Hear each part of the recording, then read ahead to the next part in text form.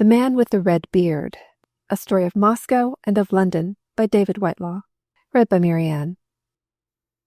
Chapter 1. A Meeting in the Empire. I think it was the late Wilkie Collins who said that the first duty of one who sets out to tell a story is to tell that story direct and to the point, and that it is not necessary, in the relating of a plain tale of events, that one should lay the brains of one's characters on the dissecting table to arrive at the why and wherefore they did this or that action. Rather, they should be allowed to play their parts upon the stage until the curtain falls. Time enough then for the plaudits, or perchance the hisses. More especially does the late novelist's advice sound good when one is about to tell the happenings in one's own life. My actions in these pages may not commend themselves to all, but I hold that it is not fair that a man should be judged from the easy chair for things he did under strange conditions and in the wild places of the earth. There will be some who will say that I was wrong in identifying myself with the affairs of such a man as Paul Bergstoff, others that I was merely foolish. But had I acted other than I did, Myra would never have come into my life, and poor Paul would still have been wounded in Leicester Square on the night of November the 11th, 1905. It was on the evening of this day that I will ring up the curtain, with the backcloth of the promenade of the Empire Theatre. It was some 12 months or more since I had been a part of that gay and well-groomed throng which swept slowly round the carpeted semicircle, and to me it seemed more like 12 years. For I had spent the interim in a corner of the earth where famine and disease reigned, where the only government was terrorism, and where the beplumed hat of a lady just in front of me would have kept a family in food for months. I had seen men and women suffering and dying in the sacred cause of brotherhood without hope of reward, other than that the lot of those coming after them might perhaps be bettered. I had stood at the corner of that tragic square opposite the Tsar's palace, and watched men and women, and even little children, shot down in cold blood. I had witnessed the brutality of Cossack ruffians, and had heard the roar of the bomb as some scoundrel was sent to his well-merited death. I had looked on at the capture of the assassin, and seen him standing erect and cool and happy in his high purpose above the struggling policeman. These, and other things which cannot be written of, I had seen and known, and they were enough to change any man of pleasure into one of deeper feelings. Small wonder, then, that I found myself looking somewhat cynically upon the gay, unthinking people round me. Such a scene in a Russian city, I said, would be composed mainly of spies and counter-spies. That blasé youth leaning listlessly against the back of the private boxes was, here in England, a blasé youth and nothing more. The same figure in the foyer of a Petersburg hall might be anything but what he looked. The women, too. I compared them with some women I had heard of, who deemed no sacrifice too great, if by that sacrifice they could make friends with the officers in Kronstadt and Reval, and so spread the propaganda of liberty. And then, from the crowd of faces surging past me, I singled out the smooth, monocled one belonging to Bertie Traverston, and it came back to my mind that it was he I wanted to see. Whenever I return from my wanderings in wild places, I call in at the Empire to see Bertie Traverston. Not once in 10 times do I fail to find him. He greeted me with a smile. "And so, Sammy, you are back? I've been here all the evening. Just come in?" I took the little fellow by the arm and fell in with his short steps. "My dear Bertie, I've been looking for you for the last hour. You are so much part and parcel of all this," I waved my hand round the circle, "that you can easily pass unnoticed. Doesn't change much, does it?" Traverson gave his little bird-like laugh. "My dear boy, the Empire never changes. I've seen the same crowd for a quarter of a century. I've been part of it and grown with it. The individuals change. The types, never. Fathers disappear, and sons take their places. Tell me, where has it been this time? It must be all of a year since I saw you." 13 months, to be exact," I replied, "and the place has been Russia." My little friend turned his monocle on me, regarding me as though I were some curious specimen. "Bit lively, what? Beats me how you chaps always choose some place where there's a row on, or where people live in mud huts and don't wash. Can't for the life of me see what fun you find in it, 'pon my soul. I like peace, myself, and safety. I like all this, the music and dresses. Do you know, Sammy, If I didn't have dinner at the Savoy at least twice a week and turn in here afterwards, I'd die. The little man was right as far as I was concerned. The outlandish spots of this old earth of ours had always held for me a great fascination, and circumstances were such that I was able to gratify my wanderlust. A few years ago the paper, on the staff of which I eked out the few hundred a year of conceals left me by my aunt, had been in a bad way financially. The editor, a smart young man who had been up at Balliol with me, had big ideas but little experience of the spade work necessary to editorial success. We talked the matter over, and in the end, between us, we purchased the paper, lock, stock, and barrel, from the willing seller, put in a grave-faced man with a dome of a forehead as co-editor with my partner, and from that moment the Daily Mercury had never looked back. It had meant my selling out my consols at a rather low figure, but the speculation was not only paying me a handsome profit, but was the means of giving me the occupation I most desired. As part proprietor, the plums of the journalistic world fell to me, and I left the reporting of football matches and cattle shows in other hands, which I felt sure did the subjects fuller justice than I could have done, choosing myself the more exciting role of traveling correspondent. On the outbreak of the war between Russia and Japan, I had elected to proceed to Manchuria, where I remained some months. I returned by way of Japan, reached London, only to leave it again at once for St. Petersburg. The internal troubles of the Russian Empire appealed to me more strongly than their dispute with the little yellow men, and for the last year I had gone over the land between the Neva and Moscow, and returned wondering that such things as I had seen could be. It was, indeed, hard to look back upon them as anything but a dream, as, arm in arm with Bertie Traverson, I walked up the gently rising passage to the American bar. Such a hold had everything in the last few months taken upon me that I felt I was doing wrong to be sitting here in comfort drinking cocktails and listening to the chatter of my little friend, or rather, half-listening, for my thoughts were, I'm afraid, where they had almost continually been since I had left the great white city of the Neva. I was rather relieved when Traverson was hailed by a party of youths who tumbled noisily into the bar, and on my declining his invitation to join them, he left me for their more hilarious company.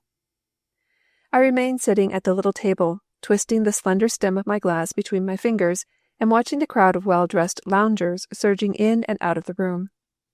I can remember it all well, the murmur of voices punctuated with the shrill laughter of some women, the distant melody from the orchestra, and the rattle of cracked ice as the bartender mixed his insidious concoctions.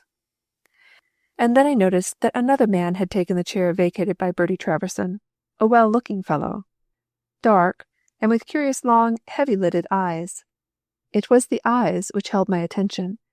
A feeling came over me that I had seen the face before. The feeling was elusive. As I looked at him, the man took a silver case from his pocket. He tapped a cigarette on the palm of his hand, and as he did so his eyes turned full upon me. He pushed aside the half-filled tumbler that stood before him, and leant across the table towards me. "You will pardon me, sir," he began, and I, thinking that my elusive recognition justified it, nodded. "Where was it I met you?" I asked. For a moment a look of surprise came into the dark eyes across the table. "I do not think that we have met before." The conversation had reached a cul-de-sac. "Perhaps. I do not know. I meet so many men." The stranger was speaking again. He had a well-modulated voice, soft and with the slightest foreign accent.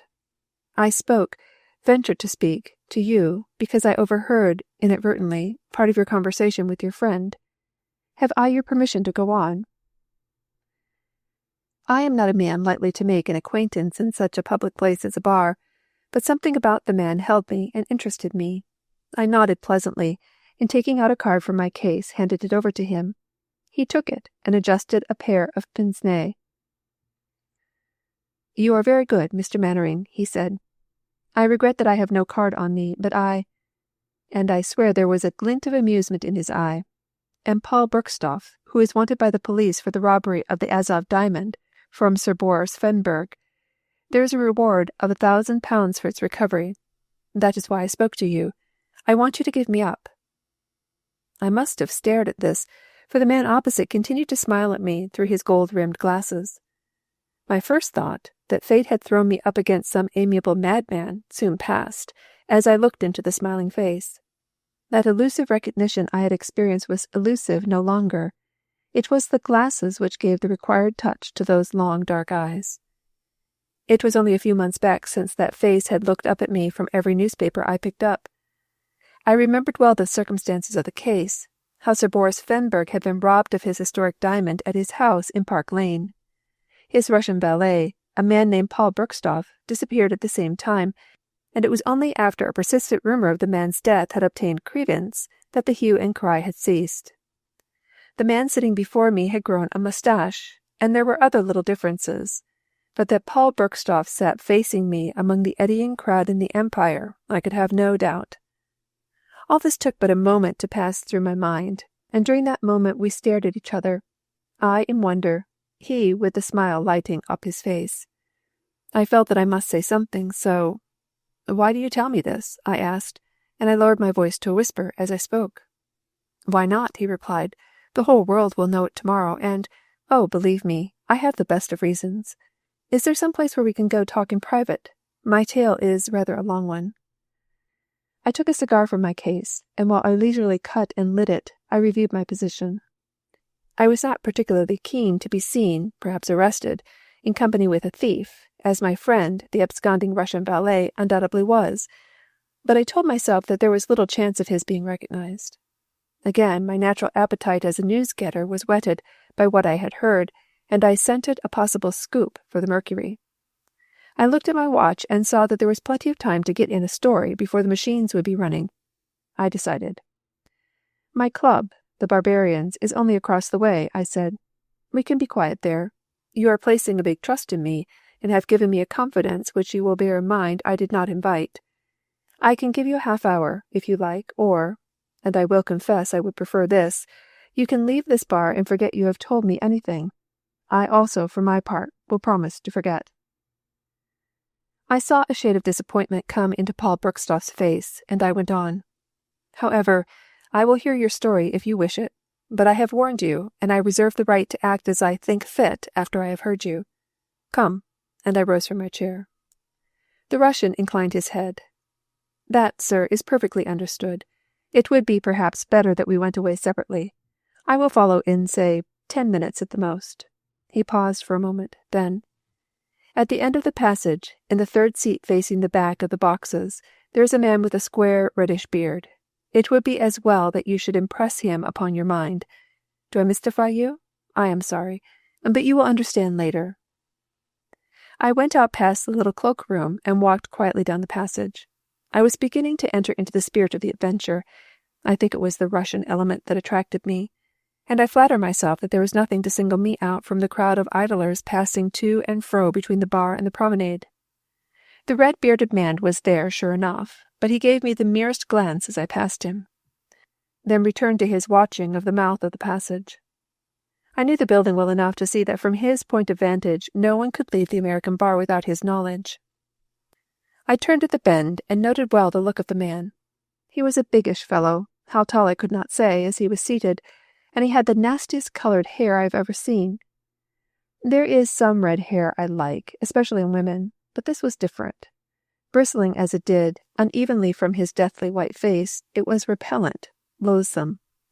There was something about the bone structure of the face that suggested the Cossack. For perhaps 3 minutes I watched the man, unperceived. Then I left the theatre by the Leicester Street exit.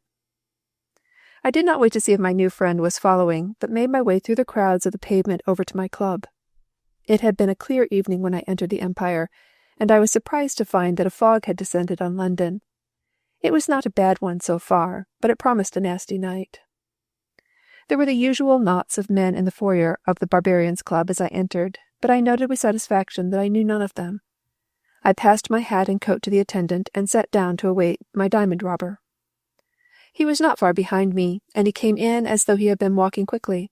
I crossed to the desk and entered his name in the guest book as H. Paul. Then I took him up the staircase to one of the little rooms on the first floor, the big windows of which looked down onto the passing show of Coventry Street. I called the waiter, and having ascertained Bergstoff's wishes, ordered coffee, and asked that we might be undisturbed if possible. When the man had put the coffee on one of the little copper-topped tables and left the room, Paul Bergstoff walked over to the window and looked down on the street.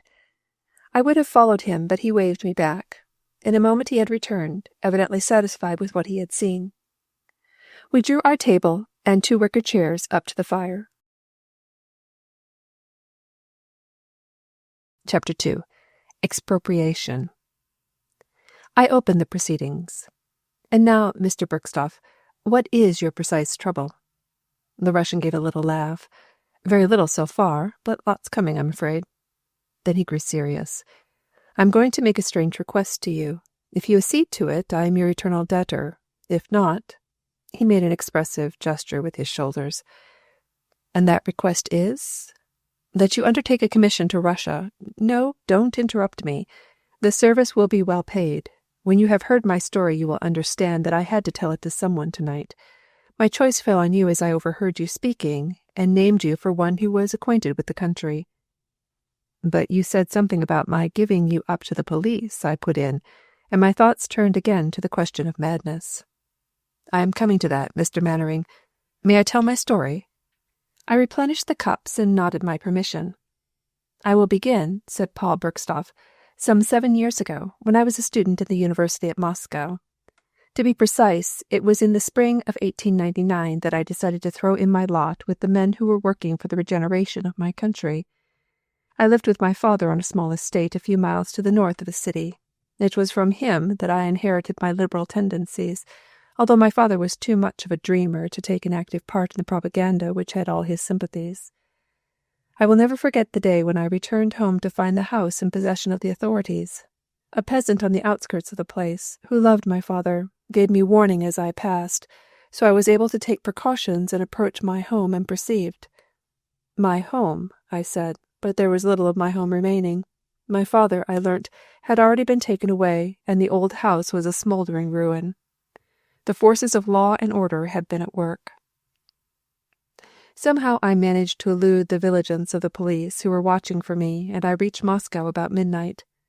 I never saw my father again. He spent a month in the house of inquiry and never appeared before a judge. There was no evidence, but the authorities knew his leanings were towards liberty, and they would not risk a trial and possible acquittal.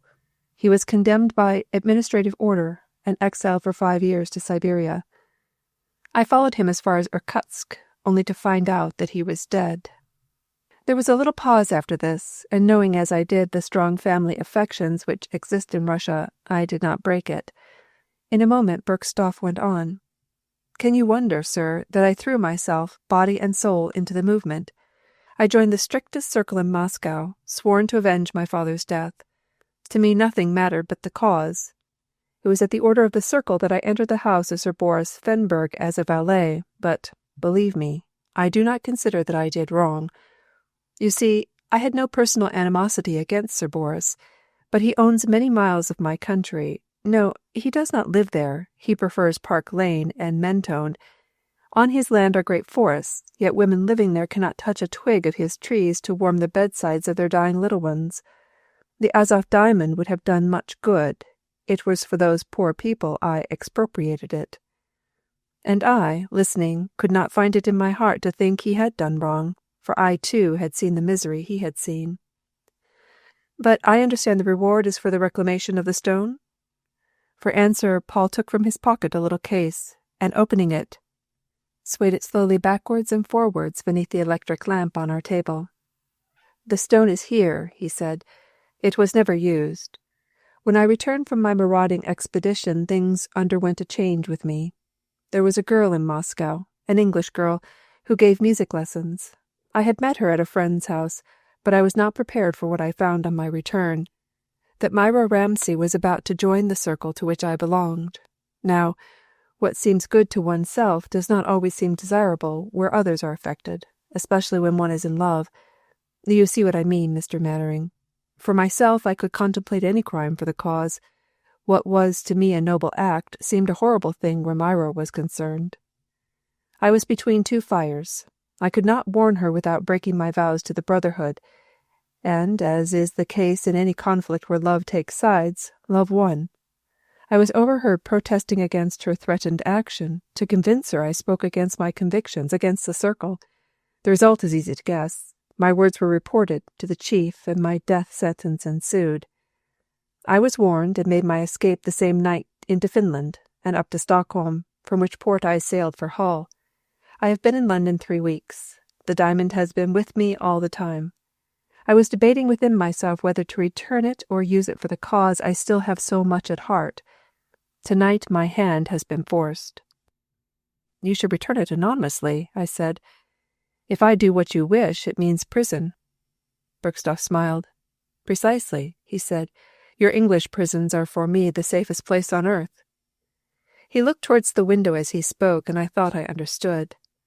Then the man with the red beard is... I began. Exactly, Bergstoff answered.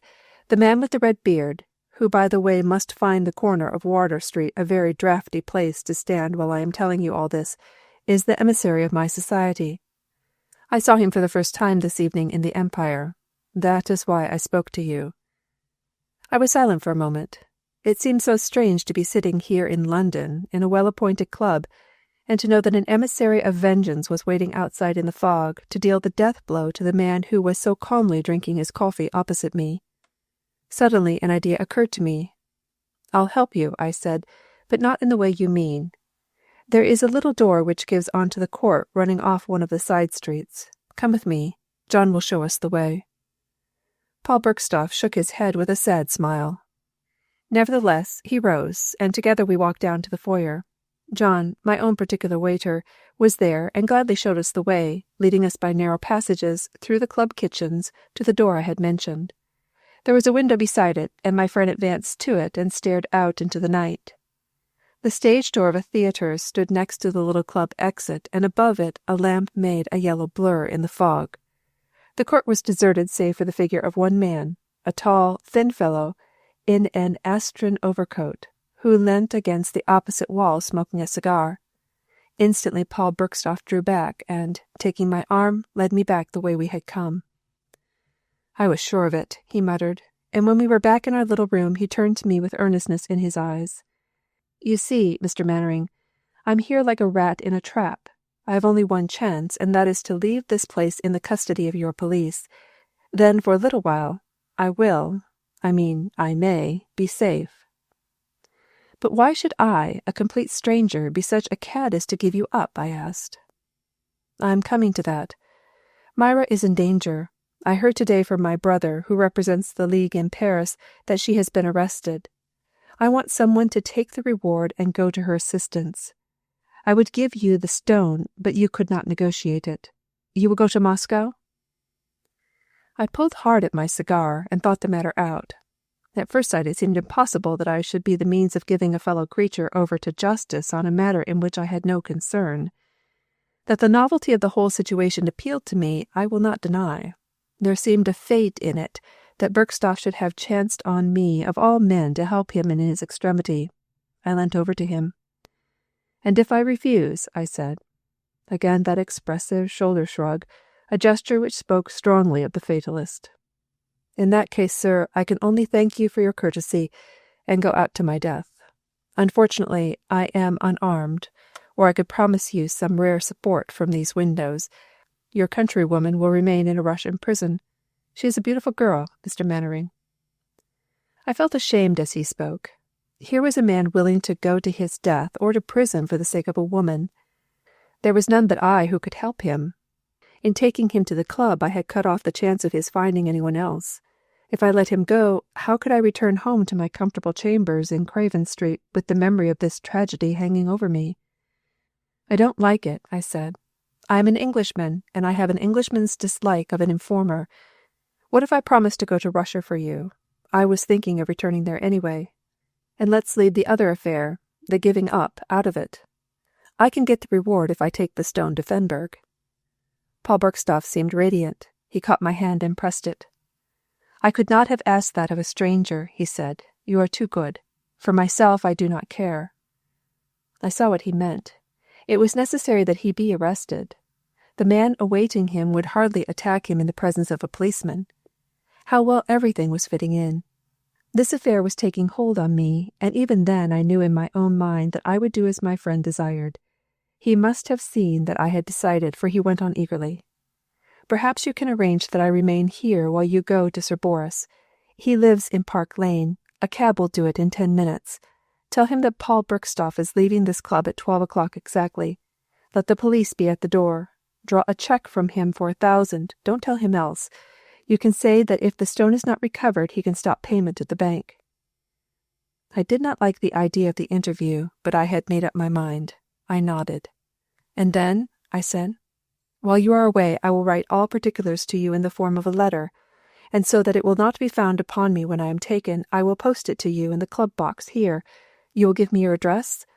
If what I write causes you to alter your opinion, I can only ask that you do your best. I extract no promise from you." He looked at his watch. "There's not any too much time," he added. I shook hands with him and left the room. Through the glass door I saw that he had already drawn paper towards himself and was writing. I left the club by the main door and stood for a moment on the wide steps whilst the porter whistled up a cab. Out of the tail of my eye I saw the figure of the red-bearded man at the opposite corner.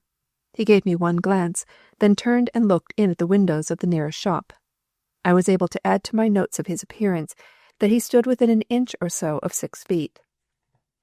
And then my cab drew up, and giving the man the corner of Park Lane as my destination, I jumped in and leant back on the cushions. As the lights of the Circus in Piccadilly glinted past me, I half smiled at the curious position in which I, Sammy Mannering, newspaper proprietor, found myself. Then the cab turned into the curb, and I came back to the reality of what I had in hand. I suppose everybody in London knows the magnificent home which the Russian financier has built for himself in London's fashionable quarter. It stands perhaps 100 yards up from Piccadilly, and I walked quickly. There was no plan of procedure to turn over in my mind.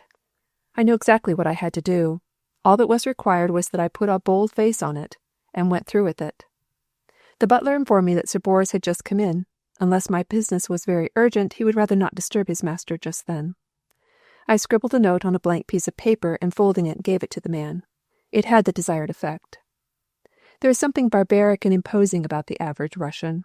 Brutal he may be, but to all appearances he is essentially a man. When, however, you come across the opposite type, he is rarely a pleasant sight. Sir Boris Fenberg was a mean-looking little Muscovite, with narrow eyes deep set beneath bushy brows. His head, which seemed out of all proportion to the rest of his body, was deeply sunk between high shoulders, giving one the impression that it had burrowed its way there by sheer weight. He held this great head a little bent forward, like some evil bird, swaying it slightly from side to side. He did not rise from his armchair by the fire as I entered, neither did he ask me to be seated. The servant had hardly closed the door before Sir Boris, glancing first at the paper I had written, then at me, spoke. "So you know where that rascal is?" "I do, Sir Boris." He waited, peering out from beneath his great brows at me, and tapping nervously on the arm of his chair. "Why don't you speak?" I took my eyes from a picture of some religious subject on a wall facing me, and looked at the little man in the chair. "There is a matter of £1,000, I believe." "It shall be paid," he said. This time it was I who waited. I looked again at the mass of struggling saints hanging over the fireplace. In a moment Sir Boris went on. "You are aware of the conditions, I suppose? The stone must be returned." "It shall be returned," I said. He gave a funny little sniff at this. "Which means, I suppose," said he, "that you and your precious little friend Paul Bergstoff have found a difficulty in disposing of it?" So the little hound took me for an accomplice. I felt the flush rise to my face, but I mastered myself. I thought of a man now writing in the Barbarians' Club who was giving up all. Surely I was not to be turned from my purpose by the taunts of this nasty little Russian. "I am not here to discuss the matter with you. I am here in answer to your offer. Make your check payable to self, endorse it, pay cash, and if the Azov diamond is not received, you can stop payment before the bank opens." "And what is to prevent my sending for the police now? They would want an explanation from you." I looked at my watch, comparing it to the great Sheraton clock on the mantelpiece as I answered. "Your own common sense, my dear sir. You have 40 minutes in which to write the cheque, call at Scotland Yard, and arrest Bergstoff. He has the stone on him. After 12 I cannot help you." Sir Boris Fenberg rose out of his chair and crossed the room to a bureau and took out a cheque-book. I think it was the idea that he could stop the cheque if I was deceiving him that decided him. As I folded up the slip of paper and put it in my pocket-case, I told him all there was to tell. We left the house together. As he got into the car he had ordered, he asked me to accompany him to the yard. I declined. There was no longer any need for me to appear in the matter now that I had so far done my duty for my unfortunate friend. By the smile, if one can call such a facial contortion as that which spread over Sir Boris Fenberg's features by that pleasant name, I imagined that he misunderstood my motives. He closed the car door and put the speaking tube to his mouth. The chauffeur threw in the clutch, and with a rattle the car swung out towards Piccadilly. A few minutes later I drew up in a cab at a restaurant, from the windows of which I could watch events. Chapter 3. The Shot in the Fog. I paid the man, and without a glance to see whether my friend with the red beard was still on duty, ran up the flight of stairs to the room on the first floor. The theatres were just out, and the big square room was rapidly filling. I crossed to a table near the window and, taking my seat, ordered a whiskey and soda. I really felt that I had earned one. If the careless revellers around me had known what I knew, the proprietor could not let those windows at coronation prices. On the opposite corner stood the Barbarians' Club, and I wondered how the uniformed man at the door would acquit himself in a quarter of an hour's time. Of the red-bearded man I could see nothing. Doubtless he was still near, but beyond my range of vision. I noticed the window of the room in which, perhaps, Paul Bergstoff was still writing. What must be the thoughts of that man, calmly preparing to smooth the path of the girl he loved, knowing that within half an hour he must be dead, or on the road to a long term of imprisonment? I named the man as a hero, and I felt a flush of pride that fate had singled me out to be the ally of such a one. The roadway was congested with traffic, mainly motors taking parties home from the theatres.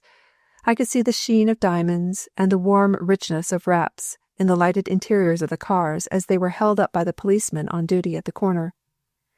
At last the car I was watching for rolled slowly up the slight incline of Whitcomb Street, coming to a standstill a few yards beyond the club entrance. I could just recognize in the little monkey-like figure in his furs, huddled in the corner of the tonneau, my Russian friend of Park Lane. With him were 3 others. I watched while these men left the car and walked to the door of the club, where 2 of them remained, whilst the third accosted the policeman who was attending to the traffic. The man in uniform nodded and looked towards the barbarians.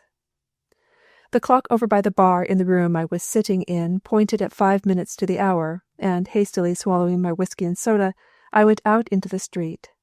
There was no sign of the man with the red beard, but the mass of humanity surging over the pavements made search impossible. I took up a favourable position at the corner, and with collar well up to my ears, waited. A distant clock chimed. At the 6th stroke, Paul Bergstoff pushed open the swing doors of the club and stood there on the step buttoning up his coat. The next moment he was surrounded. A man took up a position on either side, and the policeman, who I saw had left the roadway, stood near. It was all done so quietly that I doubt whether anyone in the crowd around knew that an arrest had been effected. The little party walked to the waiting car, which was immediately started. It shot into the road, backed, and then turned and slid down the hill. As I watched it, thinking of the tragedy of the man who was in it, a figure sped out from the mouth of a little court and, stooping, ran after the car, which had pulled up at the traffic of the crossroads. Although I saw this, the true significance of the proceeding did not occur to me, and it was not until I saw the figure climb onto the back of the vehicle that I understood and ran forward. I was too late. There rang out on the night air the sharp crack of a revolver. The figure dropped from the back of the car. I caught a glimpse of a red beard.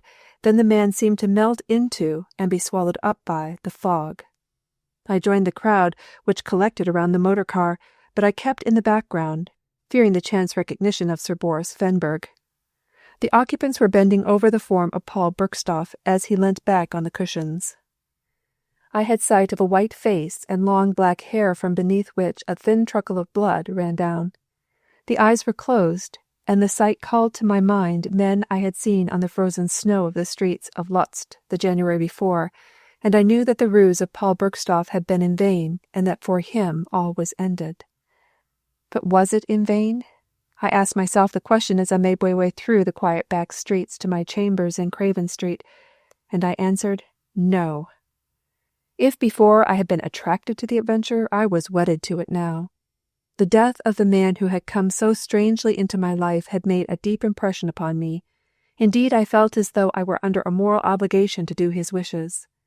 The still face that I had seen lying against the green cushions of the car spoke to me more eloquently than had the same face smiling at me across the little coffee table at the Barbarians Club, and I swore then and there that I would do what lay in my power for a girl I had never seen, but for the love of whom Paul Bergstoff had laid down his life. I rang up the paper on the telephone when I reached my rooms. I did not think it expedient that I should tell all I knew, but I meant that the Mercury should at least have a fuller account of the affairs at the Barbarians Club than any of its contemporaries. That much I owed to my journalistic conscience and to my partner. My sleep that night was uneasy and punctuated with many dreams, visions in which the doings of the evening were strangely intermixed with past adventures in the frozen empire of Russia.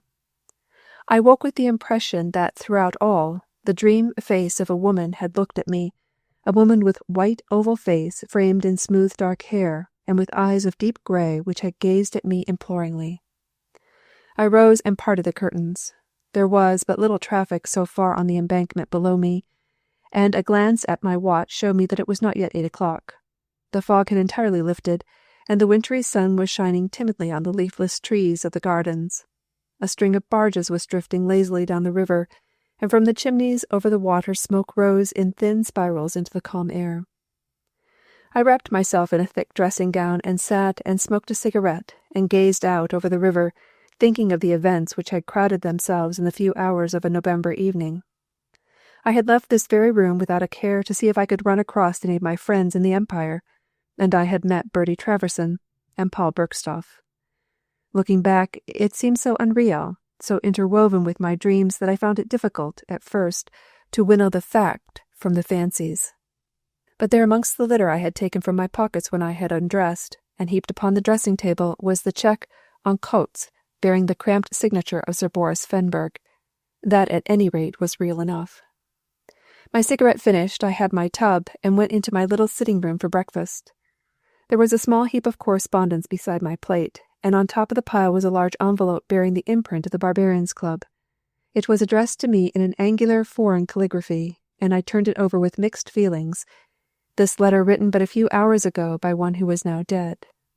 I put this aside until, after breakfast, I could give it my undivided attention, and opened my copy of the Mercury. Chapter 4. The Mercury Scoop.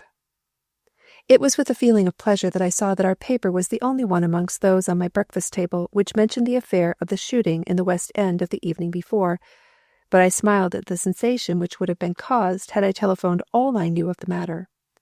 However, a scoop, be it ever so small, is dear to the journalistic heart, and I was well content. The night editor had just left when I had rung up, but young Winson, my partner, had looked in a few moments later and had made good bricks from the limited straw I had sent. The report, which was leaded and dropped into a prominent position on the front page, read, "Paul Bergstoff in custody. Strange sequel to the arrest of Sir Boris Fenberg's valet." The police, acting upon information received late last night, brought to a sensational finish the hunt for Paul Bergstoff, the Russian valet for whom a warrant has been out for some months in connection with the Azov diamond robbery. The arrest, which took place under dramatic circumstances in Whitcomb Street, was superintended by Inspector Peters, and a dastardly attack was made upon this officer as he was taking his charge away in a motor car. The vehicle being held up by the traffic, a man suddenly leapt upon the back, and leaning over the hood, fired 2 shots into the tonneau. This apparently bold attempt at rescue was, however, of no avail, and the miscreant's bullets, instead of hitting the officers of the law, entered the brain of Paul Bergstoff himself. The man, seeing his mistake, dropped off the car, and in the general confusion succeeded in making good his escape. In this he was considerably helped by the fog which settled over the metropolis last night. There is a later report, unconfirmed as yet, that Paul Bergstoff was killed at the first shot, and that the Azov diamond was discovered in his possession. I smiled as I laid the paper aside. I had purposely misled them as to the motive of the crime. What if I had published the fact that the bullet did not go astray, but found the billet intended for it? What if the Mercury had gone on to say that the man who fired the shots was 5 feet 10 in height, and that he had a sallow white complexion and a square red beard? What a flutter there would have been in the Fleet Street dovecots, and what awkward questions might be addressed from Scotland Yard to one Sammy Mannering. Breakfast over, I drew an armchair up to the fire and took poor Bergstoff's letter from its envelope. There were 2 closely written pages, and from the first word to the last I read without raising my eyes. I have the same letter on the desk before me as I write this, and I will copy it here. My dear friend, it says, for it is a friend whom the good God has sent me this night. If I am spared, perhaps I may be able in some measure to repay you for what you are doing for me, a stranger. But dangers are thick around me tonight, and although I showed a light heart to you, I have little real hope of evading the man who is, as I write this, exercising such patience at the corner of Wardour Street. But I would have you remember that I consider you pledged to nothing. If you wish to withdraw, you do so with my heartfelt thanks for what you have done so far, thanks and the blessings of a doomed man. In such an event I would ask you to see that the money reaches my brother, together with this letter and a statement of all that I have told you. Although not in our extreme circle, he is in sympathy with us, and intends acts in Paris for the cause. He is Bernard Bergstoff, and he lives at 404A on the Boulevard Saint-Michel. This I know you will do. He will be acquainted with the latest tidings of my poor girl, and in the event of your withdrawing will take on the task. But this will be difficult. He is known in Moscow and would be handicapped. I would have risked all and returned to Russia myself, had intended doing so tomorrow, were it not for seeing Felix Merizeff in the Empire tonight. It was this man who induced Myra to enter our organization, and I do not think he is acting alone for the cause when he seeks my removal. I understand from our conversation that you are a newspaper man. I can perhaps help you by telling you that in Moscow all is nearly ready. Within a month the streets will run red. You may kill 2 birds, as your saying goes, with 1 stone. There is time for no more. Goodbye, my friend, and whichever way you decide, may the good God keep you. Paul Bergstoff. I finished reading the letter and sat there gazing into my fire, the sheets hanging limply from my hands.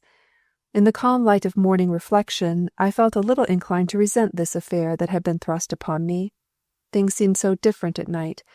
I think it is the lights and the gaiety that cast a glamour over what would otherwise fail to attract. I knew, none better, what it meant to meddle in the politics of the Tsar of all the Russias. People are apt to have the impression that they have but to tap their chests and proclaim their nationality as English to make foreign officials grovel at their feet. Believe me, they do not do this in Russia. Your Muscovite, from the merest policeman to the highest official, is a born diplomat. If he arrests you and discover his mistake, his apologies are so magnificent that you forgive him and even feel inclined to thank him. But before the apology comes, he makes you wish you had never been born. The state of the country, too, was all against foreigners. The comments of the world on the massacres that were taking place everywhere in the empire, the gloating of the foreign press over the victories of Japan, all these were rankling in the breasts of Russian officialdom, and an Englishman who compromised himself would be sure of a drastic treatment. Besides, I asked myself, what was I to do on a wild goose chase such as this? I had never seen Myra Ramsay, and even if I had, I did not see how I was to wrest her from the clutches of the Tsar. For I had seen, as a visitor, the insides of more than one Russian prison, and I consider it easier for a man to escape when standing on the hangman's trap than to escape from the least guarded of the Russian fortresses. As to the £1,000, well, I knew the power of the nimble rouble, and was well aware that the lower officials did not hesitate to follow the illustrious lead of more exalted personages when it was a matter of plunder. Therein, I said, lay my only hope, and small enough at that. I put on my coat and walked down to the Mercury office. Winson, as I thought he would be, was in the 7th heaven of journalistic happiness. He had been answering telephone calls of congratulation all the morning. He hailed me with delight. "Biggest bit of luck I've had for ages, Sammy. How on earth you tumbled across it beats me."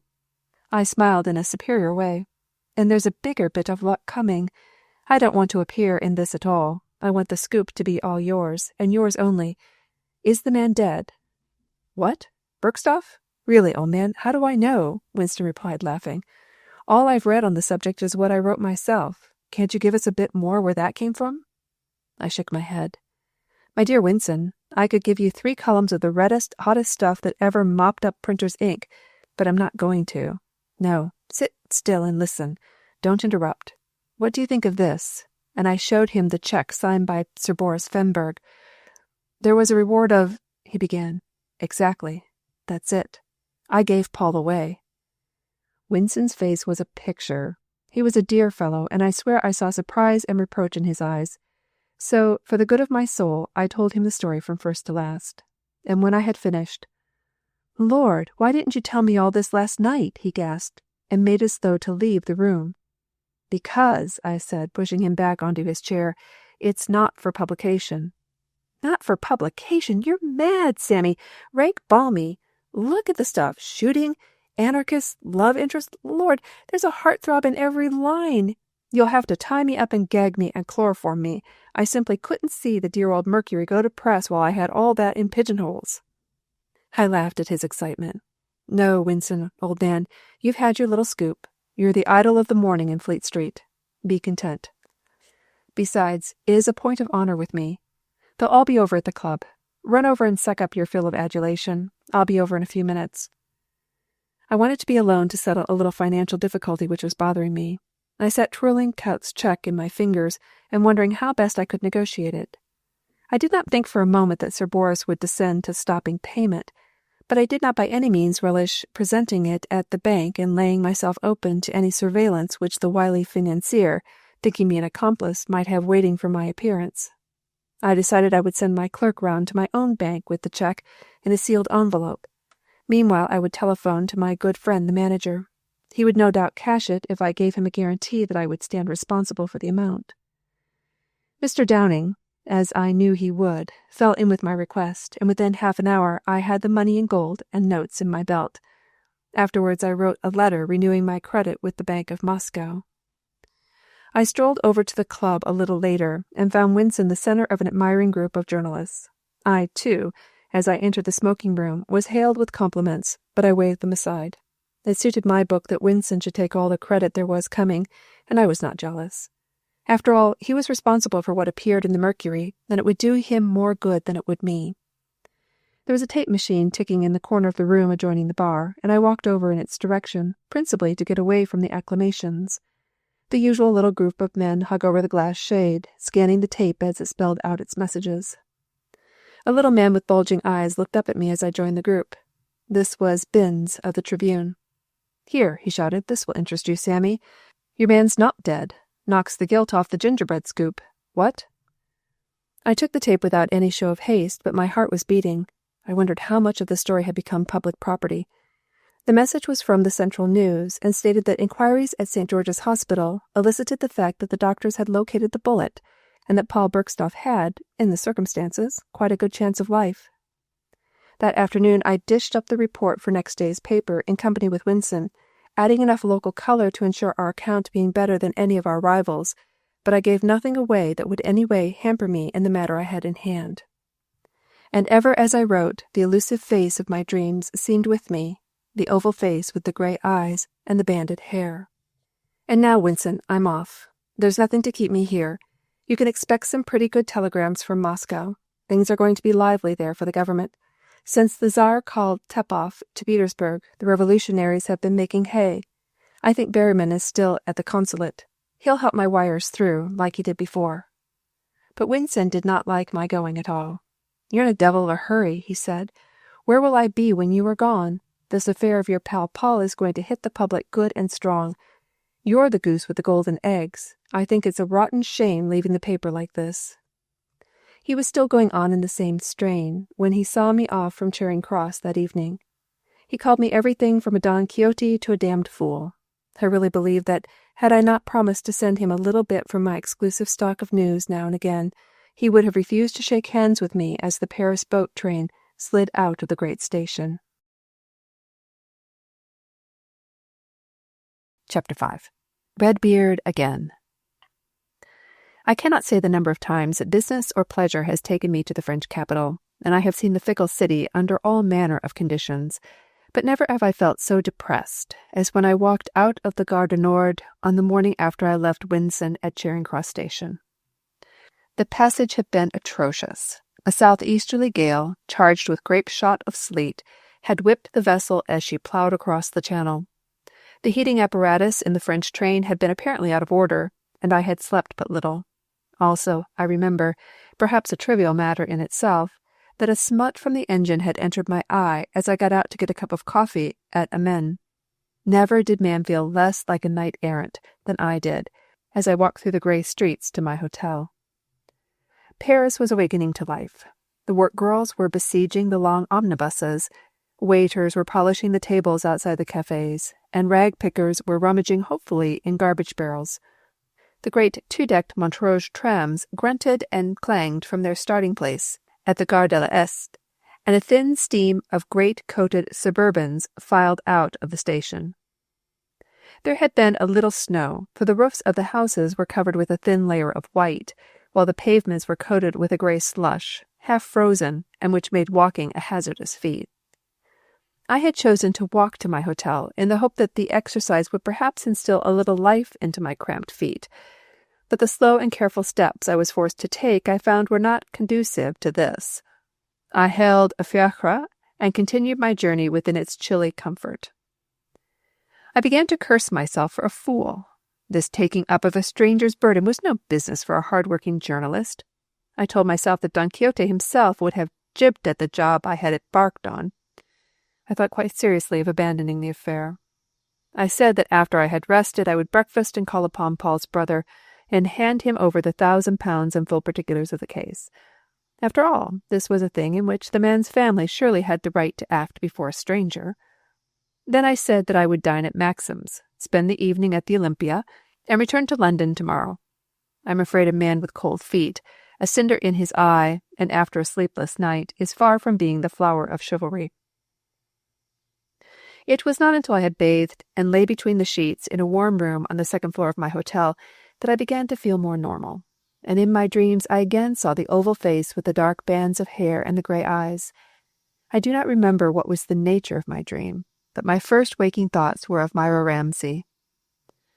I sat up in bed. I had drawn the blinds to exclude the daylight, and now between the slats a bright winter sun was sending his message. The musical roar of the city came up to me, and I leapt from the sheets and pulled aside the blinds. Sun-bathed streets, bustling, happy people.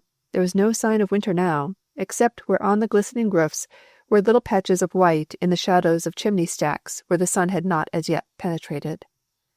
The boulevard Sebastopol ran beneath me, a long line of moving people and vehicles showing through the bare arms of the trees on either side.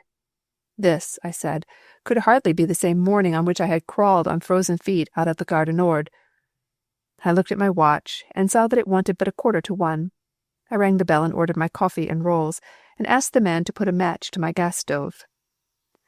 Beside the coffee pot, on the tray the waiter brought up, and arranged upon a little table by the fire, was a copy of Le Matin. I searched its columns eagerly in the hope that I might come across something related to Paul Bergstoff's arrest. It was barely mentioned. Evidently the Parisian public had little interest in the affair as yet. I again felt the sense of power, as I thought what they would say if they knew what I knew. It was a romance that would be hugged to the heart of the loungers on the boulevards, and which would take Paris by storm. At 3 o'clock I was walking up the Boulevard Saint-Michel in my quest for Paul's brother. The adventure had again renewed its grip upon my sense of romance, and I felt quite ashamed of myself for the thoughts of the morning. The house I call 404A is a tall, narrow building overlooking the gardens of the Luxembourg. I will state here that you will look in vain to find 404A on the Boulevard Miche, for there is no such number. Neither is there a Paul Bergstoff, nor a Sir Boris Fenberg, nor a Winson. Neither is the writer to be found in the London Directory by the name of Samuel Mannering. These persons all exist, as do the others in this story, but not by the names they are known by here. As the events unfold themselves, the reason for this, I think, will be quite plain. 404A, Boulevard Saint-Michel, then, was, as I had said, a tall, narrow building overlooking the Luxembourg Gardens. The shop on the ground floor was occupied by a tobacconist and vendor of state lottery tickets, and admission to the upper part of the house was by means of a small side door, which was, I think, the narrowest door I have ever seen. An equally narrow staircase showed across the gloom of a dingy hallway, and seemed to lead up into eternal darkness. Evidently, I said, the relatives of Paul Bergstoff were not blessed with the good things of this world. By the little light which struggled through the dirt of a tiny window on the landing above, I referred to Paul's letter, and saw that my destination was higher up. I looked round. On the wall was the notice, Troisième étage. So, I said, I had arrived. There were but 2 doors on the landing, and I knocked on that on my right hand, and almost immediately that on my left was opened.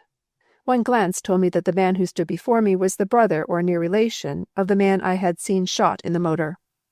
There was the same shape to the face, the same setting to the eyes, only Bernard was not so dark as Paul. I inclined my head and spoke in French. Monsieur Bergstoff? The other bowed, but I noticed that he did not throw open the door. Rather, I imagined he held it so that I should not see within the room. You are Monsieur Mannering? He queried, in his turn, and he looked at me suspiciously. For answer, I took out one of my cards and held it out to him. He took it, and as he read, a look of welcome came into his eyes. All suspicion went from them, and instead I was looking into a face full of good humor. You will come inside, he said, holding the door wide for me to enter. My brother wrote that you might call, but I did not look for you so soon. He took a letter from the table, and I saw it bore the heading of the Barbarians' Club. He held it out to me, and, reading, I was surprised to see that Paul mentioned nothing of his danger except in general terms. Perhaps he had had good reasons. Again, he might not have had the time. The work before me was rather difficult. Then you have not heard, I began. Paul did not write that. Bernard Bergstoff looked at me sharply. Paul is in danger. Is he ill? Ill? Yes. Very ill, Monsieur Bergstoff. It is a question whether he is alive. And I told him in detail the events of 2 evenings since. He heard me through to the bitter end, his great eyes fixed on my face in such a way that had I been, for any cause, telling him a lie, I must have broken down. And when I had finished, he was silent for a moment or 2, his head buried in his hands. There was a huskiness in his voice when at last he spoke. You must forgive my emotion, monsieur. He was my only brother. He has perhaps told you of our father's fate. Paul was all I had. You know, the cause in which he and I lived, a cause of danger and sudden death. We all expect it, but when it does come, it is hard to bear. He turned from me and stood moodily looking out of the window, out over the leafless trees. I liked the fellow. He had something of the same attraction that Paul had held for me. I did not break into his thoughts, but sat on the chair he had handed me and looked around the room. The interior of the apartment was far more comfortable than the approach to it led one to expect. A bright fire burnt in the grate, and upon the table were the remnants of déjeuner. I noticed that the half-empty bottle beside the plate bore the label of a good vintage. The walls were papered grey-green, and a few photographs hung on them, Russian scenes for the most part. Above the mantelpiece, the grave eyes of Leo Tolstoy looked out from a black and gold frame. Books there were in profusion, not ranged on shelves, but in disorder about the room, where their reader had put them down. Here, I said, were books that were read, not looked upon as merely furniture. One corner of the room was curtained off, and behind a gap in the cloth I caught a glimpse of what might be a workroom. There were the shadowy forms of retorts and bottles, but even as I looked, Bernard Bergstoff crossed the room and drew the curtains closely together. There was nothing offensive in the action. It was done with the air of one who arranges an untidy thing, such as a crooked picture on the wall, but I was not deceived. But we do not let the death or arrest of our members delay the work we have in hand, he went on. This is a stirring time for Russia. Engaged as she is with external foes, there is more chance for us to work for her regeneration from the inside. In what way, monsieur, can I help you? I came to the point at once. It refers to Miss Ramsay. Your brother has heard, I think, from you, that she is in prison, and has entrusted me with a large sum to help her, and, if possible, to procure her release and take her back to England, to her friends, and, if he lives, to Paul. Bernard Bergstoff laughed, a harsh little chuckle. You are a bold man, Monsieur Mannering, to enter the lists against the Tsar. I know Russia well, and as an Englishman I may have a chance. I have many friends there. Besides, I may be selfish. Remember, I am a newspaper man. There will be much to write of. I was answered by the fatalist lifting of the shoulders, such as I had noticed Paul use. I feel, Bergstoff said, that I should not let you take this in your hands, but I am known in Russia, I could do little.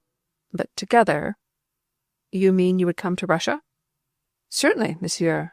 I say that together we might fight Paul's battles. I, too, have a mission. Although we do not allow the cause to suffer by these happenings, there's no law against private vengeance. Pardon me, you will drink a glass of wine, monsieur? But I declined, asking him instead to take a walk in the gardens where we could talk over our projects. It was imperative that what was to be done should be done quickly. It was very pleasant among the great bare trees, through which one caught glimpses of the buildings and the moving world of Paris. We spoke of ways and means, and my companion told me many things of his circle, and of Myra Ramsay. From his description, I imagined she was like the lady of my dreams. About 5 o'clock we entered the Café Horcotte to drink an absinthe before we parted. We sat at a table just within the door, facing the boulevard, behind the great pane of plate glass. There were but few people on the chairs outside, and it was perhaps that which made Bergstoff take particular note of two men who sat almost in the corner. He drew my attention to one of them, a man in a fur coat, with a thin, cruel face and sharp-pointed beard, long and grey. He was talking excitedly to his companion, whose face was beyond the range of our vision, being behind one of those tree-like shrubs which seem to be essential to the well-being of continental restaurants. Bergstoff told me of the grey-bearded man. He was, he said, General Alitska, a high official in the Russian police, who made his headquarters in Paris. There was nothing to be alarmed at. He was evidently there at the same time as we, purely by coincidence, and his visit had no connection with Bergstoff, who, as a Russian revolutionary in Paris, was well known to him. But my companion was by nature careful, and he did not wish to awaken the interest of General Alitska on the eve of a departure which he wished to keep as secret as possible. He whispered an appointment with me for the morning, and left the café by the side door leading into the Place de la Sorbonne, leaving me to finish my absinthe and take stock of a personality with whom I might possibly have further dealings. I studied the face of General Alitska till I think I knew every cruel line of it. Suddenly I saw him finish his glass and button up his coat. As he rose from the table, his companion rose also. I saw him for an instant only, and at the first sight I dropped my head, fearing recognition. For the man who in that moment stood revealed by the lights of the café was the man with the red beard I had seen so recently in London, and with whose affairs I seemed to be so strangely mixed up. When I next raised my head, the two men were walking away towards the Seine, arm-linked affectionately in arm. Chapter 6. In the Land of the Tsar. They had already crossed the boulevard before I recovered from my astonishment. My first thought, that I had been followed from London, I dismissed as soon as it entered my head, on my recollecting that the men had been at their table when we had entered the café. Moreover, they had, neither of them, cast so much as a backward glance as they walked away. After all, what was more natural than that Felix Merzef, his errand accomplished, should place as much distance between himself and the scene of it before the hue and cry was raised against him? England offers a safe refuge for European revolutionaries, but she does not concern herself with their policy. Murder in England is murder, pure and simple, in which political assassination has no part, and as such is dealt with by the law without respect to motive. Surely no one knew this better than my friend with the red beard. Again, I was not sitting at the Place de l'Opéra, but on the Bohemian Boulevard Saint-Michel, in a district where one would look to find such gentry as Felix Merzef, and the de Horcotte was perhaps the most popular café. I began to tell myself that the coincidence was not so very remarkable after all. The idea of my acting the part of follower myself did not occur to me until it was too late to act upon it, and, on second thoughts, I was glad of this.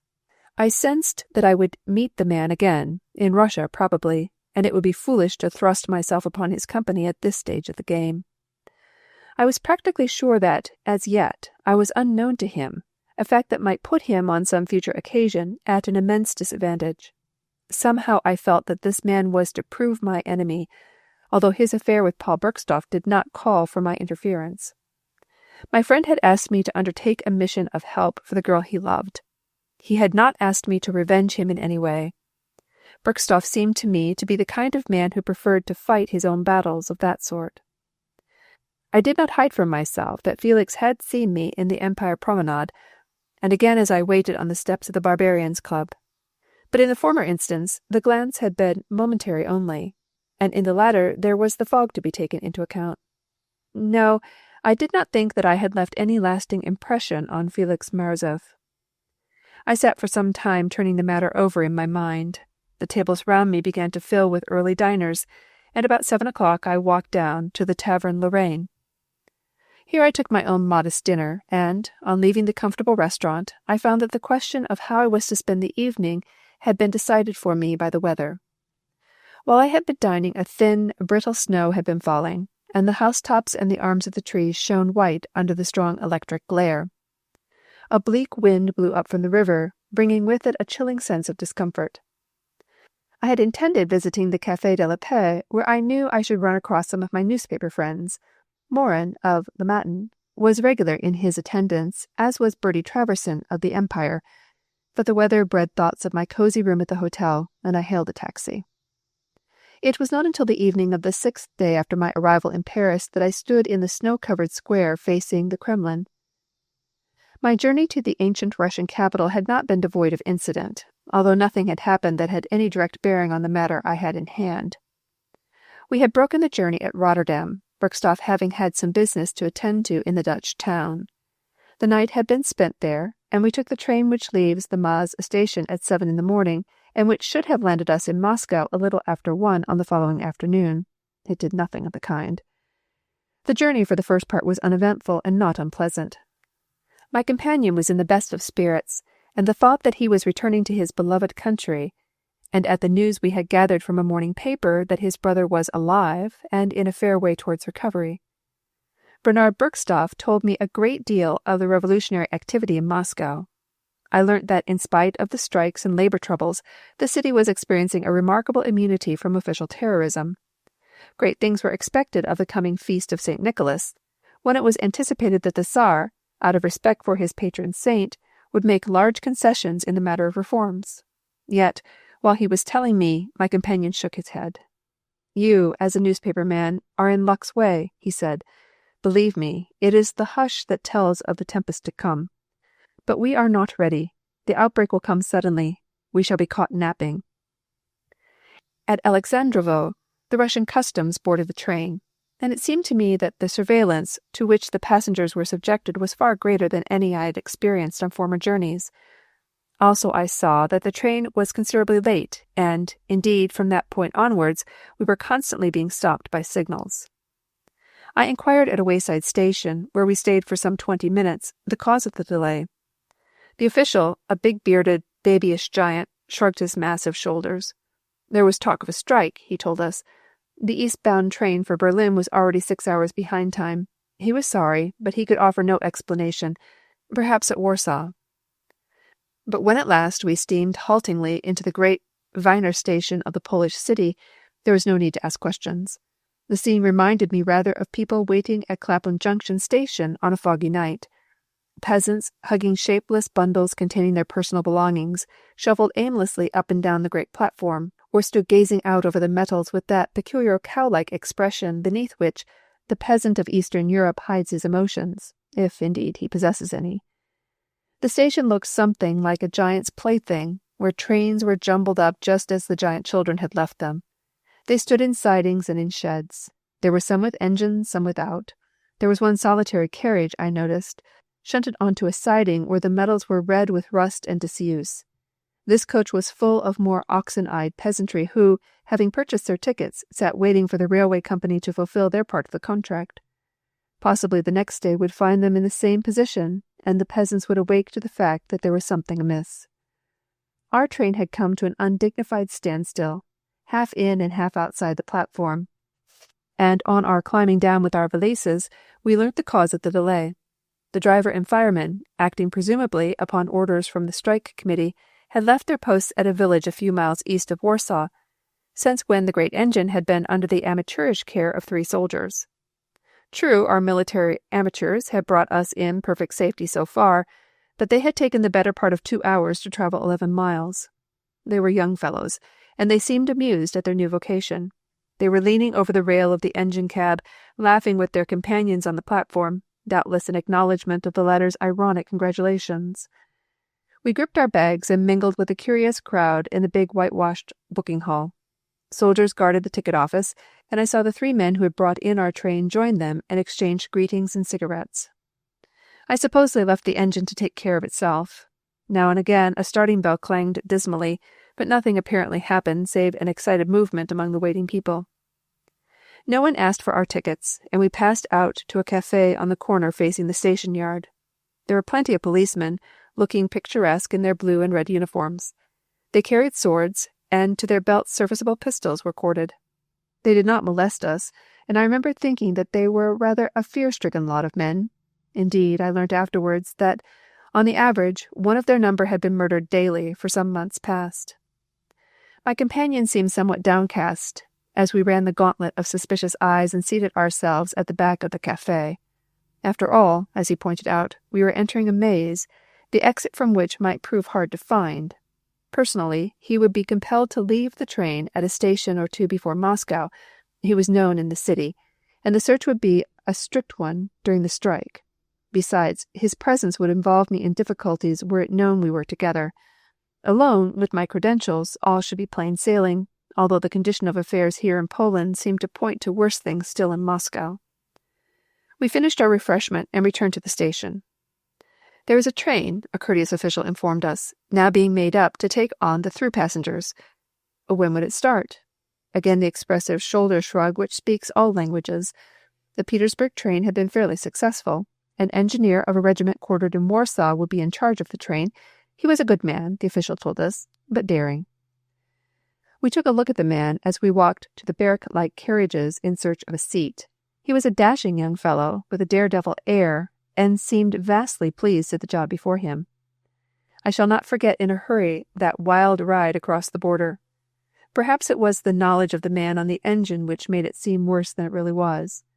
We screamed and rocked through the air, the snow blocking up the windows on the northern side and penetrating the crevices of the carriage. On through the night, past the little blurs of light which were the oil lamps of wayside stations, through into the grey dawn and the wild wastes of snow. We had been told that there was a clear line before us, and we ran without a stop to the frontier. The fellow could drive, I will say that for him. At Brest-Litovsky, Bernard left me. He had friends near, he told me, and he would meet me in Moscow. I felt a sense of desolation as he climbed down from the carriage, almost a feeling of envy. Then, with a rasping jerk, the train moved on to continue its wild ride.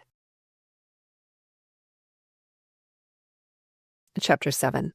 The City of Unrest. It was, I think, the 3rd day after my arrival, when Bernard came to me at my hotel. He had been, he told me, longer than he expected, had indeed been forced to enter the city on foot. This, when I remembered the snow-spread wastes I had passed over, I knew had been no easy task. His first news came as a surprise to me, and I fear gave me a pang of disappointment.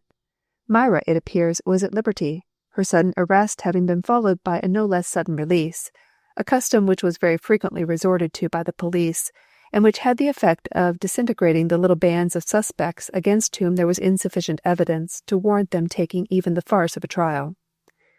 This information placed me in a somewhat difficult position. The romance with which I had been pleased to imbue my knight-errantry fell away, leaving me standing merely a messenger, charged with the delivery to a girl whom I did not know of a sum of money from a man whom I had seen once. I felt annoyed. But there was no lack of things to interest me in the city.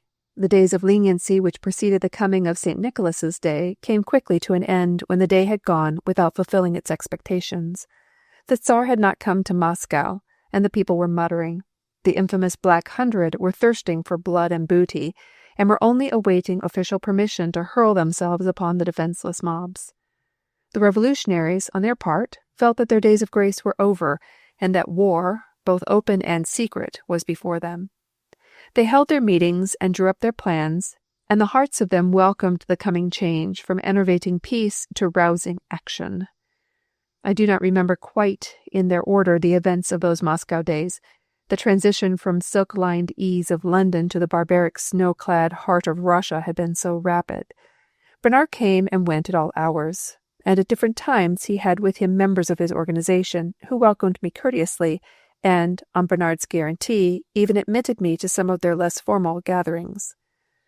If I had looked for the mysterious excitement of masked men in dim-lit cellars, weird passwords, and dagger-enforced oaths, I would have suffered grievous disappointment.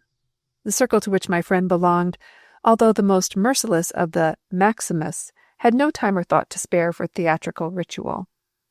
Whether, at their more solemn gatherings, they surrounded themselves with such things, I cannot say. But at the few meetings I was privileged to attend with Bernard Bergstoff, there were seldom more than 6 or 8 persons, and the rendezvous would invariably be the apartment or flat of one of them. As I have said, I do not remember just how many days I passed in the fermenting atmosphere of the city, but there stands out a night, clear-cut in my mind, a night of stars and glittering snow, a night in which I knew that a greater power than coincidence had guided Paul Bergstoff to me that night in the Empire. I had been at a small meeting held high up in a house off the Tverskaya, and I had met Myra Ramsay. I remember having been vaguely surprised that she was not like my vision, that is, excepting the eyes, grey and fathomless, which were those I had seen in my dream. Her face, too, although oval, was somewhat squarer than my face of fancies, and the chin, finely moulded, was set a little forward, giving a look of purpose to her expression. Her hair, chestnut and gold, was coiled round her shapely head and gathered into a great knot at the nape of her neck. There had been no chance for me to tell her my errand. I felt that having looked into those grey eyes, the whole world had changed for me, that, already, I was like to forget that a man who had trusted me lay in an English prison, that is, if he still lived. At the latter thought my heart seemed to turn in my breast. I had been sitting alone in a cafe thinking of the evening I had spent, but now I got up and walked rapidly down the glistening street.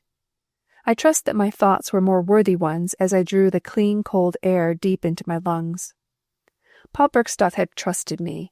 That, I said, was enough, and I would not go back on him. Now that I had seen Myra Ramsay, I could understand the sacrifice he had made for her. Indeed, I felt elated at the thought that I, too, might be called upon to give of my best in such a service.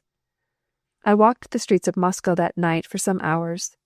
They were all but deserted, save for little knots of soldiers who stood at street corners and who scrutinized me closely as I passed them. There was a curious air of expectancy over everything and everybody. Waiting describes it best. The few people who were out of doors walked with bent heads and huddled in their furs, silent phantoms in the snow. Only their eyes as they glanced up at one were alive with haunted expectancy. The houses, too, shuttered and silent like tombs as they were, seemed to suggest great animals holding their breath, as though, were one to throw open those doors, families would be found, not sleeping, but gathered round stoves, tensely waiting. Here and there a rim of light showed beneath a blind, or the curtain would be drawn from an upper window, and a silhouetted form would peer for a moment down into the street below. But there were courtyards and little cul-de-sac where more activity showed, where dark forms of great-coated men and tethered horses would be gathered round a fire lit on the snow, the red light playing on bayonets and swarthy faces. These, too, were waiting to play their part in what everyone knew was inevitable. When at last I entered my hotel, I found that Bernard had already retired, and I was glad of this. My thoughts were quite sufficient company for me that night. I let my room remain in darkness and stood looking out over the hushed city. Before me the domes and minarets of the churches clustered round the Kremlin cut fantastic shapes against the star-powdered sky, their lower parts stained red by the glow of fires burning in the streets. Campfires, no doubt, such as I had seen on my walk, or perhaps the police had seized the material piled together by the rioters to form a barricade and were destroying it. What a wonderful city was this ancient capital of Muscovy. Vignettes of its eventful history came to me as I stood with my elbows on the sill, drinking in its romantic beauty. For 6 centuries, the Tsars of all the Russias had been crowned with pomp and circumstance beneath those barbaric domes. Nearly a century ago, the little Corsican had brought an army and, in suffering, had taken it back across the wastes of snow. Like Ivan the Terrible, Napoleon had watched Moscow burning. Over there on the great plain, the present Tsar had hidden his face at the evil omen when thousands of peasants met their deaths in the wild stampede for the coronation mugs.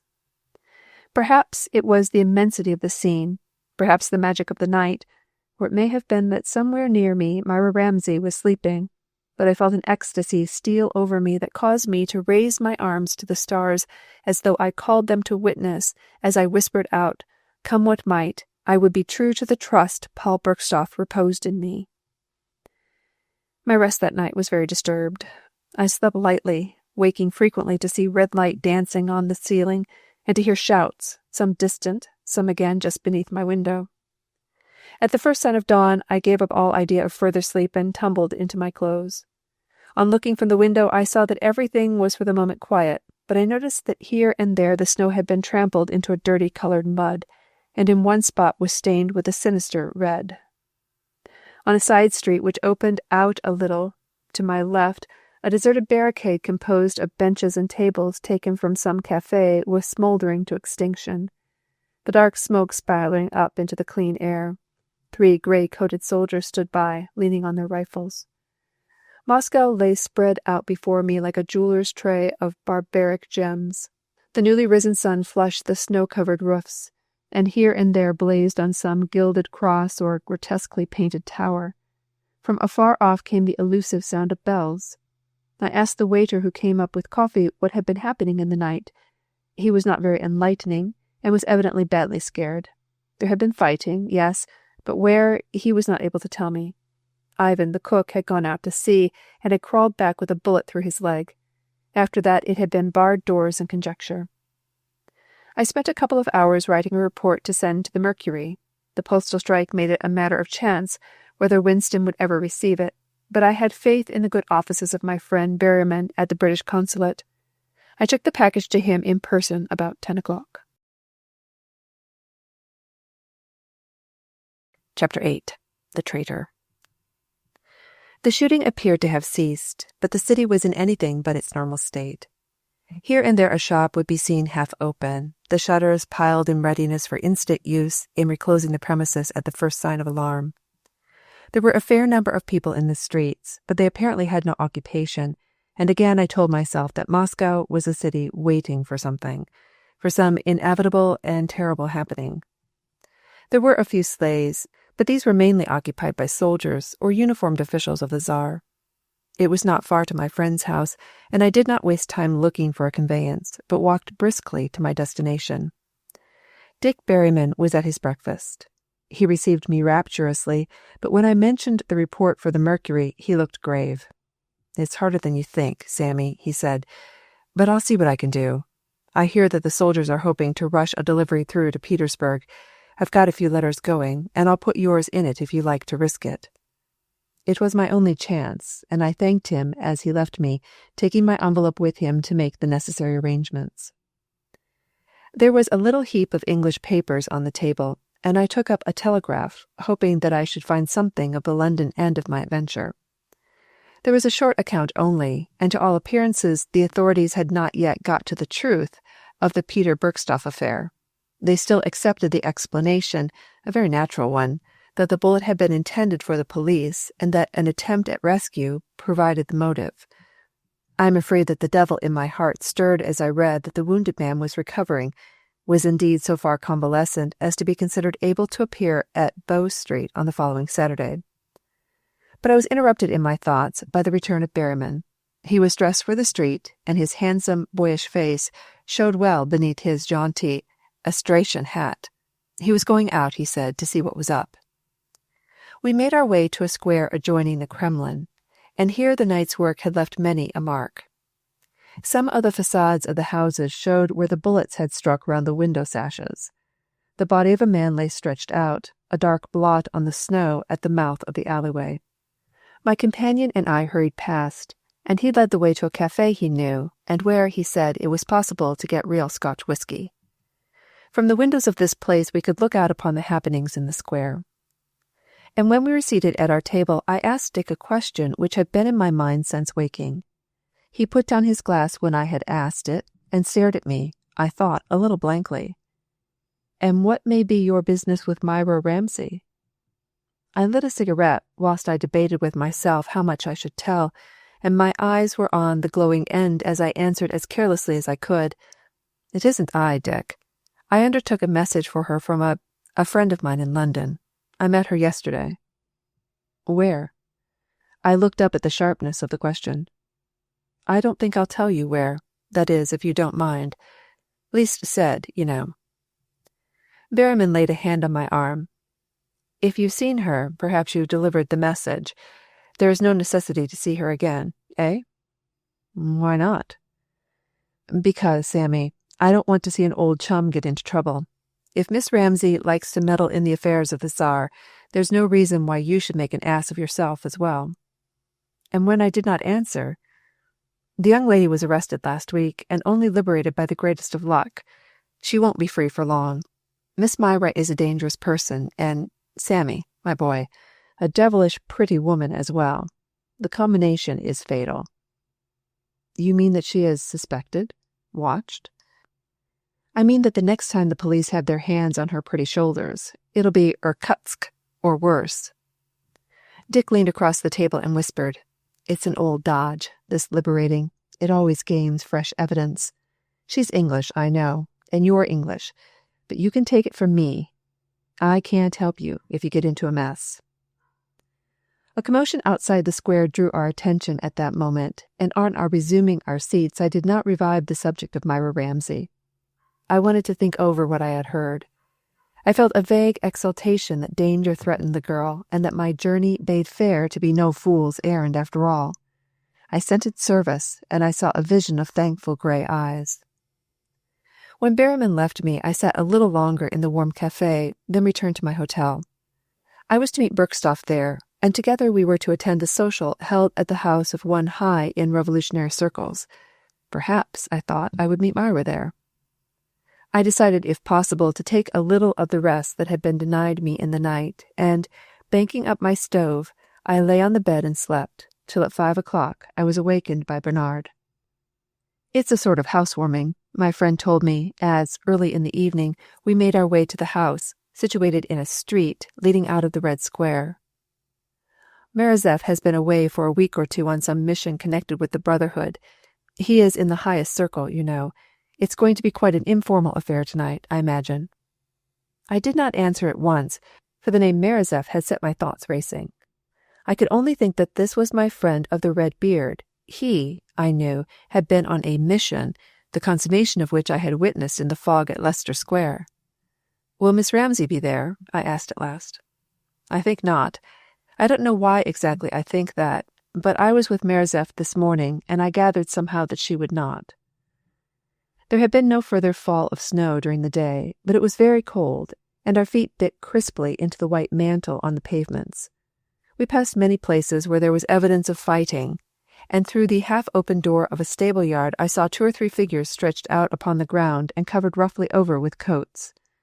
2 sledges passed us, in which uniformed men were supporting the forms of wounded people. Bernard and I separated a block away from our destination, he to make his way by a devious route known only to a few, I to walk boldly past the doorkeeper of the flat house and up to the 3rd floor. The meeting was not a political one, but the gathering together of so many friends of the Revolution was in itself illegal, and it were well to take all precautions. Bernard had already arrived when I entered the reception room, and he it was who introduced me to my host. Felix Marazev greeted me, speaking in English. There was no sign in the white, inscrutable face to show that he had ever set eyes on me before.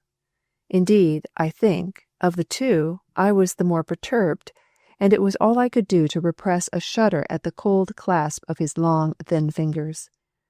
He walked with me over to a table between the 2 big windows and insisted that I should take tea.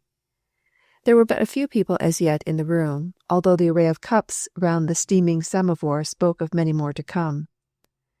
I need hardly say, my host was speaking in a cold but purring voice, which went well with his looks and manner, that any friend of Bergstoff's is welcome here.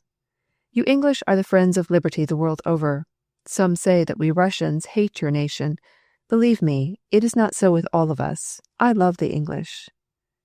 You have, perhaps, visited English, monsieur? Marazev shook his head, and it was, no doubt, only my fancy which made me think that his eyes rested inquiringly upon mine. No, monsieur, I have never been in England. Perhaps some day. He broke off and made his excuses as he left me to greet a batch of new arrivals. I walked to one of the windows and looked down into the street. I was quite sure now that the man had not recognized me. Had he done so, he would not have troubled to tell me such a lie as that he had never been in England. I was glad of it, for if ever we came to grips, my way would be the easier for it. I do not think that I attached any particular significance at the time to what I saw below me in the streets, but in the light of later events, I remembered the activity of the soldiers. There was a yard a little to my left which seemed filled with troops. There are many of these places in Moscow, stabling and gardens adjoining houses, which but for their surroundings might well have been in the country, and it was quite a usual thing for these spaces to be utilized as bases for the soldiery. I had seen many so occupied since my arrival, and, as I have said, the one I watched from Felix Merzeff's window had to me no particular significance. The room was now rapidly filling, and I was introduced to many of the guests by Bergstoff. They were, for the most part, men, and in the eyes of all of them burnt the fires of resolved fanaticism for their cause. They interested me, these men and women with the earnest faces, but at each new arrival I glanced up, hoping to see the one face which had become all the world to me. After what Bergstoff had said, I hardly expected that Myra Ramsay would be there, and I felt a thrill of pleasurable surprise when I saw her standing in the doorway. She was dressed warmly in a fur-lined coat reaching to her heels, and on her glorious hair a little sable toque was set jauntily. My eyes followed her as she crossed the room to greet her host, and I saw a strange thing. Merzeff had been talking to a small group of young men, and as he looked up and caught sight of Myra, a terrible change passed over him. I had not thought it possible that his face could become whiter than it usually was, but as I looked, it seemed to me that it did so. Perhaps it was fancy, helped by the expression of the eyes. Into these there came a look that I can best describe as hopeless horror. In a flash, I remembered that Paul had hinted that Felix Merzeff's mission in removing him had not alone been actuated by political motives, that the man I had met so strangely in the Empire was also an obstacle to Merzeff in matters of the heart.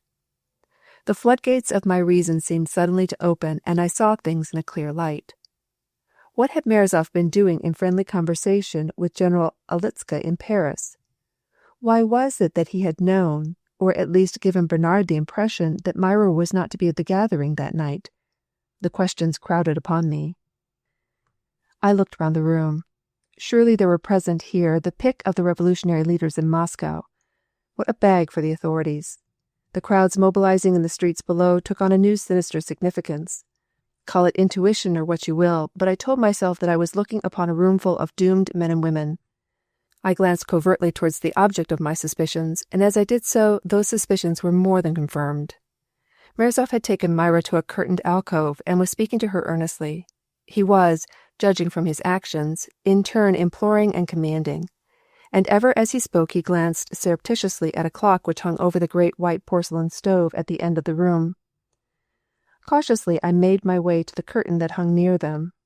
There was too much noise in the room for me to hear all that was passing in the alcove, but I gathered that Merzeff was imploring Myra to do something, and that the girl was surprised at the request. "At 7 o'clock. Now. You have just time." "But Olga said she would be here. I cannot understand." No, not here, at rooms. Miss Ramsay, you must go, at once." I made up my mind quickly, and entering the alcove I touched the man on the shoulder. "I am delighted to have met you," I said, as I took his thin, cold fingers in my grasp and bowed to Myra, "and I regret that my visit should be such a short one. I have an appointment. We newspaper men can never—" He broke in on me eagerly. "So, then you can perhaps see Miss Ramsay here safely to her friend's house. I have a message from Olga." The girl spoke with a little laugh. "But I can't understand it. Olga said she would meet me here." Felix Merzeff did not appear to be listening. He turned his head, his eyes fixed upon the face of the clock. I saw that the nails were biting into the flesh of his palms. "If Miss Ramsay will accept my escort," I said, and sent the girl a message with my eyes, the import of which she evidently understood, for she came towards me, fastening the fur neck of her coat. "Very well, but I am disappointed, Monsieur Merzeff. There are so many of my friends here tonight. I was looking forward to—" We heard it, both of us at the same time, and Felix Merzeff, too, must have heard the movement on the stairs, for he turned to the room with a gesture of utter hopelessness and left us to ourselves. Reading what was in the man's mind, I almost pitied him in his despair, and almost thanked him for his efforts to save the girl from the results of his treachery. There sounded a blow on the door, and peering through the curtains, I saw that a tall officer had entered the room, and that behind him were policemen. I pushed Myra back into the alcove, and we stood there breathless. "Quick, there's a door here. For God's sake, don't question me." It was Merazef who had returned to us, and he spoke in little husky jerks as he fumbled unhandily at the fastenings of a little door in the wall at the back of the alcove. He looked at me once, and I knew that he read in my eyes that I knew him for the traitor he was, that it was not the time for vengeance. That, I said, could wait. He pushed us roughly through the aperture, and I heard that door shut so softly behind us, leaving us in the darkness of the pit.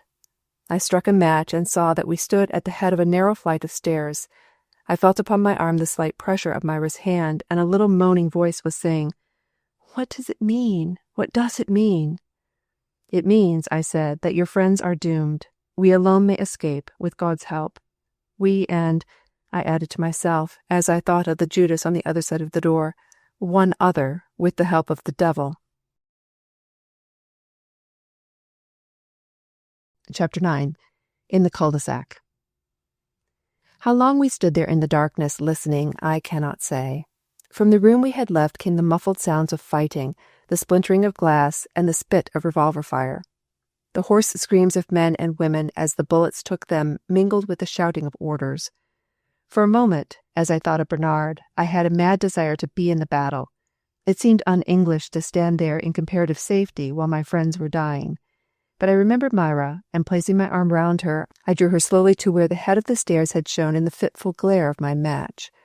And she, poor girl, implored me, between her sobs, to stay, to go back and not to leave her friends. I did not answer, and continued to descend step by step. The weight on my arm increased, and I knew, and was glad, that my charge had fainted. It was a difficult descent with the helpless girl. The stairs, narrow and winding, were broken here and there by tortuous little galleries or balconies, and the darkness made each step a lottery. I must have put my matchbox down when I struck the light, for it was not in my pocket, and to go back to look for it was not to be thought of. And then the cold night of the air blew on my forehead, and coming through a low archway, I found that we were in some yard or narrow court, unlighted and still. There were 2 or 3 broken sleighs and empty crates and barrels piled up at one end, suggesting that the place was used as a lumber yard by some warehouse. The outlet gave on to a wide street, alive with running people. It seemed unguarded, and had Myra been conscious, it would have been an easy matter for us to have passed out and mingled with the crowd which was surging past, attracted no doubt by the sounds of the fighting in the front of the house, but to emerge among them carrying in one's arms an unconscious woman was another matter. I chose a spot where a heap of packing cases threw a deep shadow on the snow and laid Myra tenderly down. A moonbeam found its way through our barricade and rested on the fair face laying palely on its glittering pillow of white. I took a handful of snow and gently rubbed the smooth forehead, and the hair, where I touched it, curled in little wet tendrils. In spite of the danger we were in, I think that I was happy at that moment. Happy just to kneel there beside her, and watch her, and wait for her waking. I felt detached from other things. The sounds of the firing, the shouts of the people all seemed to have come from far away, and I was alone with my love, just a man and a maid. She opened her eyes at last, like a child awakening from sleep, and looked at me vaguely, not understanding. Then the sounds from the street brought remembrance, and horror crept into the grey eyes. "You are better?" I whispered. "Better, oh, yes. Let me go to them. Those others, She tried to rise, her face aglow with martyrdom, and I, watching her, grew sick with love and fear. I spoke to her softly, telling her that it was too late, for had I not seen during her period of insensibility sleigh after sleigh pass the end of our court taking away prisoners, many of them by their attitudes sorely wounded? After a little she grew more calm, and I began to think we might attempt to make our way out. We moved forward cautiously, keeping in the friendly shelter of the lumber. Then I drew back, pulling Myra with me into the black shadows. 2 gray-coated soldiers were entering the yard, bearing between them the limp form of a man, behind them 2 more with a similar ghastly burden. I told myself that we were too late, Evidently the officials had decided to turn our hiding place into a temporary mortuary for their victims. The men were smoking and joking over their work.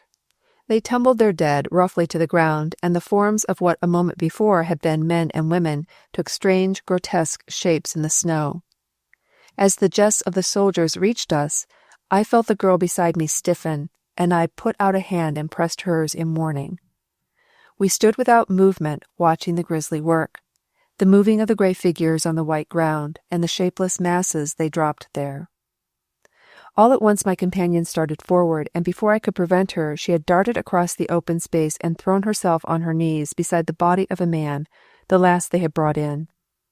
My first thought was to follow her, but a movement at the entry of the yard caused me to look in that direction. They were bringing in another body, and Myra had noticed this too, for she had laid herself out stiffly among the dead and lay motionless. I watched, fascinated, for I told myself that the slightest movement on my part would destroy any chance the girl's ruse had of success, but I took my revolver from my pocket and held it in readiness. The men advanced, stepping over and sometimes on the bodies, and tumbled their burden down beside Myra. They did not remark her in any way. They were not the only two men engaged on the task, and they would take it for granted, if they gave it a thought, that some others had brought in the girl.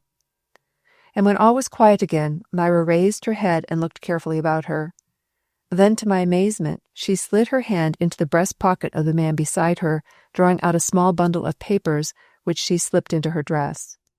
Then, moving like a snake, she crawled over the body, repeating the operation with the next and the next. And so it went on until the last few of the tragic little company were reached. Each time the soldiers entered, she would drop back, and I saw that she had stained her forehead with blood of one of the victims to make her illusion more perfect.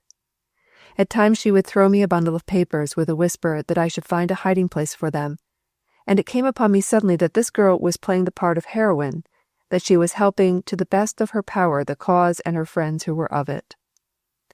There could have been no time since the fighting began to search the dead. This dark alleyway had doubtless been chosen in which to deposit them, until, when it was quieter, the authorities could examine them at their leisure. It was the documents, lists, letters of the dead revolutionaries, that the girl was taking and throwing to me. In a little heap beside me there was perhaps material to incriminate dozens of Myra's friends. Letters that could put the rope round many a brave man's neck, lists which could fill the prisons of Moscow to overflowing. I looked round for a place to hide them. It would be foolish to secrete them on my person, considering the danger in which we stood. I decided upon a broken rain pipe. It was not an ideal hiding place, but it had the look of not having been in use for years. Indeed, it was broken away and disconnected with the gutter above. I knelt and, making small parcels of the papers, pushed them as far up the pipe as I could reach. The silence of the yard was broken by a harsh cry, and I leapt to my feet. A gigantic Cossack was standing with rifle upraised by the barrel. Below him Myra crouched, her hands held up to ward off the coming blow. I do not think I took aim. I just fired and missed. But the blow did not fall. The man wheeled round with a curse and threw himself upon me. As we clinched, I saw Myra stand up and come towards me. I called to her and dropped my revolver over my assassin's shoulder. In his grip I was powerless to use it, and Myra would pick it up and know what to do. But the poor girl never reached it. My shot had brought other soldiers running. I had a vision of my love, a wound bleeding on her cheek, being held in the grasp of two bearded ruffians. It was only a fleeting glance, but I do not think she struggled. Her glorious hair had become unwound and hung about her face. She smiled at me, and in that smile I thought I read a message. Eye spoke to eye at that moment. Then I was on the ground, a huge form of the Cossack pressing the very life out of me. I saw the evil face over mine as the man cautiously rose to his knees, holding me down by the throat with one hand whilst he fumbled at his girdle with the other. There was the gleam of steel. I closed my eyes. As I did so, I heard a voice raised in command, and the grip of my throat lessened. Someone was speaking, and I caught the words, "Damned Englishman! Better not." I was pulled roughly to my feet, and ropes were tightly passed round my arms and body. Of Myra Ramsay there was no sign except a little sable toque lying on the snow. As my captors pushed me before them out of the yard, I gave a fleeting glance at the rainpipe and prayed that the marks of my knees near it might not have any significance to the officers of the Tsar when they came to search the dead. Chapter 10. The Watching Eye. The last few chimes of a clock came to me as I awoke to consciousness, to a darkness profound as the grave. I heard 3 chimes, but whether they were the final part of the hour that had struck, I was unable to tell. Then, seemingly, from a great distance came another chime of 3 clear strokes through the darkness. The sound lingered in my ears, then silence came down upon me, and I lay straining with every nerve as one does when suddenly awakened from sleep. I was suffering a great deal of pain, as though I had been roughly handled, and the bruises had grown stiff in the damp coldness about me. I stretched out my arms cautiously and breathed a little prayer of thankfulness to find that I was not bound. It seemed that I was lying on a narrow board clamped to a wall, and, reaching down, I found that it was raised but a few inches from the floor. Over me had been thrown a woolen blanket, coarse and clammy to the touch. Around the blackness hemmed me in on all sides, without a relieving spot, and I did not dare to move from my ledge to penetrate its unknown dangers, but lay where I was, lay there and thought of what an ass I was, and of what an infernal muddle I had made of my mission. The thought of Myra was a torment. For myself I did not care over much. I had been in many a tight corner in my time, and come through without much difficulty. Besides, my passport was in order, and would bring my captors quickly to their knees. My passport! A chill breath seemed to pass over my body as I remembered that that precious document was in the pocket of my fur coat, and that garment was, for all I knew, in the hands of the enemy. From my hurried exit from Felix Mirazov's flat, I had had no time to fetch it from the lobby where I had left it upon entering. Not only would my passport be of little use to me, but the coat would be somewhat damning evidence of my presence at the flat, and would prove that I was persona non grata with the most pronounced revolutionaries in Moscow. Even Berryman would have difficulty in coming to my assistance. He had warned me that he would be powerless if in my playing with fire I became scorched. I must have fallen again into some sort of sleep, for when I next awoke I was feeling somewhat better in myself and more fit to face the troubles of my future. The pain had left my head, and although I was still woefully stiff, I told myself that this would pass off with a little vigorous exercise. A faint light, steely gray, which now came from a deep, embrasured, heavily barred window, showed me the interior of a cell. It was little else, although in its dimensions it was palatial to some I had once been shown in the fortress of Schlüsselburg, bare and cold, with lime-washed walls patched with mildewed damp. It was, perhaps, 8 feet by 6, and my upraised hand reached within a foot of the roof. There was a door facing the window, of some hard black wood, heavily studded with iron-headed nails, and containing the inevitable panel of observation. The walls on either side of the door were roughly rounded at the corners, making it impossible for any occupant of the cell to conceal himself from the watchful eye which from time to time regards him from the corridor. To anyone who has not experienced it, it is perhaps difficult to convey the horror of this surveillance. In my travels I have visited many prisons, and looked into the cells and dungeons of Russian and Servian fortresses. I had even availed myself of the permission of the courteous official who was showing me round to look through some of these little panels, on to maddening prisoners crouching in the shadows, dejected heaps of rags. God forgive me, I did not then know what my tragic peep-show meant to them. I had perhaps been awake half an hour when I heard steps in the corridor outside the door, stealthily gliding sounds, such as the goose-skin boots met with in Russia make. I listened breathlessly. They approached the door, then seemed to retreat. Again I heard them, then silence. I told myself that whoever it was who had been prowling about on the other side of my door, he evidently had no business with me, and I again fell to examining my quarters. Then I saw it. In the elusive gray light of the dawning, the eye looked altogether horrible. I gave a little cry at the sight of it, then continued to stare, fascinated. A large brown eye it was, that regarded me from the panel, an eye which had no movement, no tremor, a dead eye, but full of fire. I felt something of what I imagine a bird or a rabbit must feel when attacked by a python.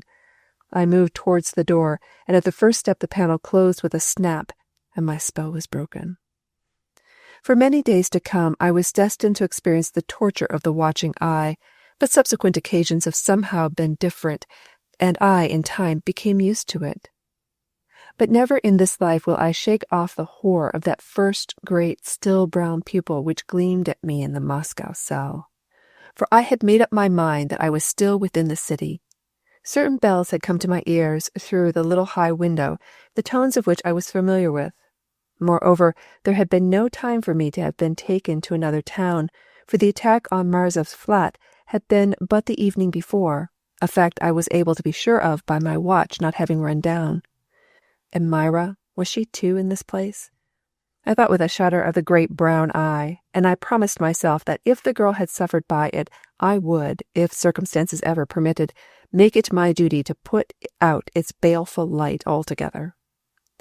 There was a jug of water on the stone floor, and a plate on which was a piece of black bread, and what looked like a morsel of a whitish cheese. What it tasted like I cannot say, for the teeth marks of rats with which it was covered made me set it aside hastily. The bread, stale and tasteless as it was, sufficed. That and a draught of the water. Refreshed, I felt that anything was preferable to inactivity, and I experienced a keen desire to come at grips with my circumstances. I said that if trouble had to be met, the sooner I was face to face with it, the better. I made a few attempts to reach the deep ledge of the window, but could not manage to get a hold, and the bed which was clamped to the wall was on the side farthest from it. But by standing on this I caught a slanting glance which showed me the roofs of buildings and the spire of a church against a sky of hazy blue. As a means of communication, the window was useless, so I turned my attention to the door. The plate on which my bread had been served was of some lead and pewter mixture, and using this as a knocker, I beat upon the hard wood panels. My first violent assault was unanswered, and after a wait of a few minutes, I returned to the attack. This time using a gentler but somewhat more persistent method, tapping lightly but at regular intervals. This, seemingly, had the effect of arresting the attention of whoever was in charge of my corridor, for I heard steps, not stealthily this time, but firm and important. Then the little panel slipped back, and there was my friend Brown Eye again, a very angry and indignant brown eye this time. I looked at it for a moment, then clapped the plate flat against the opening and held it there. A moment, and I heard a gruff voice calling to someone, then more footsteps, and the turn of a key, and the shooting back of bolts. I sat on the edge of my narrow plank bed and prepared to receive my visitors. My first feeling, as my brown-eyed friend entered the cell, was one of amusement. He must have inherited those intimidating optics from some fierce Obertnitsky ancestor, but the legacy of terror ended there. They were set wide apart in a face of the meanest, pasty white and weak chin, and fringed round with ragged, frayed whiskers of mouse-colored hair. He could not have stood more than 5 feet in height, and the glaring eye which was so terrible when framed in the door panel, at close quarters became merely ridiculous. The man was dressed in a longish brown coat, belted in at the waist and buttoned tightly to the throat. His trousers were tucked into the tops of his high boots, and a fez of astrakhan was set squarely on his head, reaching nearly to his eyebrows. I bowed lower than I was minded to in order that this figure of fun should not see the merriment he caused me. He gave a nervous glance over his shoulder and seemed reassured by the comforting presence of those who had followed him into the cell and now stood at attention by the door, 2 big men in uniforms, which seemed to me part military and part that of warders. My little visitor cleared his throat and asked me in Russian why it was that I had disturbed him with the commotion I had made. I was about to answer him in a style which would, I feel sure, have done him good, when an inspiration came to me. It would be better, I thought, if I professed ignorance of the Russian tongue. My warders, then, would be less guarded in their speech, and perhaps I might even gather information as to the whereabouts of Myra Ramsay. I smiled at the fellow and shook my head, making a helpless gesture with my hands. "English," I said simply. The brown eyes lit up with pleasurable anticipation, as their owner told me that he, too, spoke English. It may be that he did, but any sense gathered from the extraordinary melody of words he let out was from the Russian part of it. About every 5th word was an English one, but its context with the preceding one was not altogether apparent. I answered him as best I could, but I could gather nothing that helped me to a solution of my difficulties. It seemed, as far as I could make out, that the little official had been once in London and was giving me a spirited account of a visit he had paid to the Tower. He was so vastly pleased to find that I could follow him. I gathered this from the glances of pride he gave to his 2 subordinates by the door. He evidently had a great appreciation of his linguistic abilities. Needless to say, the questions I put to him as to my position and Myra Ramsay's were not understood. When I was again left to my own thoughts, I pieced together in my mind the recollections of the previous evening. I knew that the police had been entirely victorious in their attack upon the flat, and I guessed that most, if not all, of those present as Felix Morozov's guests had been killed or were under lock and key, excepting, of course, the traitor host, who was doubtless enjoying himself in some safe retreat on the proceeds of his villainy. Versed as I was in the administration of Russian justice, I knew what the procedure would be. The trials of politicals in the land of the Tsar, never very convincing, were, in times of stress, such as Moscow was now experiencing, reduced to the veriest farce. Those of Morozov's guests who came to trial would be judged by martial law, and their end would be swift. For myself, I did not anticipate this. I was an Englishman, and I thought the authorities would hesitate at the capital sentence in my case, but I did not for a moment think that I would go free. There were such things as administrative orders, and for these there was no need to appear before a tribunal at all. As I thought of Felix Morozov, my heart grew cold in my breast. That the whole coup had been arranged by him, I had no manner of doubt. I had also read in his eyes, as he pushed Myra and myself through the door, that he was aware of my knowledge. I knew well that had Myra not been present, he would have let me meet my fate among the others without compunction. A man, I told myself, who had so signally served his government as had Felix Morozov, by taking his life in his hands and joining the terrorists, would not have to look to the gratitude of that government in vain. Doubtless the man with the red beard was already on his way to the Riviera, where, among his many compatriots who infest Monte Carlo, he would gamble away the price of blood he had received. Was it likely that I should be allowed liberty? Liberty for me meant persecution or death for Morozov. As far as I was aware, I was the only one who knew his evil secret, and he must know that I would have no inclination to shield him. Once let the revolutionaries hear of his treachery, and a dozen willing hands would be outstretched to do him to death. Villain as he was, Felix Morozov was no fool. I was shortly to have abundant evidence as to that. The morning wore its weary hours away. Perhaps my cell was far removed from the sounds of the city, or perhaps Moscow had been cowed into quietude by the vigorous action of the police. Throughout the morning I heard no sound of shots, save once, when a sharp fusillade outside my window, followed by a strangled cry, told me that the military tribunal were early at work. Again I thought of Myra, and raved at my impotence. Chapter 11. My enemy holds the cards. It must have been late afternoon, for I had long since finished the dinner which was served me at 1 o'clock, when the two warders who had accompanied the brown-eyed official earlier in the day came to my cell and made me understand that I was to go with them. Perhaps, I thought, it was to be a military trial and a firing party for me, after all. Fear clutched at my throat, but I squared my shoulders and took my place between my guards. Once outside the cell, we made our way down the gentle slope of the stone-flagged corridor, leading evidently to the interior of the building, for there were no windows, the way being lighted only by oil lamps, which, set at regular intervals in iron brackets let into the wall, burnt with a smoky flame and cast weird shadows as we went by them. And then a great door was unbolted, and we entered a room filled with soldiers off duty, who were smoking and playing cards, and who barely raised their eyes from the game as we passed through the room into the open air of a courtyard.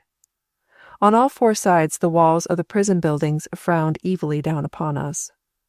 They were of 2 stories, for there was a double row of little barred windows, placed so close together that I estimated the cells they served to be but of half the size of the one I had just left.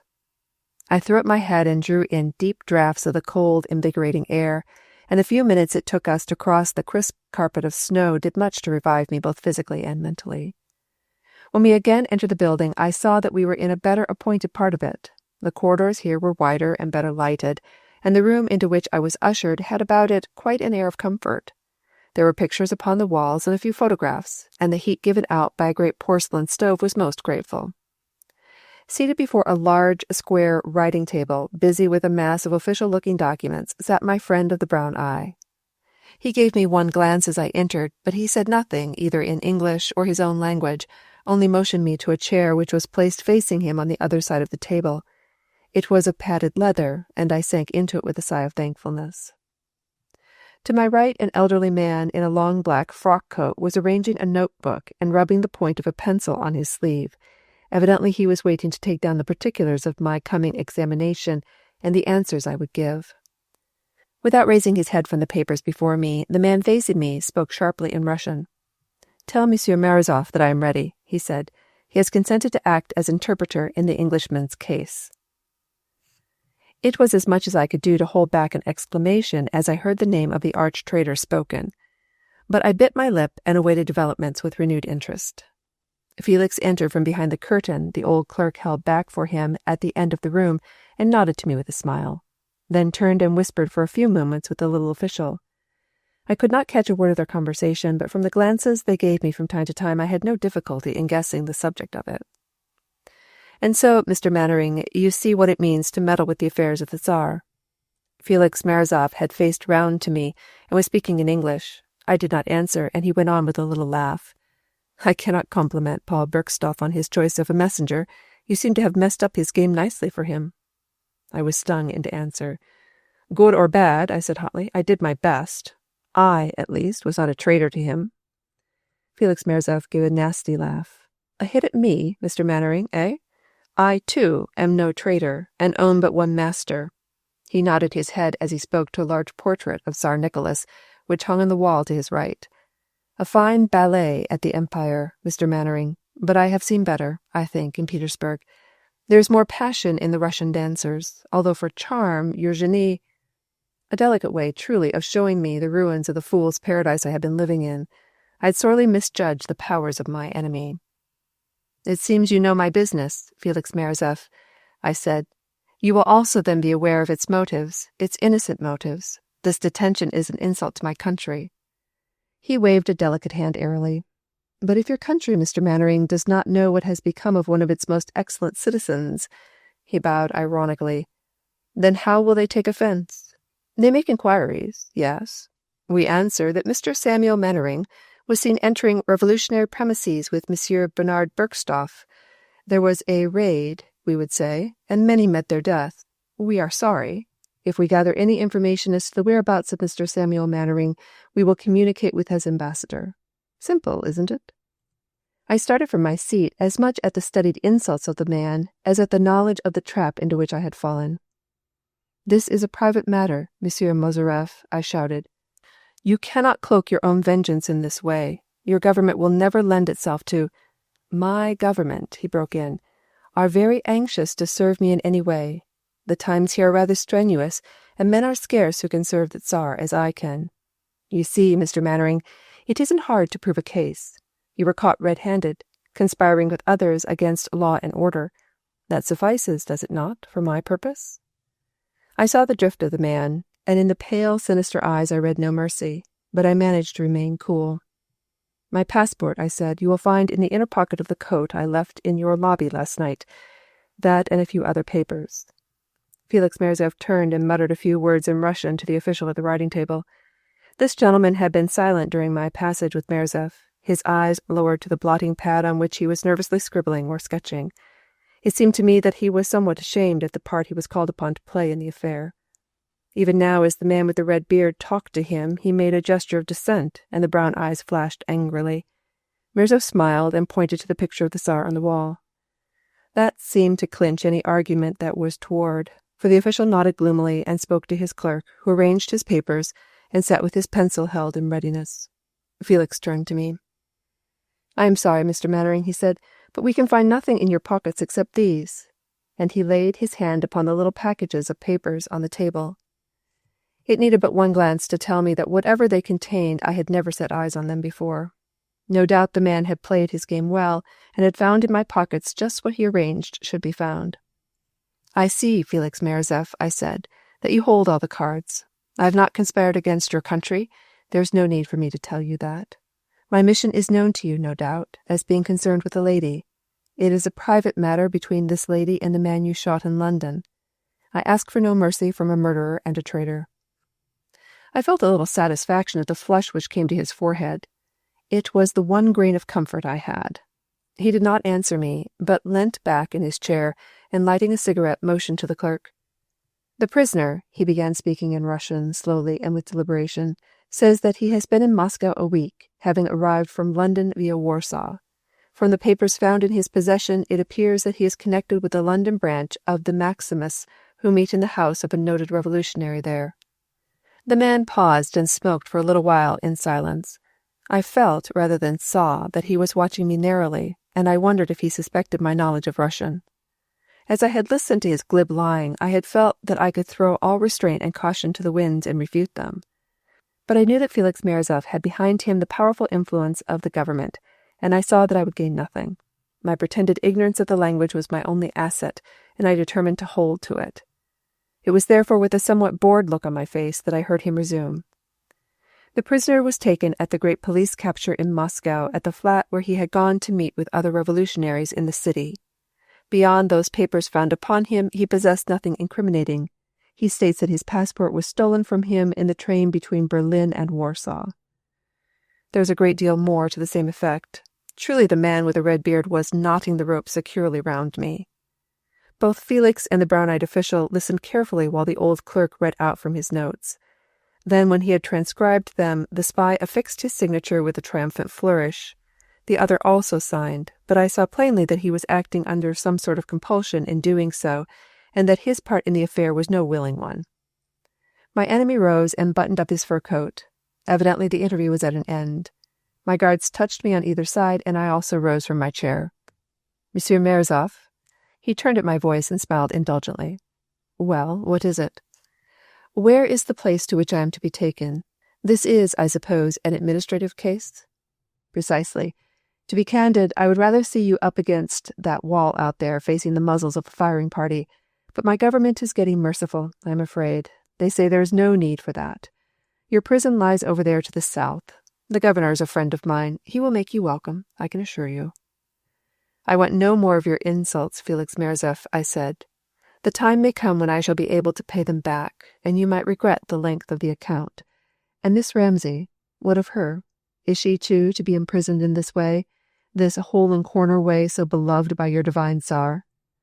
I hated to ask the question, even to mention Myra's name to the wretch before me, but I felt that were I sent away without trying to find out something of the matter which was so near my heart, I should go mad. The man laughed into his hateful red beard. "My dear Mannering," he said, "there are prisons and prisons. When you catch a beautiful bird, do you keep it captive in a cell? There are gilded cages for such as—" I read the fiend's meaning in the look he gave me. All my pent-up passion broke loose, and before I thought what I was doing, I was at his throat. I knew that the guards threw themselves upon me, but scarcely seemed to feel them. My fingers were biting deep into the neck of Felix Merzov, and I said that if this moment were to be my last, it should at least be a glorious one. Looking back on that time, I do not think I have ever experienced so keen a pleasure as that with which I regarded the terror-stricken eyes of Merzov as they glared up into mine. He had gone backwards, I on top of him, and he had struck his head against the stove as he went. In the fleeting glance I had of my brown-eyed friend, he seemed to be rather pleased than otherwise. Deeper my fingers bit, deeper. I do not know what caused me to lose my hold, but I was again between my guards, gasping and spent and happy. Felix Merzov was sitting again in his chair, livid but composed. He tenderly patted his cheek with a handkerchief, and I saw a scarlet blaze where his face had been held against the porcelain of the stove. He was again addressing the clerk. "An unprovoked assault upon the person of Felix Merzov, who was acting as interpreter. The attack, which was of a particularly murderous character and was witnessed by Baron Kosto, Mikhail Otiensky, clerk, and you will fill in the names of these two honest fellows who, by the way, will not find me ungrateful, seems to prove that the prisoner is a man of extreme measures." And when this little additional tribute to my character was written in at the foot of the document, I heard Felix Merzov whisper to the official who had previously signed it with him, "I presume, my dear Baron, that you will have no scruples in attesting to what you have actually witnessed. It is really most fortunate for me, this little outbreak, although my face pains me damnably." They were signing when I was taken away. As one in a dream, I went back the way I had come, across the snow-covered yard, through the room where the card-playing soldiers did not seem to have moved since I last saw them, up the dark corridor, and so to my cell, into which I was roughly thrown by my escort. The patch of sky was darkening. Little stars shone out like diamonds in blue-black velvet. Strange shadows filled the corners of my cell, and with the darkness came the still silence I dreaded so much. In an agony of despair, I lay down on my narrow bed, waiting without hope for what was before me. Chapter 12. Across the Snows. It was perhaps a week after my examination by Felix Merzeff when the same two guards who had escorted me on that occasion entered my cell, and I understood that I was to accompany them upon a journey. They were dressed in rough brown coats buttoned tight to their throats, and I noticed that they were armed. To my great joy, and it was this which suggested the journey, they carried with them the fur coat I had left at the flat. This, together with a cap several sizes too big for me of moth-eating sealskin, I put on in obedience to their gestures. Of the Baron I saw nothing as I waited in the contura, or prison office, while a big bearded man, to whom I seemed of no interest whatever, handed over to my escort a few official-looking papers. The words which accompanied these were spoken so low that I could catch nothing of their import. We entered a roomy sleigh which was drawn up in the great courtyard of the prison, and drove out through a large wooden gateway into the outer court, a wide space, continually patrolled, lying between the prison proper and the outside wall. The bolts were shot back in at another gate, and we passed through. The doors clanged behind us, and we were in the streets of Moscow. And because we poor mortals are so much the creatures of environment, I felt at first as though I were free, and the memory of the cell, of Felix Merzeff, and the watching brown eye fell from me. As we swept smoothly down the wide street, I seemed to be part of the glittering life of it. It was early evening. The daylight had not yet quite gone out of the sky, and Moscow looked like a fairy city of blue shadow and silver, in which little lights were gleaming out of cafe and restaurant. The people I passed seemed to have returned to a more tranquil condition of things, and they took little notice of Sammy Mannering. The streets had been far too full lately of sleighs containing arrested prisoners for the sight to possess any interest for them. As we trotted past the fashionable Hermitage, I saw Dick Berryman standing at the entrance lighting a cigar. I made an involuntary movement, and beneath the sheepskin which covered my knees, I felt the clutch of my escort tighten. It served to awaken me from my dream. No longer did I feel as though I were part of the civilization around me, but as a prisoner going, heaven knew where, to satisfy a private vengeance. I had gathered from the conversation of my guides that the journey was to be a long one. Doubtless Merzeff had seen to it that I was sent to some prison settlement far removed from towns with their consuls and embassies, and where an Englishman would have about as much respect shown him as a Chinaman. I knew that in some of the outlying convict settlements the condition of the prisoners was as bad as it could be. I knew of the tortures inflicted by drunken Cossack officers, of narrow cells into which the blessed light of day never entered. I had spoken with men who knew these things, and as I remembered what they had told me, I shivered in my great fur coat. There was not much traffic in the streets, and we bowled, I was about to write merrily, along, past houses and shops which showed traces of the recent fighting, across the outer ring of boulevards, and so to the open country, into a world of white, glittering and unbroken, save where plantations of firs made black patches on the snow. If it had been cold in the city, it was doubly so here, where the wind blew across countless miles of frozen snow. It came up in great gusts, bearing with it minute particles of ice. It stung our faces and whistled round us, and went sighing away over the wastes. I judged from the stars that we were traveling in a southerly direction. After a few hours we pulled up at a long, rambling shanty where my guides gave me a glass of steaming tea. They themselves, I take it, chose the stronger delights of vodka, for when we were again on the road, with a fresh troika with bells which jingled musically in the frosty air, the two men were more talkative to each other, although I still gained no useful information from their conversation. I must have fallen into some kind of sleep, for I was awakened by being hauled from the sleigh before a square thatched cottage. In the yellow glare of the open doorway I saw the silhouetted form of a peasant woman, and behind her 2 or 3 children gaping wide-eyed at my soldier guides. The interior, when my eyes grew accustomed to the light, was simple in the extreme. A partition ran down the entire length of the house, cutting it into 2 rooms. In one the family apparently lived, slept, and ate. The other, and somewhat larger room, was littered with dried grass and straw, and contained an emaciating-looking cow and a couple of pigs. A big stove projected on either side of the partition, thereby giving warmth to man and beast alike. I sometimes think my guides were rather decent fellows at heart.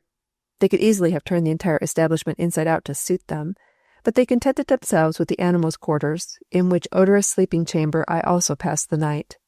After all, it was warm, and I, for one, slept soundly. I wondered what had been done with the horses, but as the next morning they seemed refreshed, I can only surmise that some neighbor had taken them in. For 2 days we traveled in this manner over long straight roads, half obliterated by the driven snow, through little villages of huts made of stone and mud, and rudely thatched, where wide-eyed peasants watched our passing, sometimes over the rough cobbles of a small town, and here we would report ourselves to the officials, drink a cup of steaming tea, and so on again. Twice I saw distinct traces of the peasantry having risen, a mansion lying back from the road, roofless and blackened, telegraph poles down, with their wires lying tangled and broken by the roadside. It was early on the afternoon of the third day after I left Moscow when we entered a straggling wide street of little houses and drew rein at a square wooden hut where my guides were greeted by a tall, soldierly man in uniform who took their papers and, when he had read them, looked sharply at me. I was taken from the sleigh and escorted inside, where the inevitable stove dispensed a grateful heat. I kept my ears open and gathered that I was to be left, and that my guides, after a night's rest, were to return to Moscow. There seemed to be a great deal of formality to be gone through. Doubtless they were taking a receipt for my person. An hour passed, then I was put into another vehicle, not a sleigh this time, but a lumbering, springless cart, and was driven up the street and out of the village. For perhaps a mile we jolted on before we came to a big, low building, the cell windows of which denoted its character. A stout palisade of heavy timber comprised the outer wall, and through a gap in this we entered the courtyard. Chapter 13. The Body in the Ottoman.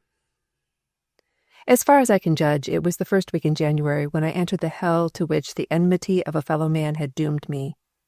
It was during the last few weeks of June that I returned to the world, weakened and pale with suffering, but with a fierce resolve raging in my heart to search every inch of the world and to get my fingers again on the throat of Felix Mazarev.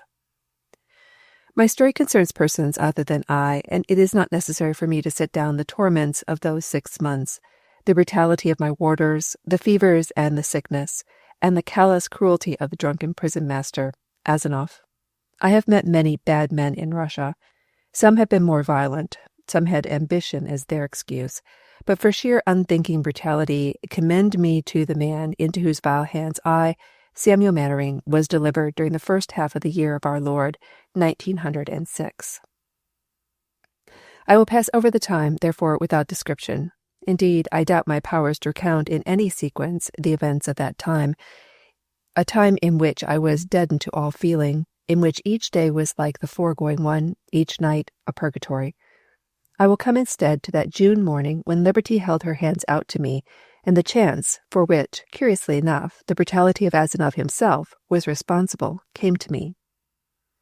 I had had my breakfast, as usual, served me with a curse by a warder, a promising young brute rejoicing in the name of Ivan Nevsky, and I was standing at the little window of my cell looking out at the few inches of dreary courtyard that was the limit of my vision, save for the sky. And I think had it not been for that, I had gone mad.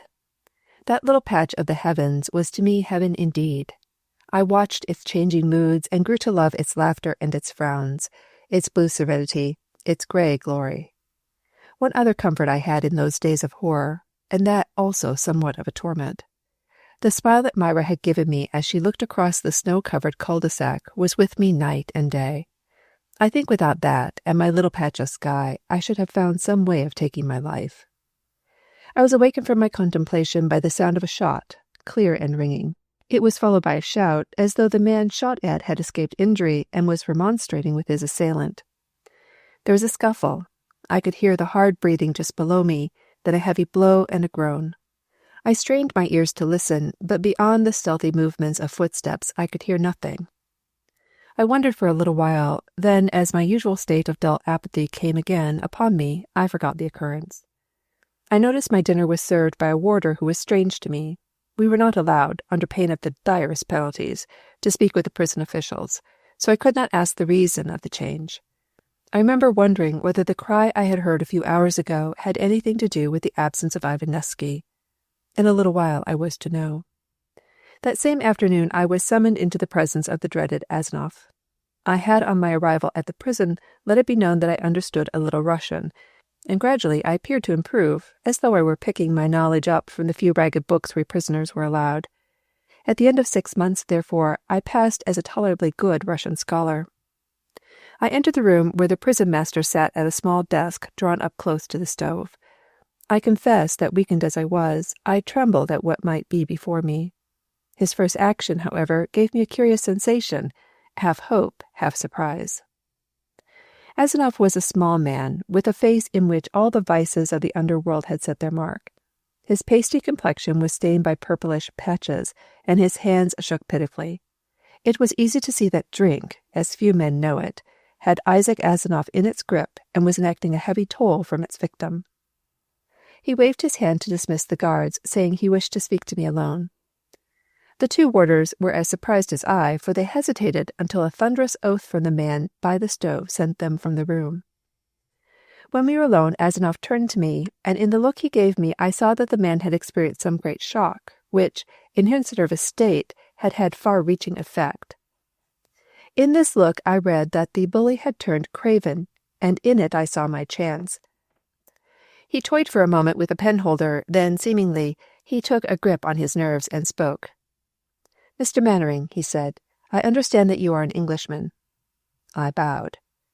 "And that you were connected with the rising in Moscow in the later part of last year?" "It was said of me that I was," I replied. "I was unfortunate in having Felix Marzev as an enemy."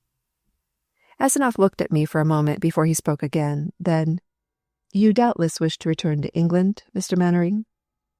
I bowed and said, "Naturally." I wondered if the man was playing with me. I had read somewhere of the hope-deferred torture of the Inquisition. "I see you do not think I am serious," he said then. "I am willing to believe that you are," I replied. For a little while the man sat plucking nervously at his mustache, watching me furtively out of his small eyes. Then, seemingly having made up his mind, he rose and walked unsteadily to where a long, chintz-covered ottoman took up nearly one side of the room. He laid his hand on the lid and was about to raise it when a step sounded in the corridor outside. I saw the fear on Asenov's face, the moisture on his brow as he listened to the steps approach, and then pass and die away. Then he threw open the lid and by a gesture invited me to look within. I did so, and a cry burst from me. It must be remembered that I was but the ghost of the man I had been, and that my nervous system had been badly shattered during the last few months, and the sight that met my eyes would have startled a man sound in health and nerve by its unexpectedness and its tragedy. There, partly covered by a gaudily embroidered cloth, lay the dead body of Ivan Nevsky. He was on his back, his evil, handsome eyes were half open with a grotesque expression, half terror, half amusement. He seemed smiling in death, not the smile of peace sometimes seen, but a cynical, sneering smile, as though, in solving the riddle of life and death, he had found the answer amusing. In the forehead was an ugly wound, not a bullet mark, but one occasioned by a blow with some weapon, a jagged hole showing evilly in the setting of the livid skin. I, too, felt that I must be livid as I stood there speechless and gazed down at the still figure. Olaf Asenov let the lid of the ottoman down with a little bang. "A regrettable accident," he was saying. "The more to be regretted because a certain visiting official is due here some time in the next few days. Someone will have to bear the brunt of this." "But who did it? Killed him?" The prison master turned on me sharply, and I read in his face that I did not have to look far for the hand that had struck down young Nevsky.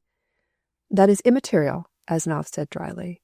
"The official report of this unfortunate affair will read that Ivan Nevsky was murderously attacked whilst performing his duties by the inmate of cell 19, one Samuel Mannering, who—" I took a step forward. "But you dare not," I breathed. "You have no evidence to—" Asenov held up a silencing hand. "Permit me to finish.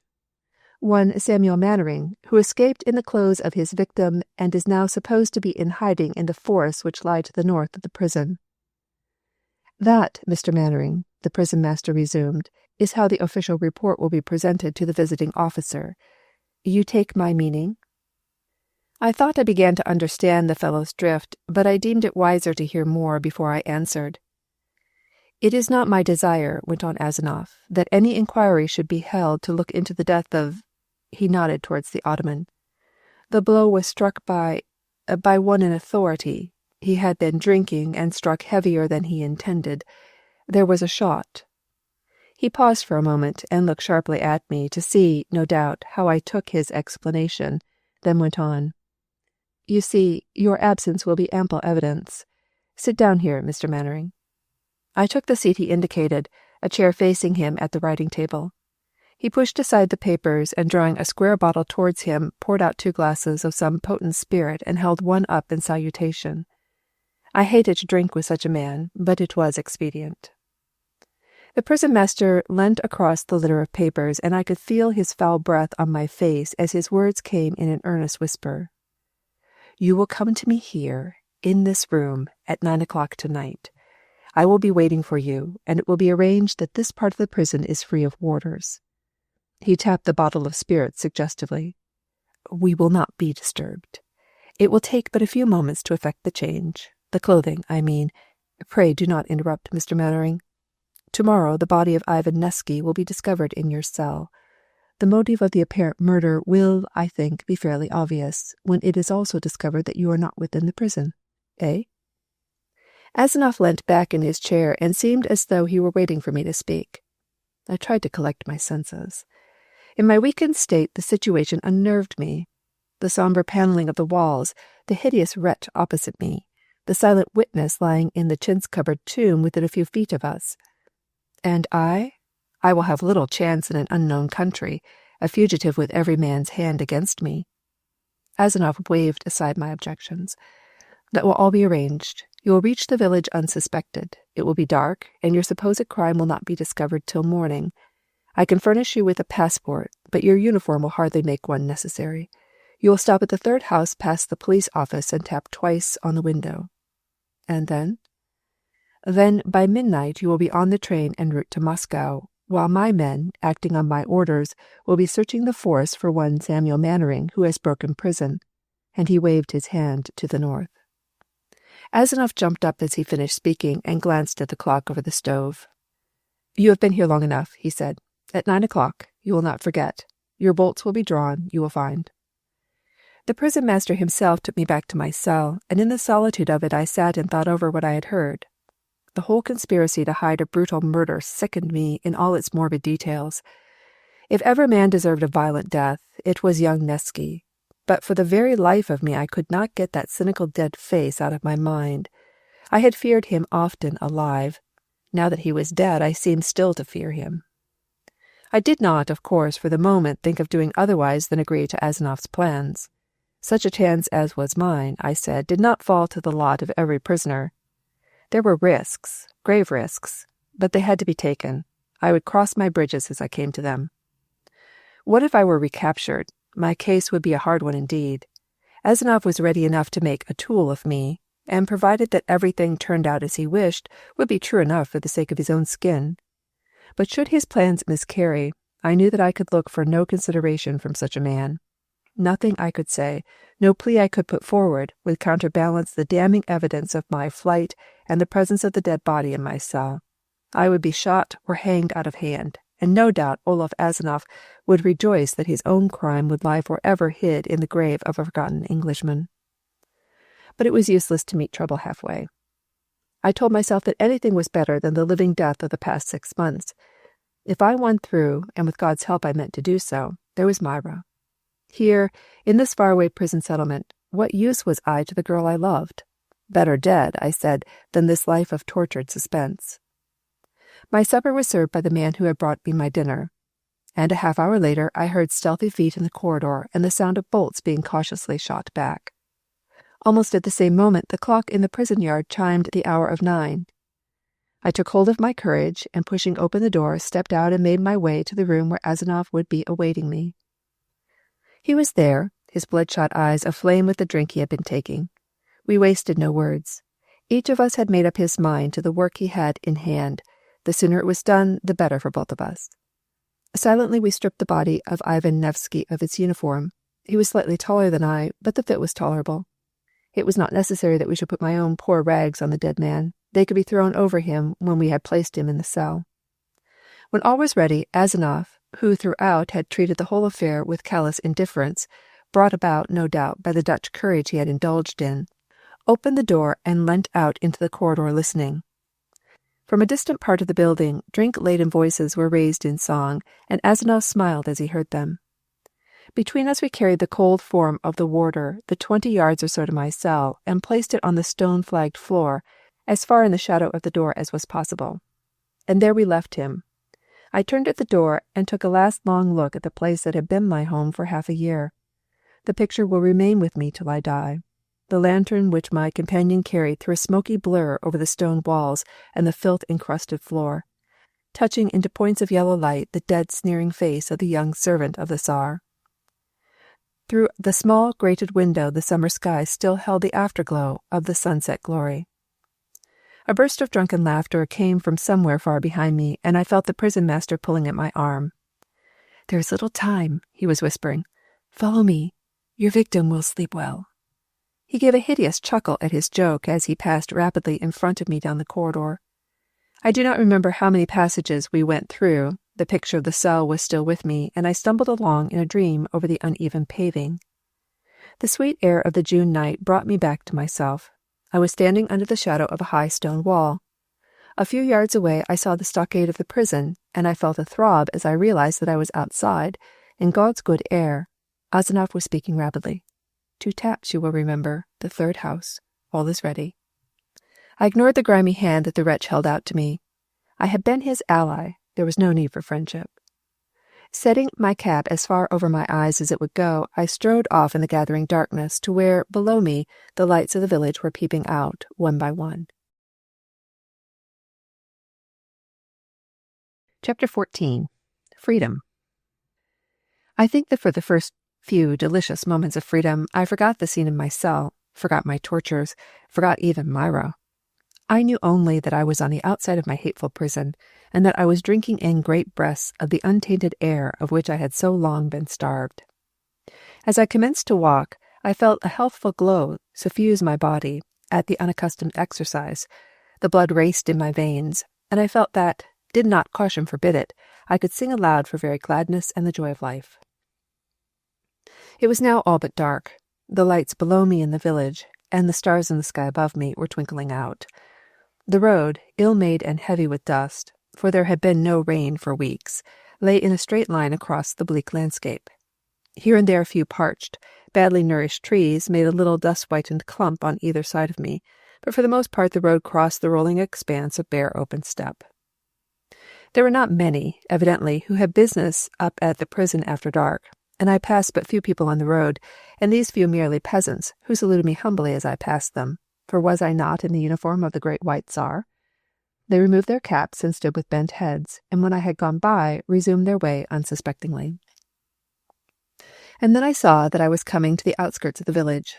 Before the police office, where I had arrived some 6 months back from Moscow, a little knot of men were chatting and smoking and enjoying the calm of the evening. I cursed them softly and drew back into the shadow of a cart shed, and possessed my soul with what patience I could muster. Perhaps among that little brown-coated group would be one who had seen me on my first arrival, and who could claim with me an unwelcome acquaintance. At last, when my patience was all but exhausted, and I was asking myself whether I had not better risk passing them, a great fellow who had been holding forth from his seat on an upturned barrel knocked the ashes from his pipe and entered the office. This seemed to act as a signal for dispersal, for, with muttered good nights, the little group fell apart, and the men were swallowed up in the gathering shadows of the village. 2 of them passed me so closely that I could smell the tobacco smoke from their pipes. I kept as far as was possible in the shelter of the low little buildings, and so reached the 3rd house of the village. As I raised my hand to knock, I told myself that it was an even chance whether the good Azanoff had not prepared a trap for me. I was thankful to that gentleman for what he had done, but he was not the man that one would altogether choose to trust one's life in the hands of, were it not absolutely necessary. But I said that it was too late for such thoughts as these, and without further hesitation I rapped sharply, twice. That I was expectant was evident, for the door was opened on my second knock, and the big form of a peasant filled the opening.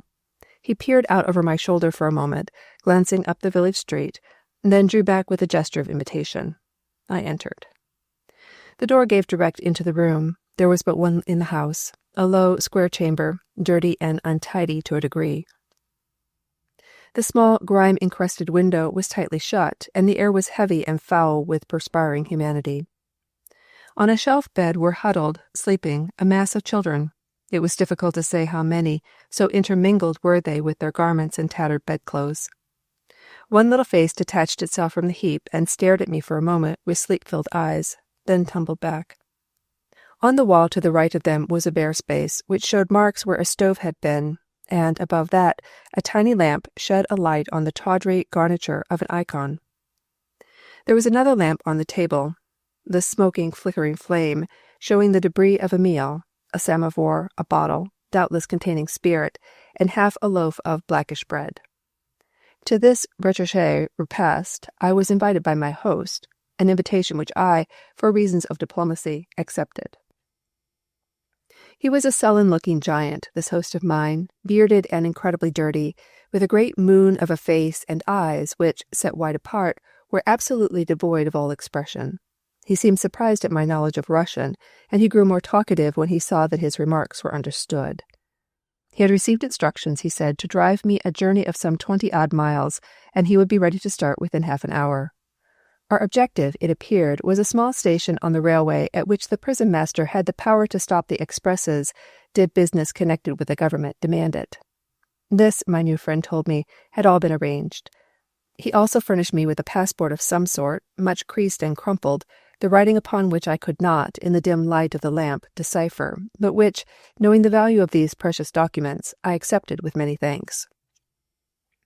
In spite of the unappetizing appearance of the fare and the unsavory surroundings, I made quite a hearty meal. I think it was the freedom of it all that appealed to me, that and the cigarette which my host handed me when I finished eating. I do not think I shall ever forget that smoke. After all, one has to be deprived of some things before one can appreciate them at their real value. I sat in happy laziness, watching the thin spirals of smoke ascend, spread out, and lose themselves in the shadows among the rafters. Through a door opening out the back, I could hear the man mumbling to his horse as he harnessed it. Then he called me, and I went out to view my equipage. It was a curious, lumbering vehicle, four-wheeled, and with a body of some kind of coarse wicker-work, roomy and comfortable. The horse, there was to be only one for the journey, beggared description. Never before had I seen so magnificent an animal. I wondered how it came about that the peasant should own such a creature. Perhaps Azanov had seen to it that as many miles should lay between me and the prison as quickly as possible. My speculations were broken off by the peasant reappearing and shutting the door behind him. He packed the body of our conveyance with rugs and a few pillows, and a basket from which protruded the neck of the bottle I had seen on the table. A moment later we were on our way down the center of the wide village street, heading, as far as I could judge, due north. My driver exchanged greetings with those who still lingered in the darkened village, while I, with my hat drawn well down over my eyes, kept my features hid as far as was possible. Through the summer night we drove. The horse fully endorsed by his performance my estimate of his powers, and the fellow at the reins knew how to handle them. We sped through little sleeping villages, showing dense, shadowy masses unrelieved by a single light. We saw no people after leaving our own village. Not even a shutter was opened as we went on our way. Now and again the sharp bark of a dog cut through the silence, or a night bird would scream away out over the plains. The way was level. On either side of the road the steppe spread out like the green-gray sea till it met the edge of the great spangled dome above us. In my imagination we were at the center of an immense world segment. It took us about 5 hours to reach the station, for we waited once or twice on the road to investigate the contents of the basket and to stretch our cramped limbs. Besides, as my driver pointed out, it would be useless our reaching the station long before the train that we were to stop and board should be due. The station, when at last we arrived before it, was a primitive little structure of wood set down beside the glistening lines of the rails, unlighted and devoid of all life. There was a tiny hut nearby, and at the door of this my friend knocked. He entered into conversation with the man who opened to him and showed him some paper, at the same time pointing to where I sat in the vehicle. The other nodded and re-entered the hut. I heard the ticking of a telegraph, and a moment later I was beckoned within. It would be an hour, I learnt, before the express to the north would pass. I was given an official-looking document which was to serve as my ticket, and which, I was told, would take me through to Moscow. Really, I thought, the worthy Azanov was doing me remarkably well. My doubts as to his ultimate intentions were growing less as the distance between the prison and me increased. The station-master, for such I took the occupant of the hut to be, made me welcome, bringing out from a tiny cupboard a bottle of vodka and insisting that we should both drink with him. I didn't like vodka, but I did as he desired. Then, when the hour was past, a bell tinkled at some instrument, and the station-master, snatching up a cap, hurried from the hut. We followed. A thrill of acute pleasure passed through me as I heard the distant whistle and saw the long line of lights which spoke eloquently of civilization, gliding out of the darkness and winding towards me. The train came to a standstill a moment afterwards, puffing, and with a protesting crunching of brakes. I saw the faces of disturbed travellers as they thrust aside the curtains of the carriage window and peered out to ascertain the reason for this unwonted stoppage. There were carriages, too, where people were reading, and in one a party of men were playing cards. The contrast of life without and that within was impressive. Then, gripping the hands of the two men on the little platform, I swung myself on board. They stood there and waved their hands until the darkness swallowed them up. I wondered whether they had expected any payment for what they had done. They were poor enough, heaven knows, but I had no money, and perhaps they would have been offended. I sometimes wonder if I will ever again meet those two worthy fellows. They will not find me wanting in gratitude. My journey, from the time I left them, was uneventful. Doubtless my official pass, my uniform, and my fluent Russian disarmed any suspicion. There was no frontier to be crossed, and I do not think I was more noticed than any of the other passengers. Much to my surprise and thankfulness, the creased passport in my pocket was not asked for. And in due course I stood again in the streets of Moscow. 6 months had passed, and to me they seemed more like 6 years. I was penniless, hungry, weak, and in the costume of an alien nation. Also, I said, I was under the shadow of the crime of having murdered a servant of the Tsar. But I squared my shoulders and said these things could be easily remedied, and that the sooner I forgot the dead Nevsky, the better. I do not think that there was a more surprised man in the ancient Russian capital than Dick Behrman when, a quarter of an hour later, I followed his servant into his dining room. Chapter 15. The Papers in the Rainpipe. He was seated at his breakfast, and he jumped from his chair as though he had been on springs as I entered. I had followed hard upon the heels of his man, and so took my friend completely by surprise. I, too, was perhaps nearly as surprised as he, for in the mirror that hung on the wall behind him in apparition, gaunt and in travel-stained uniform, seemed to advance across the room with outstretched hand to meet me. There had been no such luxuries as looking-glasses in the cell I had so lately left, and 6 months of tortured hardships, such as I had experienced, go far to age and alter a man. I am sure that in the emaciated, bearded figure, clad in the ill-fitting warder's coat, I did not at first recognize the well-fed Samuel Mannering, who had but 6 months past stood in Dick Behrman's room. And Dick, dear old fellow, did not seem to be able to make up his bewildered mind what to do first, whether to shake hands with me or fly to the sideboard and mix me a brandy and soda. It did not take him long to do both. Within the space of a very few minutes I was seated, clad in a barbaric dressing-gown, at the table, pouring out into my host's ear, as well as I was able to remember them, the things which had befallen me since I had last seen him. It is hard for me to write of the feelings I experienced as I sat before the cut glass and silver of Dick's breakfast table. The well-found comfort of it all, the cozy furnishings, the summer sunlight which glanced in at the long windows, did more, I think, to bring my physical strength back to me than the food itself, which I was somewhat greedily, I am afraid, devouring. At the same time, I do not wish to belittle the latter. Deviled kidneys and crisp rolls, together with fragrant coffee, had been strangers to my lips for far too long a day for me to speak of them with anything but the profoundest respect. Dick listened to my story with the keenest interest. Things had, he said, been a deal quieter in Moscow during the last few months. There had been many ugly massacres, however, details of which he told me, before law and order, as those things are known in the land of the Tsar, had been established. The ending of the war with Japan, too, had given the country something other than revolt to think about, but this was counterbalanced by the return of so many men with tales of their sufferings in Manchuria, men who, having no work to go to, infested the cafes and street corners, drinking and telling stories to willing listeners of the excesses of the exalted and the pilfering of stores by those in authority. The ranks of the revolutionaries were greatly increased by these malcontents, and, Dick thought, although comparative quiet now reigned, they were only waiting for a man to lead them to break forth afresh. Then, becoming more personal, Berriman went on to tell me a few very interesting details about myself, and as I listened I scored up further heavy items on my account with Felix Merzov. Winson, I learnt, had come to Moscow in a fine state, moving heaven and earth and the Russian authorities to find news of one Samuel Mannering, who had arrived in the city of Moscow at the end of December, and of whom, after one letter, all trace had disappeared. His well-meant blustering way had been met with the most deadly courtesy by the officials. He had been driven from pillar to post, from one department to another, until eventually he had reached my little brown-eyed friend, Baron Kosto. This gentleman, Dick told me, and another gentleman who was with him when they visited the prison, were perhaps more polite than any of the previous officials. The other gentleman, who could speak English and acted as interpreter, told Winson of a raid which the police had recently made on a very nest of nihilists, and in which many, how many it was impossible to say, were killed. It was difficult, he said, in such matters, to winnow the chaff from the grain, to tell the innocent from the guilty.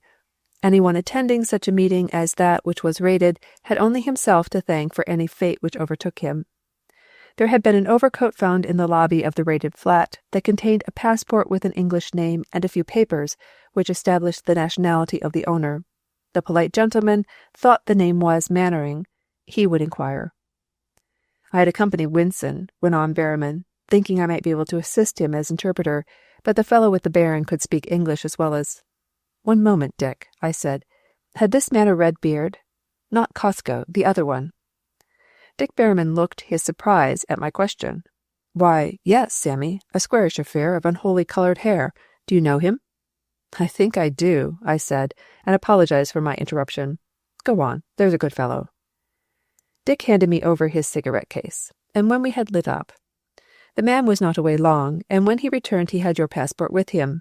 It was certainly yours. I remember you showed it to me the morning you were here. Otherwise, I might, perhaps, have suspected a forgery. I didn't like the eyes of the gentleman with the red beard. Besides, he was so damnably polite." He looked from me to Winson and back again with a smile that made me want to kick him. "You will see, gentlemen," he said, and Dick mimicked the hateful purring voice of Felix Mazarov, "that the case looks bad for your poor friend. He has evidently banded himself, is he not, with the enemies of Russia. You will understand that the authorities cannot discriminate." He went on to tell us of the regret that he, speaking for the government, felt that one belonging to such a friendly nation as the English, a people whom he personally so much admired, should have been so unfortunate. Perhaps, after all, Mr. Mannering was alive. He was afraid he could hold out little hope. If, happily, it was true, he would at once communicate with our ambassador. We might rest assured that all that could be done. You see, Sammy, that little affair at the flat was a big move at the government. There must have been a traitor in the camp somewhere. The police had been preparing the coup for days. They say that over 70 men and women lost their lives in the fight which took place.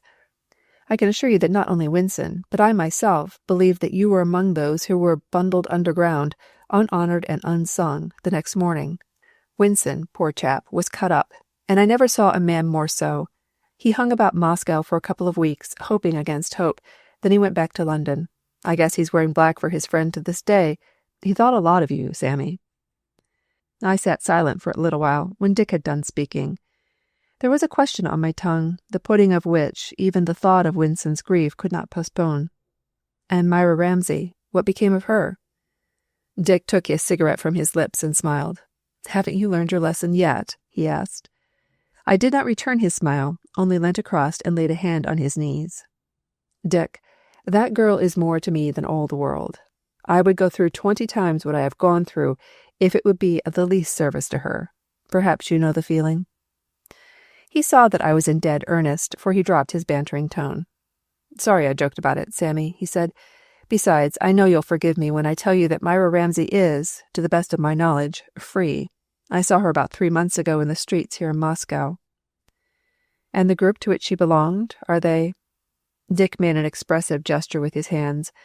Practically off the map, he said. The raids seem to break them all up. There are a few left, but they are not strong enough to do any damage. Some got over the frontier and are, I believe, in England. And you haven't seen Myra Ramsay since? No, it's 3 months as far as I can recollect, roughly. I think she must have gone home to England as well. I would have been sure to have seen her if she were still in Moscow.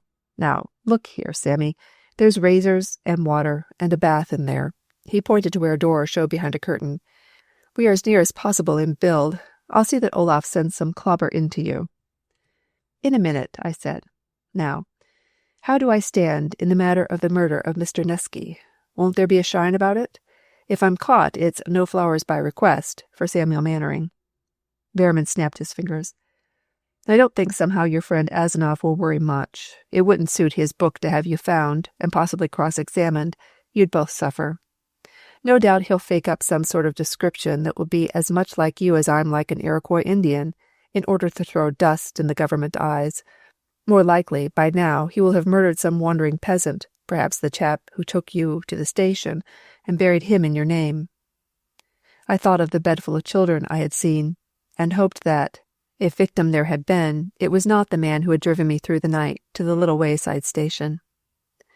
At 1 o'clock of the same day as that in which I re-established my connection with civilization across Behrman's breakfast table, I was seated in the Hermitage enjoying a most excellent lunch composed, with a fine disregard to my digestion, of the things which I had missed most during the time I had been the guest of the Russian government. I was well clothed, Dick having a pretty taste in raiment, and his garments having suited me admirably. I had trimmed up my straggling beard and moustache, and I had bathed. Never will I forget the clean comfort of that bath. The sensation is pigeonholed in my mind in company with that I experienced when I lit my first cigarette in the third house in the village. Freedom, good wine, music, the dresses of the women, all played their part in the coming to life of Sammy Mannering. Behrman had, heaven knows how and where, procured me a passport, and I was, for the moment, one Harold Ericsson, a fur merchant from Birmingham. This, together with the change in my appearance, eased my mind wonderfully as to what Asinov might do if he did see fit to play the Pharaoh and fetch me back.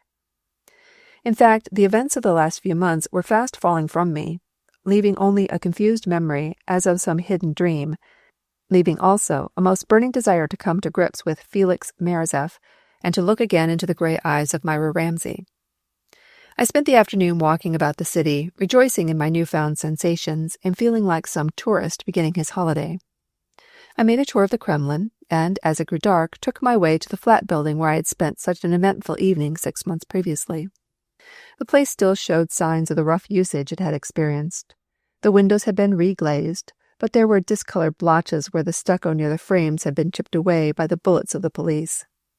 The iron balconies, too, outside the windows, had not yet been repaired and hung brokenly. Perhaps the authorities meant the damaged appearance of the place to be a salutary lesson to others, for they seemed to have been in no hurry to obliterate evidences of the fight. I walked round the corner and gave a casual glance up the little cul-de-sac where Myra and I had watched while the police brought in their dead. The thought of the girl's heroism gripped me as I looked, and again I seemed to see the pale face with its tendrils of damp hair, as it lay on its pillow of snow. Again I heard the sweet low voice as the girl had come out of her swoon to the desolation and distress around her. I was waiting now until it should grow darker, that I might put into practice a project I had had in my mind since I arrived in Moscow that morning. I meant to take an early opportunity of examining the broken piece of gutter pipe into which I had thrust the papers Myra Ramsay had taken from the bodies of the dead revolutionaries and thrown to me. They might prove useful in the work I had set myself, the task of tracing the girl and of presenting my account to Felix Marazeff. In the fleeting glance I gave as I passed the mouth of the alley, it seemed that all was as it was on that night 6 months ago, except for the snow. There were the crates, or others like them, the barrels and the broken sleighs. My fingers itched to explore the piping, which I noticed still hung brokenly from the guttering. I spent the next hour sitting outside a cafe nearly opposite, drinking coffee and watching the passers-by. I had not long to wait until I deemed it dark enough for me to act. The street was a little frequented one, running, as it did, parallel to the main road, and there were but few people about. A gas lamp a few feet away threw its yellow light obliquely into the little yard, but this only had the effect of making the further end of it darker than ever. I saw that once I had gained an entry, I would be able to work in perfect security. It was not likely that any of the few people passing by would disturb me by entering the cul-de-sac.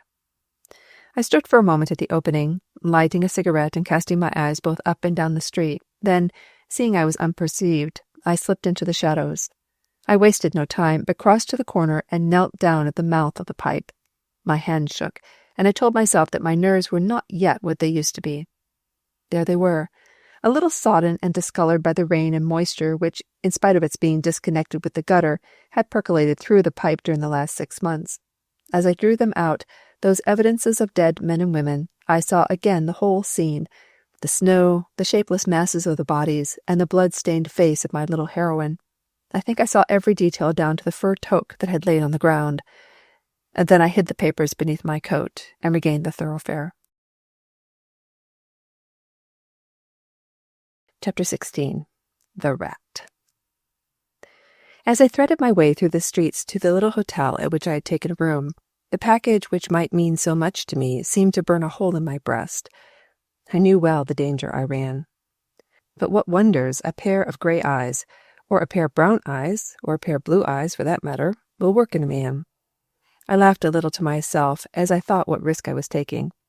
Suppose the police decided to search me. I was a new arrival in the city, and as such was, of course, under a certain suspicion. I could see the gleam of satisfaction that would pass over the official faces as they looked through the papers, and the sneers when I was unable to tell them even the full address where Mr. Erickson, fur merchant, of Birmingham lived. I knew absolutely nothing of the man whose name was on my passport. In fact, I did not even know if the fellow existed. Behrman had not told me where he obtained the paper, and I had not thought to ask him. I carried with me perhaps enough evidence to hang a dozen men, myself included, but there might be among the letters a clue that I could follow up to reach the girl I loved, and that was all that mattered. Behrman had begged me to make my home with him during the time I should stay in Moscow, but I did not consider it fair that I should do so. I am afraid he thought me a hair-brained fool to return to the fire which had burnt me so badly. He told me that the next time I could not expect to have the luck to escape, and I knew that his advice was sound. He had recommended me to a hotel near the outer boulevards. It was an unpretentious affair, situated over a café, but it was eminently respectable, and much used by English commercial travelers. As far as was possible in Russia, the Hotel Saratov was passed over by the authorities as hardly the place to harbor dangerous revolutionaries. Here I knew that I would be in comparative safety, and it was to the Saratov that I went with my precious packet of papers. I did not, in case I should be followed, evince any hurry. In fact, I sat for quite a while in the café, choosing a table which was visible from the street. I picked up an English paper, I think it was the Telegraph, but the censor's black blotches made it almost unrecognizable. From out of the corner of my eye, I saw that a man passed and repassed, but this did not worry me unduly, knowing as I did that watch is kept on all new arrivals in Russia. If the man was watching me, he must have been convinced of my harmlessness, for I saw him no more after that evening. For perhaps an hour I sat and picked out little items of news from the paper, then, bidding the proprietor good night, took my candle and ascended the narrow dark stairs leading to my bedroom. I had purposely chosen a room on the 3rd floor as being perhaps more private than those just above the café, for however innocent the Hotel Saratov might appear, it was in Russia, and a little caution is seldom wasted. I locked my door, and setting the candle on the little table, prepared to examine my packet. There was no chance, I told myself, of it being overlooked. I threw up the single window the room contained, and noticed with satisfaction that it was placed in a sheer wall, and that there was hardly ledge enough to give foothold to a sparrow. It was not late. A clock somewhere was striking 10, and to my right I could see the blur of radiance on the sky that told of the nightlife of a great city. Moscow had risen phoenix-like from the ashes of her troubles, and was once again her own gay self. I saw at the first glance, as I spread the papers out before me, that a majority of them were of no importance. These, together with those which were too soiled by their exposure to be decipherable, I placed on one side, gradually narrowing my material down to 3 documents. One, slight in itself, had for me a very weighty significance. It was but a scrap. I took it to be the leaf of some letter. Upon it were penciled a few words, and even these were only partly legible, the paper being very stained. I could make out, "Advise you strongly," "Absent yourself," "Great doings," then leave at, "Delay is," "Remember," "Not to blame," "If you remain," "Meet me," "Share." Not a great deal in itself, but it was the writing that seized upon me. Bergstoff had shown me the letter he had received from Merzef on the night of his fatal gathering. It had been an ordinary letter, not like the one which I had found a part of in the drainpipe. Bergstoff's invitation had been an invitation to the flat, and I recognized at once that the handwriting was identical in both letters. I lit a cigarette and, crossing to the window, looked out over the city. I reconstructed the tragedy of the receipt of that letter. Evidently Felix Merzef was not alone in his schemes of treachery. There had been another, perhaps more than one, and he had neglected to take the warning his chief had sent him. Again, perhaps, he had hoped to make his mistake, and had been shot down by the police as they entered the building. The presence of the letter in the piping proved that his had been one of the bodies carried into the cul-de-sac, and that one traitor at least had met his deserts. I folded up the precious paper carefully between two letters. I said that my vengeance against Merzef did not require proof, but it was as well to have it. With these few words in his unmistakable handwriting, together with my knowledge of events, I had him in my power to do with as I pleased when the time should come. I turned my attention to the other two papers. One was a soiled membership card of the order, dated 10 December, and made out in the name of one Simon Drafo, who, I read, had been received into the Geneva branch of the Brotherhood. This, I thought, might also be useful, and I placed it carefully away with the other papers.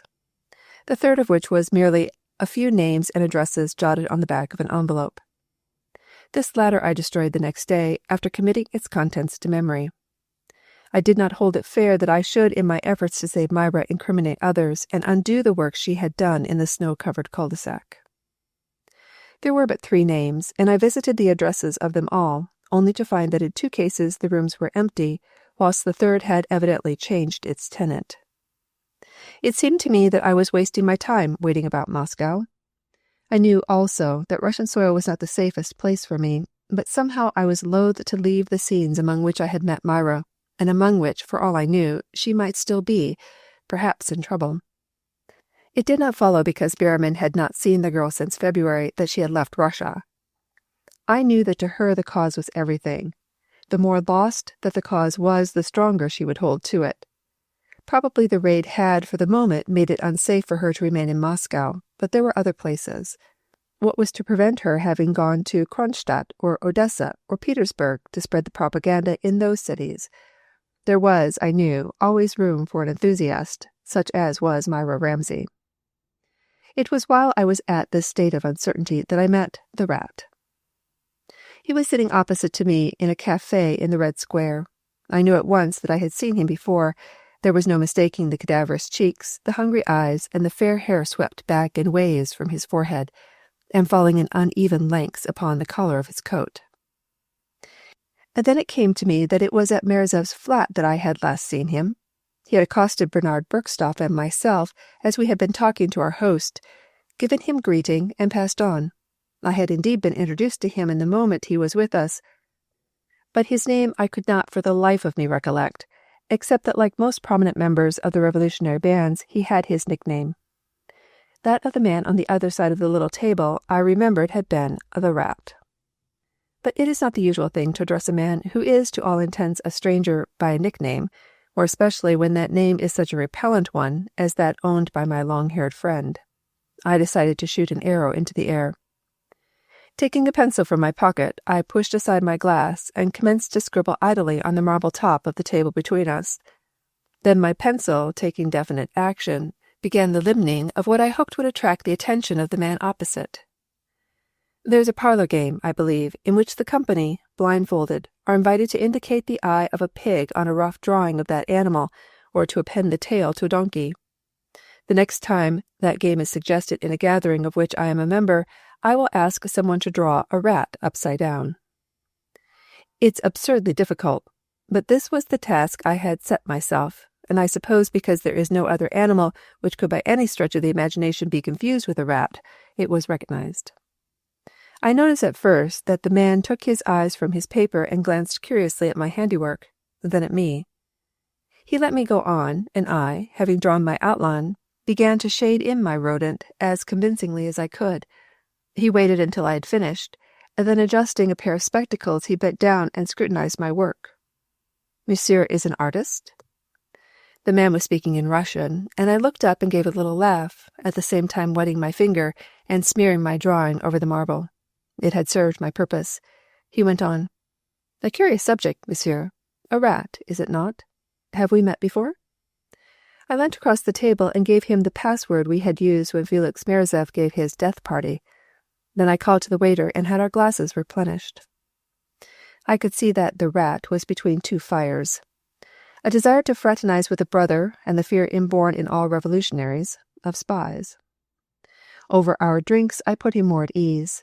It was only when he asked my name that I cursed myself for not being prepared. I felt that the man was watching me narrowly. I gained a little time by lighting a cigarette and pretending to search my letter case for a card. Between the folds of a letter, I caught sight of the little yellow membership card which I had found in my drainpipe. The man opposite me was waiting for his answer, and I had but one course to take. "Simon Draffo," I answered. It had come upon me suddenly that if I was to find any news of the girl I loved, I had better keep in with the clique to which she belonged. They alone could help me.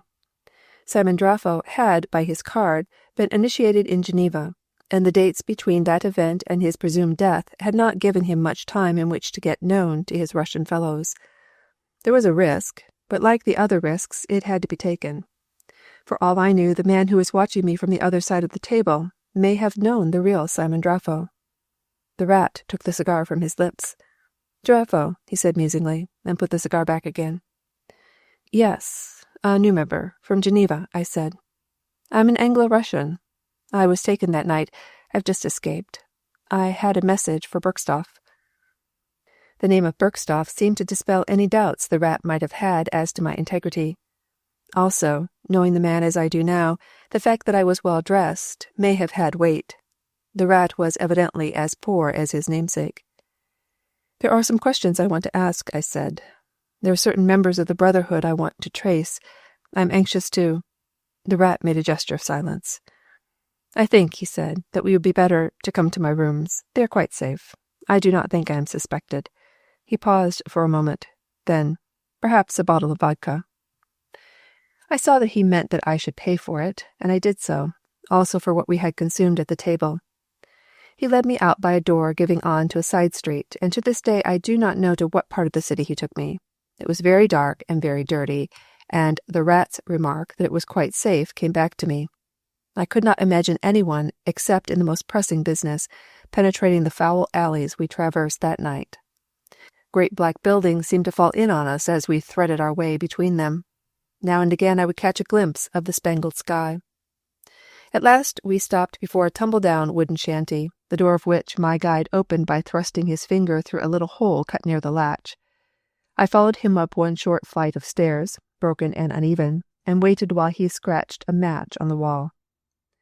The loathsome approach had prepared me for a scene of squalor, and I was agreeably surprised as the rat put the spluttering match to the lamp-wick to find that my surroundings, although poor, were at least fairly clean.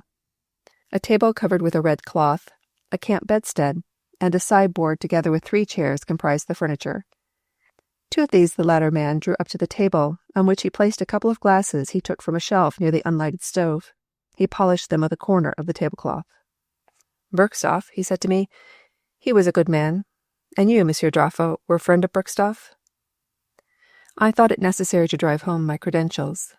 "Yes," I replied. "I met him first in Paris, in the Boulevard Saint-Michel. You said he was a good man. Is he dead?"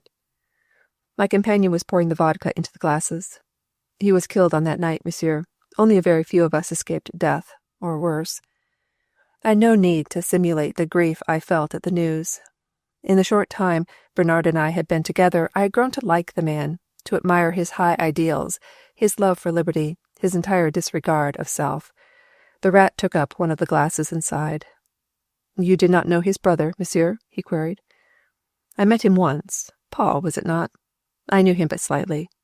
He, too, is dead. He was looked upon as a traitor, but I do not believe it. He was killed in London, Monsieur Draffo, by order of the Brotherhood." Here was news at last. If I was to learn more, I must proceed warily. "I heard something of that, I think," I said. "But was he not only wounded? I seem to have heard that he recovered." My host rose from his chair and took a square book from a cupboard I had not before noticed. He placed it on the table and thumbed over the pages. It contained, I saw, cuttings from newspapers, some in Russian, some in other languages. He stopped near the end and pointed out a few lines of print at the top of the page. I drew the book towards me and read.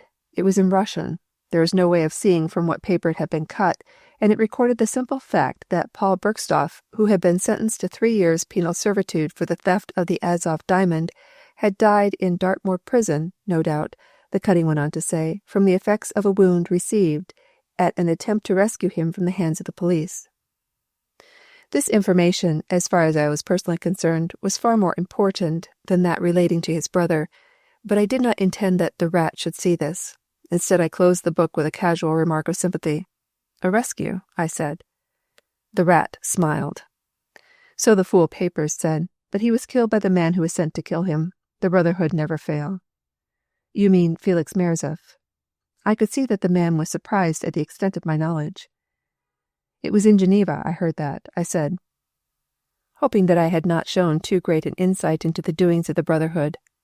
"And what has become of this Merzef? I met him but once on that night. Was he, too, killed?" I waited with concealed impatience for the man's answer. When it came, I saw that even now Merzef was playing his double game unsuspected, still running with the hare and hunting with the hounds. "He is in London," the rat said, "where a few of us went after our disaster. I, too, have been in London, and in a week I return." For a moment or two I was silent, sitting at the table and turning over, casually, the pages of the book of cuttings. Casually, too, I put my next question. "Was there not a girl, Myra?" I asked, and toyed unconcernedly with my glass.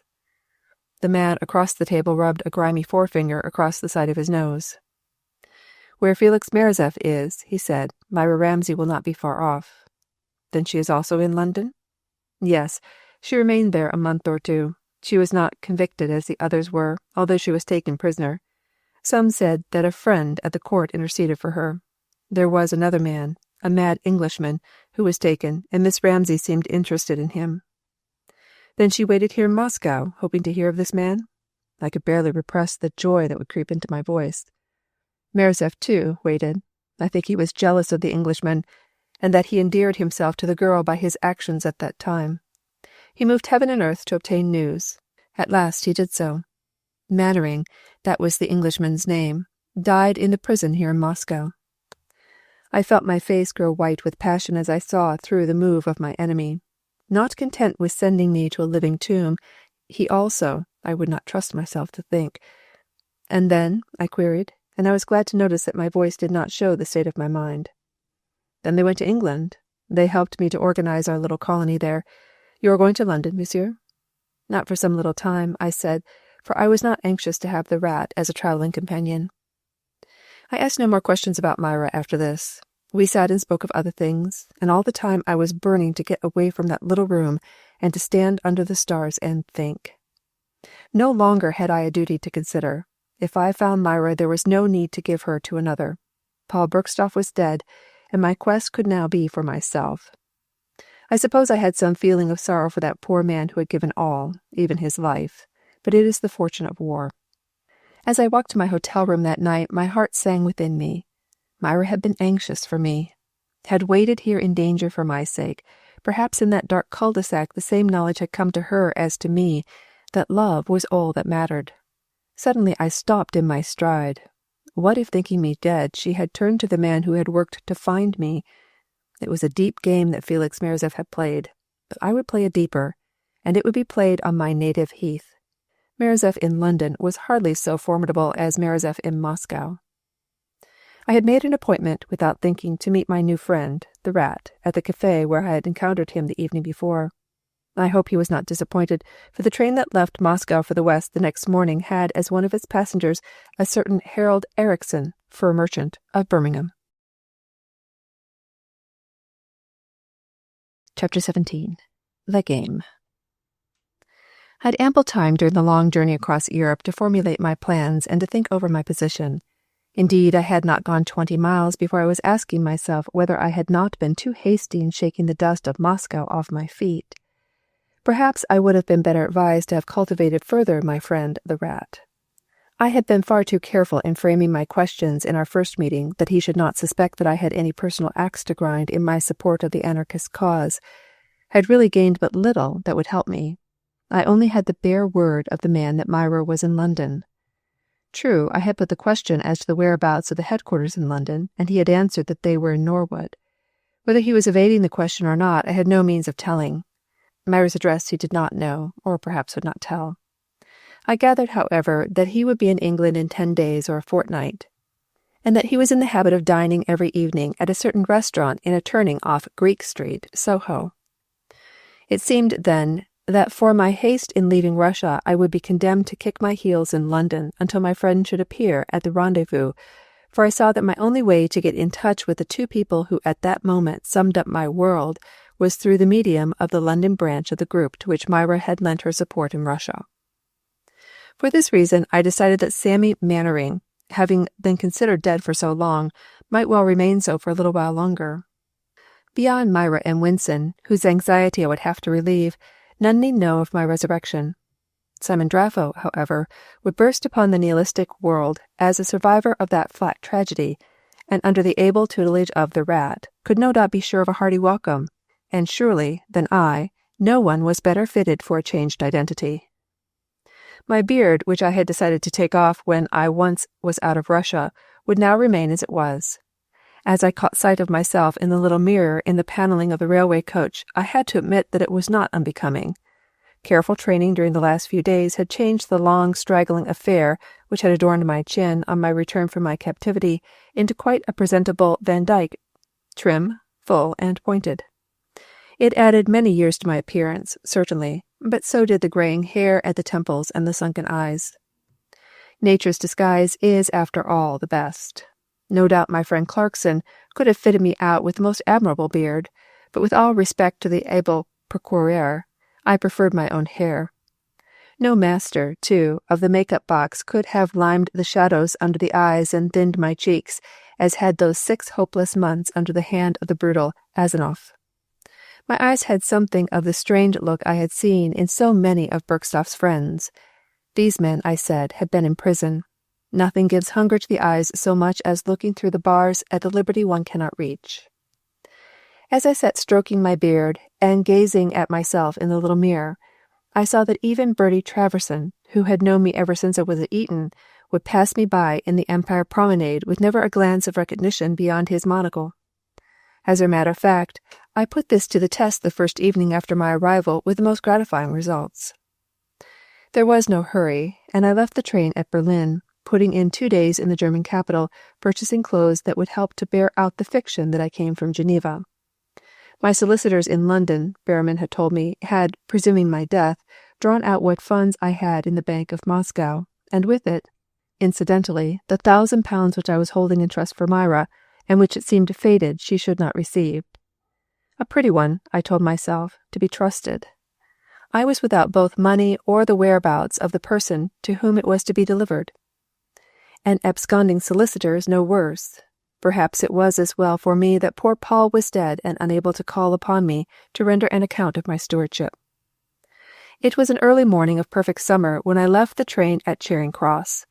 I had intended to turn in at the hotel for a few hours' sleep, but the cool breath of the morning air, after the close atmosphere of the train, tempted me, and, putting my bag in the cloakroom, I lit a cigarette and wandered down Villiers Street to the Embankment. The outcasts of the town were stirring uneasily on the benches. From the gardens came the matins of birds. The foliage of the trees, vivid in the newly risen sun, showed its fresh greenery against the green masonry of Somerset House. All was beautiful and seemed to speak hopefully of the coming day. all but the shapeless figures of the derelicts upon the benches. Those of them who were awake eyed me closely as I passed, as though weighing in their minds whether the prosperous foreigner was worthy of the effort needed to rouse themselves and solicit alms.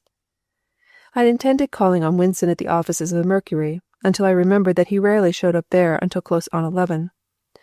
There were a few cabs standing outside the Temple station, and I hired one and was driven to his chambers in Victoria Street.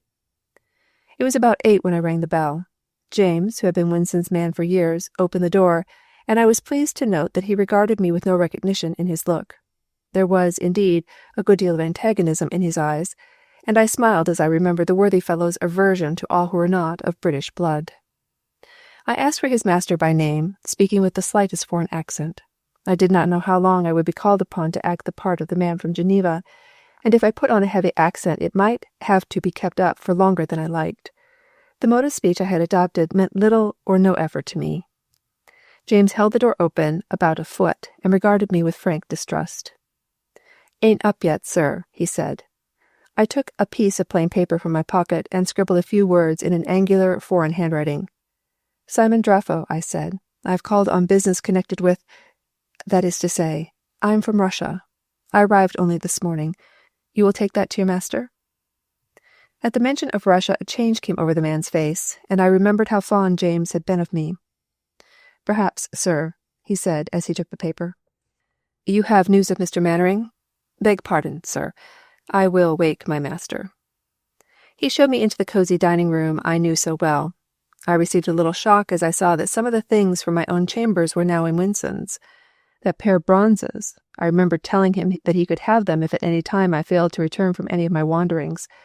That little sketch of Condor's, the cup I had won at— My inventory was cut short by an apparition in a flaming orange dressing gown, which precipitated itself from the room adjoining to the one I was in. "You must excuse me," he said. "I was asleep. Yours is an early call, Mr.—" He glanced at the paper in his hand. "Draffo. I can only think of one cause for it. My man says you are from Russia. Is it about Sammy? Mr. Mannering, I mean." I rose from my chair and bowed, and perhaps added a little to my accent as I answered, "I'm from Moscow, Mr. Winston. Mr. Mannering is well. He has been in great trouble. He is—" A heavy hand fell on either shoulder of my foreign-cut coat. I looked up and into the laughing blue eyes of my friend. Over his shoulder I caught a glimpse of James, his mouth open in wonderment at the unusual scene that was being enacted in the well-ordered household. "Why, it is Sammy! Sammy in the flesh! Thank God, old man! A bottle of the best, James! A magnum! And bring 3 glasses, James! Here's our old pal back! 3 glasses!" He pressed me down in a chair as he shouted his instructions, and then his face grew more serious as he noticed my sunken cheeks, my graying hair. "But, Sammy, you're 10 years older, and why this makeup?" He touched the Berlin tailor's handiwork. "It's part of a game, Winnie," I answered. "It's not played out yet." James entered with the magnum and the tumblers. We drank to each other, and James made me a neat little speech. When we were alone again, Winston lit a cigar and listened while I told him everything. "But I am sorry you saw through the disguise," I remarked, when the tale was told. "A lot depends on it, you know." Winston looked at me with affection brimming in his eyes. "If you knew how you have been in my mind, dear boy, you wouldn't wonder any more. I think I've been seeing Sammy Mannering in the most impossible persons for months." "Then you think I am safe from recognition?" Winston took the cigar from his mouth and looked at me quizzically, his head a little on one side. "I think so. Perhaps if I might make a suggestion, you might touch up your hair a little. Glasses, too, would help. You'll want a doss, old man. After your journey, eh? Of course, you stay with me." But I would not hear of it. I was going away, I said, immediately to take up my mission. I would take some money, that was all. Mine was a long game, and I would share its dangers with no man alive. Winston's friendship for me was of no light order. I think, by the way he remonstrated with me, that he thought me mad. I imagine also the whole thing appealed to his sense of journalism, and he held it a good story lost. Before he would let me go, and that was not until he saw plainly that my mind was made up, I had to promise to write to him as to how I fared, and that, should I need a friend to help me, that friend should be he and no other. My solicitors, he told me, had my money still in their possession. In the meantime, if I opened an account in my new name, he would see that my share of the Mercury's profits for the half year should be paid into it at once. He named the figure, a very gratifying one. I stayed in Winston's rooms, resting until nightfall. Then, taking a cab to Charing Cross, I reclaimed my bag and drove to an unpretentious hotel in a quiet Bloomsbury thoroughfare, registering under the name of Simon Draffo of Geneva. The board was set for the game.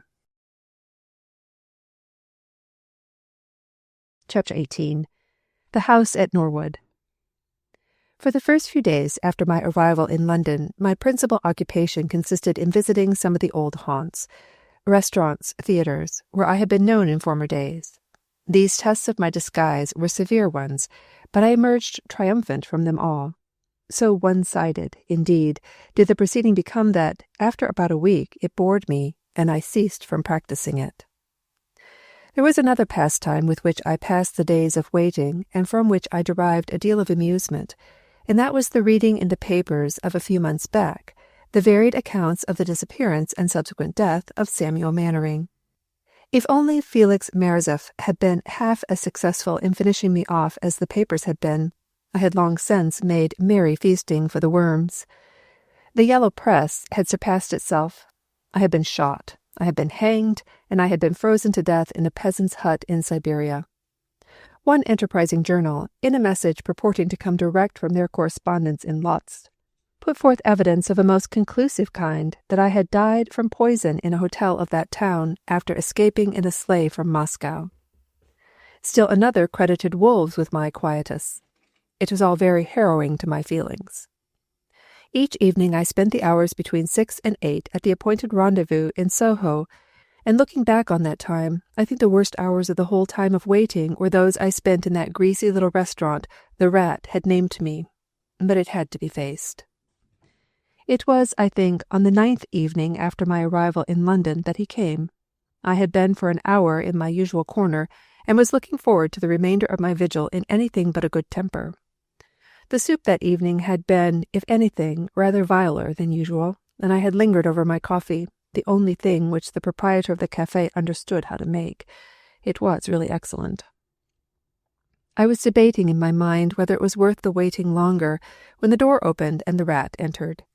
He came in warily, looking eagerly from side to side and scanning the faces of those sitting at the tables. He was a little cleaner than he had seemed to be in Moscow, but not much. In spite of the weather, he was swathed round with clothing. His hand, as he shook mine, was cold and damp, and the sight of him as he sat opposite to me and sucked in great spoonfuls that awful soup was repellent in the extreme. Certainly my mission was bringing me into strange company. The Rat, who was addressed by the proprietor as Monsieur Belay, was seemingly well known to the habitués of the dirty little restaurant, and it was with some difficulty that I was able to get him away after his meal. But at last I was successful, and I stood for a moment on the pavement, thankfully breathing in even the close air of the street. We walked arm in arm through the narrow, mysterious streets of London's foreign quarter, emerging at last into the gleaming lights of Leicester Square. It was the time when there was a lull in the movement of the West End, when music halls and theatres have begun their performances, and we found the streets fairly empty. I asked Monsieur Belay to accompany me to my hotel. Perhaps knowing the Rat's liking for strong waters, he might be led by little alcoholic persuasions to talk of the matter which was occupying my mind, and the consummation of which I was so anxious to arrive at. But he would not hear of it. A few of that group were meeting, he said, at their headquarters. He was due there, and it would be a good opportunity of introducing Simon Draffo to them.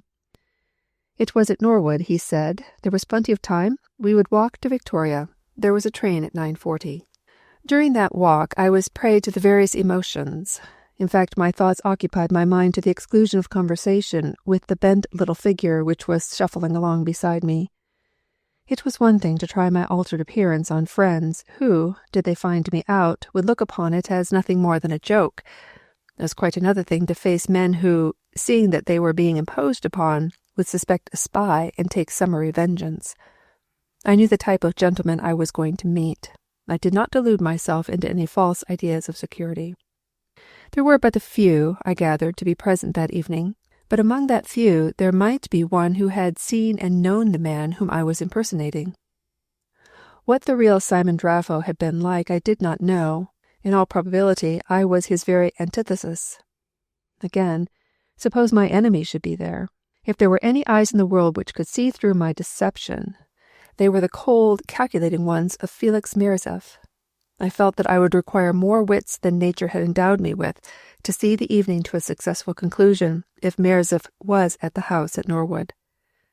Then I thought that perhaps Myra, and at the thought I unconsciously increased the pace at which we were walking, so that the little figure at my side, who had broken into an ambling run, protested.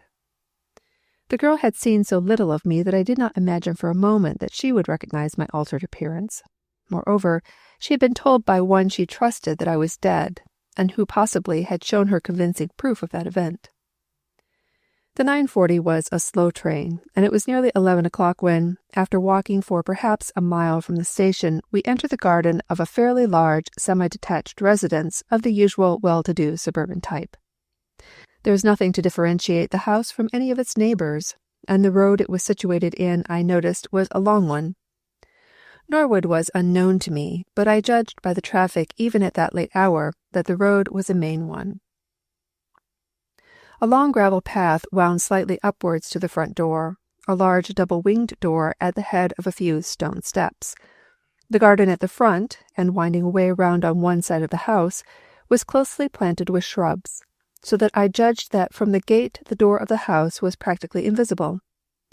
There was a light in the hall, a single gas jet turned very low, showing yellow through the rather grimy transom. This, apart from the glimmer of a candle in the basement, was all the illumination that appeared at the front of the house.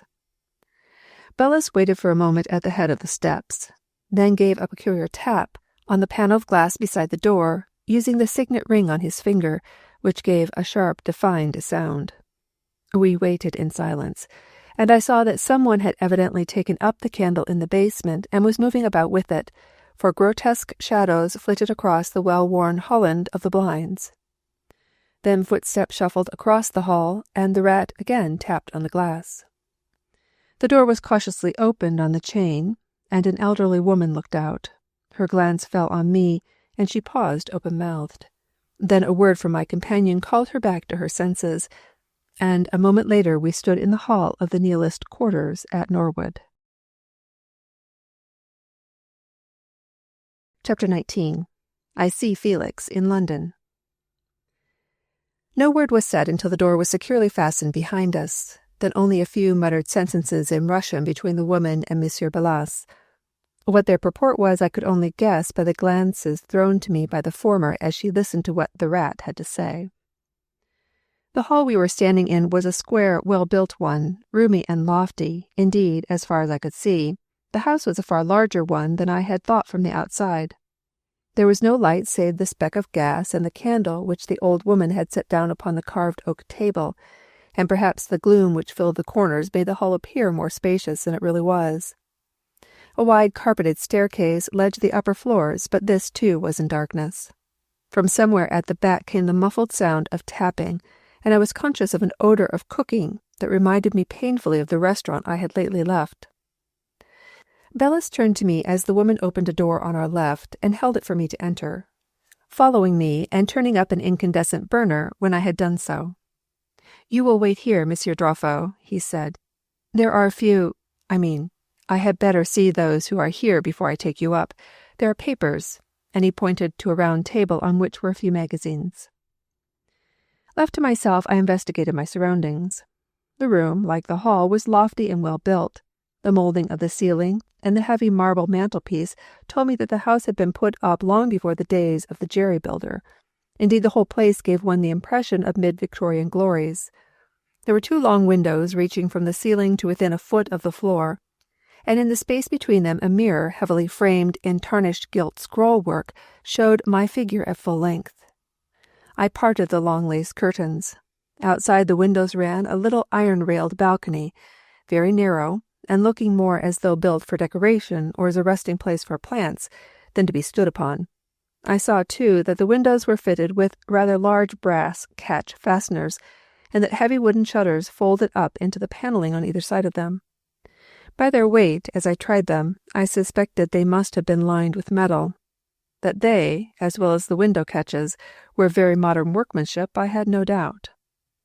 The furnishings of the apartment were shabby genteel and depressing, horsehair and whatnots, and antimacassars. They all reminded me of nothing in the world so much as a dentist's waiting room, a simile to which the dog-eared magazines on the round mahogany table lent color. The pictures were unimportant, an engraving or two, with here and there an indifferent oil painting. An enormous gilt clock under the glass dome on the mantel-shelf, I saw, had stopped at 9:15. I took stock of myself in the mirror between the windows. I had taken Winston's advice and darkened my hair considerably, thereby accentuating the gray over the ears. My pince-nez alone added 10 years to my appearance. Also, by a happy thought, I had had minute pieces of gold filling set between my front teeth. I am particularly blessed in the matter of teeth, and I feared that my moustache was hardly sufficient to hide them. These fillings, suggesting as they did decayed teeth, should disarm anyone who saw in Simon Draffo the least resemblance to Sammy Mannering. I managed the little operation without the aid of a dentist, and I could remove the little pieces of soft gold as I pleased. It was 1/4 or 20 minutes before Ballas returned. He had with him a tall man of perhaps 50 years of age. It seemed to me that he showed some little hesitation at accepting what the rat had doubtless told him, for he looked at me sharply. I think, however, that my appearance went in my favor. Dr. Miradon, for it was by that name and title the man was introduced to me, asked me many questions, touching very little, happily, upon Geneva. Indeed, I saw immediately, from even my limited knowledge of the Swiss city, that he knew it not at all. On Russian subjects, thanks to what I had learnt from Bergstoff and what I had myself seen and suffered, I think I satisfied him. I kept my card of membership to the last as a trump card. As the man figured the little square of yellow pasteboard stamped with the circle and inverted triangle of the Brotherhood, I knew that all doubt had left him. He questioned me about my prison life, and on this subject I did not have to resort to any invention. My description of life in a Russian jail was, at any rate, a reality. I accounted for still possessing my membership card by telling the first lie that entered my head, and saying that, at Bergstoff's suggestion, I had hidden it in my room at the hotel before going to the fatal meeting at the flat. Upon my return to Moscow 6 months later, I had engaged the same room, and luckily found my card still hidden behind the wainscoting where I had put it. Altogether, my story, in its little details, was so convincing that I believe, for the moment, I really thought myself to be Simon Draffo. Had my listener doubted me, I think I would have felt offended. But he did not doubt me, and in a few moments he opened the door and asked me to accompany him. My introduction to the others, gathered in the Norwood house, took place in a room on the floor above, a back room with big bow windows closely curtained with heavy red draperies. In the embrasure of this window 3 men sat at a square table, a little heap of papers and a chair that had been pushed back, showing where the middle-aged man who had questioned me had been sitting when he was called away by Ballas to welcome their brother, Simon Draffo. I gave a hasty glance at the faces that looked up from their papers at our entrance. One of them I had seen before, that belonging to a heavily built, short man, with black hair parted on one side close above the ear, and falling in a long wave across his rather intellectual forehead. I remembered him perfectly as one of the men I had seen at Felix Merzev's flat on the night of the raid. The man looked at me, I thought, somewhat intently, and I bowed. The recognition, I told myself, should come from me. That would be proof positive that I had been present at the flat. "I have seen monsieur," I said pleasantly. "It was on the night when— May I be permitted to congratulate monsieur on his fortunate escape?" The 2 other men at the table merely bowed as I was introduced to them. In their faces I read no sign of recognition, and it was evident that, for them, Simon Draffo had no particular significance. What had been the subject under discussion when my arrival interrupted them, I could not say. Whatever it was shelved, and the conversation became general, of Russia mostly, and of the events that had recently been taking place there. We spoke a great deal, too, of the debacle at the flat. Indeed, when possible, I turned the subject on to that comparatively safe ground.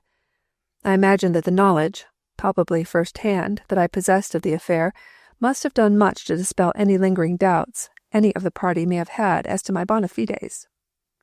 It was evident, however, that I was not to be included in their council, and it was evident also that they were only waiting for my departure to proceed with their business. Simon Draffo, as a member of their organization, was assured of a courteous welcome, but it was not necessary that they should trust him with the affair they had in hand. When, a little later on, I discovered that business, I was not surprised at the care they took over its discussion. The thick-set man, particularly, seemed to be impatient. He sat and drummed his fingers, thick square-topped fingers, on the table with ill-concealed irritation, and fidgeted with the papers before him. I tried to gather something from the glimpse I could get from where I sat of the documents, but beyond that there was a plan of some building among them, I was unsuccessful. At intervals I could catch the sound of the tapping I had heard as we stood in the hall. It was perhaps a few minutes after midnight when the Rat and I made our way back to town. We were too late for a train, but we happened upon a returning cab, and, after dropping Bellas at Shaftesbury Avenue, I reached my hotel a little after 1 o'clock, fairly well satisfied with my evening's experience. The next day, after breakfast, I again took the journey to Norwood, this time alone, and in a suit other than that I had worn the evening before. I had no fixed program as to what I intended doing, but I had a fancy to see the mysterious house with the steel shutters by daylight. I had little difficulty in locating the house, and whatever had been my previous impressions, there was nothing sinister about the place, seeing it as I did now, in the genial sunlight of a summer morning. The name painted in white letters on the top rail of the gate was Carina Villa. The life of a prosperous suburb passed up and down before the house. Tradesmen, nursemaids with their charges, errand boys, all went by with never a look up the gravel path that wound among the evergreens. The events of the night seemed far away as I stood for a moment reading the small brass plate affixed to the gate, setting forth that Dr. Murdon received pupils in foreign languages. A good cloak, judging from the lack of interest shown by the inhabitants of Norwood in the villa and its affairs. So far, I had said, as I walked on, so good. I had obtained a footing in the home of the London section. It remained now to find Myra, and, after her, Merzef. I do not know quite which meeting I looked forward to with the greatest pleasure. There was a public-house some 6 doors away, and nearly opposite the house, and it was the sight of the billiard-room, which I noticed was on the first floor, which gave me an idea. As well, I said, to pass my time in the neighborhood as at my hotel in Bloomsbury. I might perhaps see Myra if, as I half expected, she visited the house. My ruse was a simple one. I was a foreigner, I told the landlord, staying in the neighborhood, and I was desirous of mastering the intricacies of the English pocket game of billiards. Perhaps I could hire the table by the afternoon. And so, after lunch each day for the next week, I occupied the room above the bar of the public-house. I'm afraid my practice with the cue was rather desultory, but I do not think I missed much of what was passing at Carina Villa. The elderly woman who had admitted us the night before passed in and out, presumably from the basket on her arm. She was shopping. Dr. Murdon himself took an hour's walk each afternoon, generally between 3 and 4 o'clock. Apart from the thick-set man whom I had seen in Moscow, nobody seemed to visit the villa, and the postman's visits were very rare. If Dr. Murdon received any pupils, I did not see them enter or leave his house.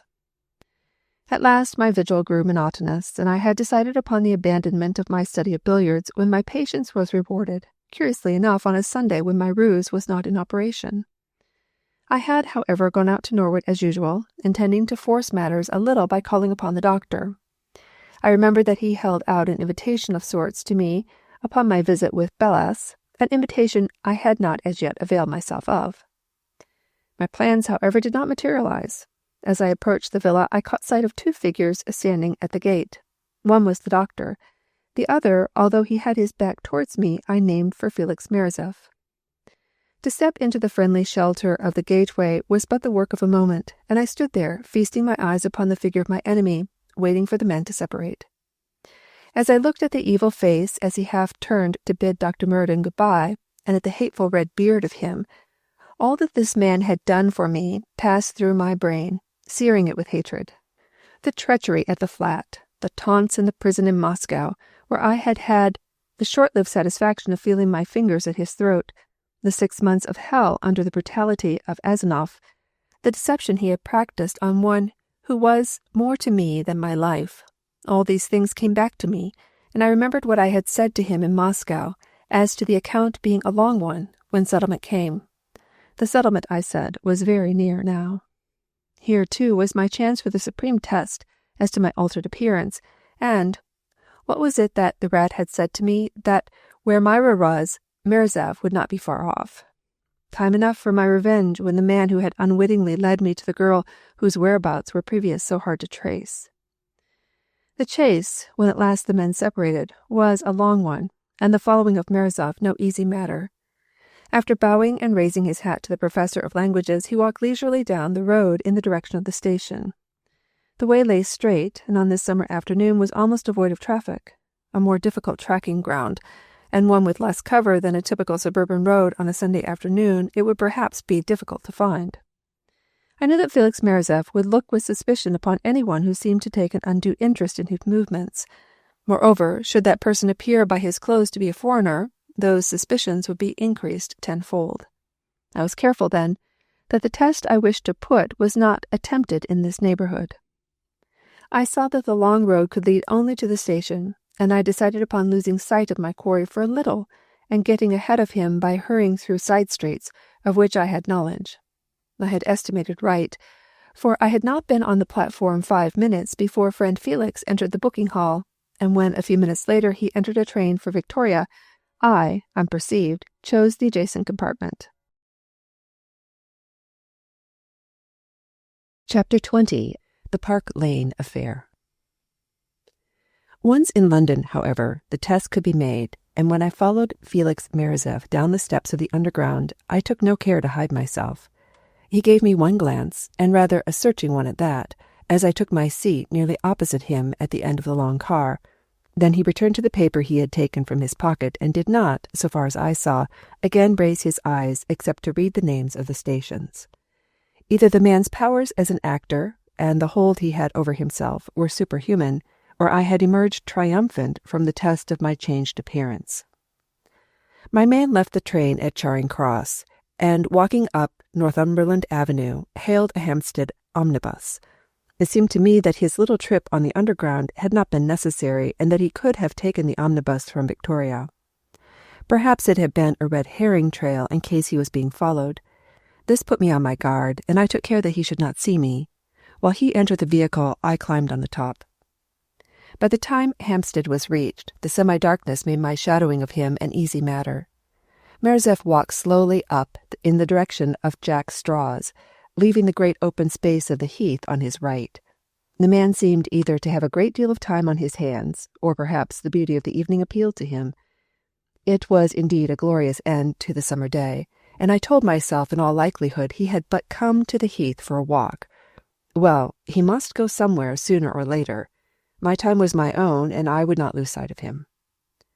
On over the hill, taking the road dipping down to the left, went my man. It must have been about 8 o'clock when he turned in at a gate in a close hedge which surrounded a little low-roofed white cottage lying back from the road. I waited a while so that his possible exit might not take me unawares, and then I approached the gate in the hedge. A trim, flower-bordered path ran straight to a little green door.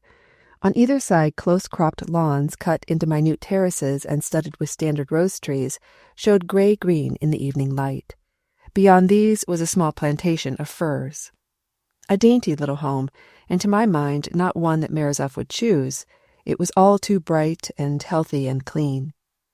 I seemed to know by intuition that within a few yards of me, behind the silken radiance of that blind, Myra was seated, and that the hour for which I had been waiting was at hand.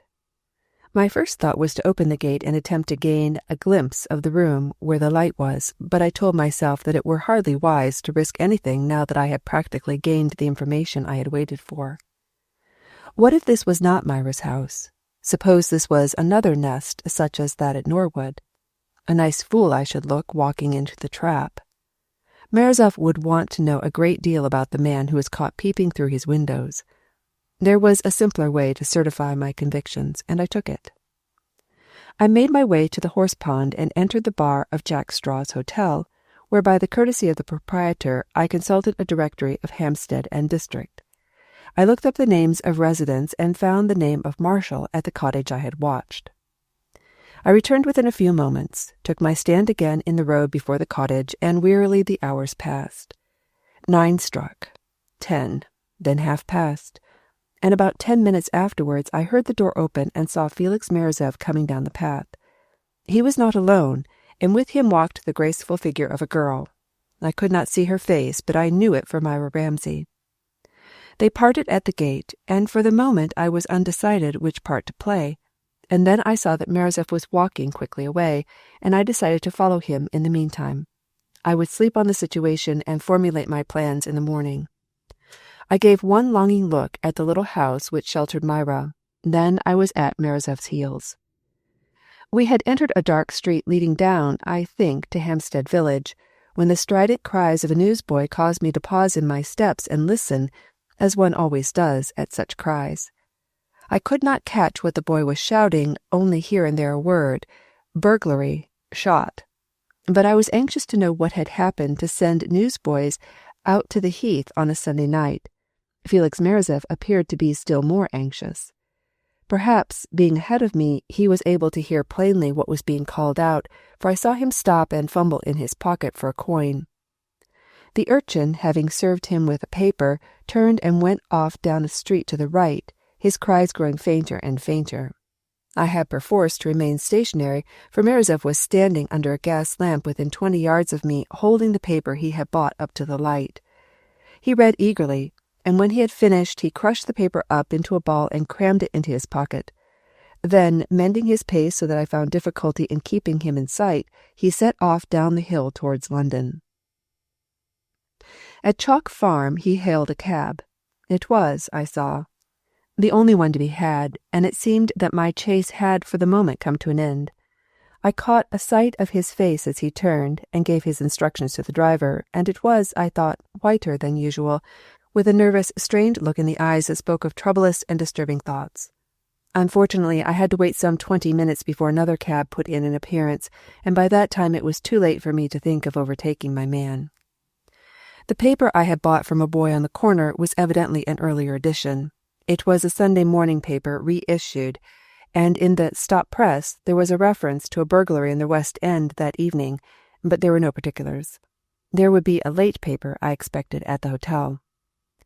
As I entered the little hall, the clerk behind the window beckoned me.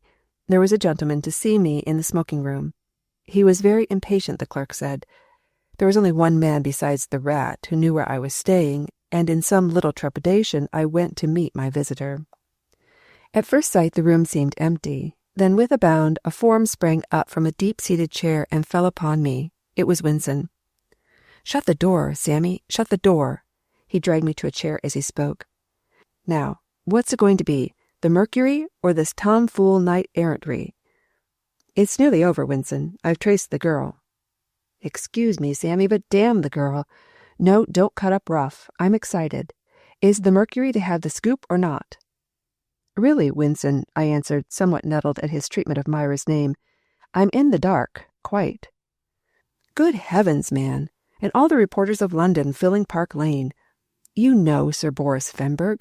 You had his cheque 6 months ago. What do you know of all of this?" "Please explain.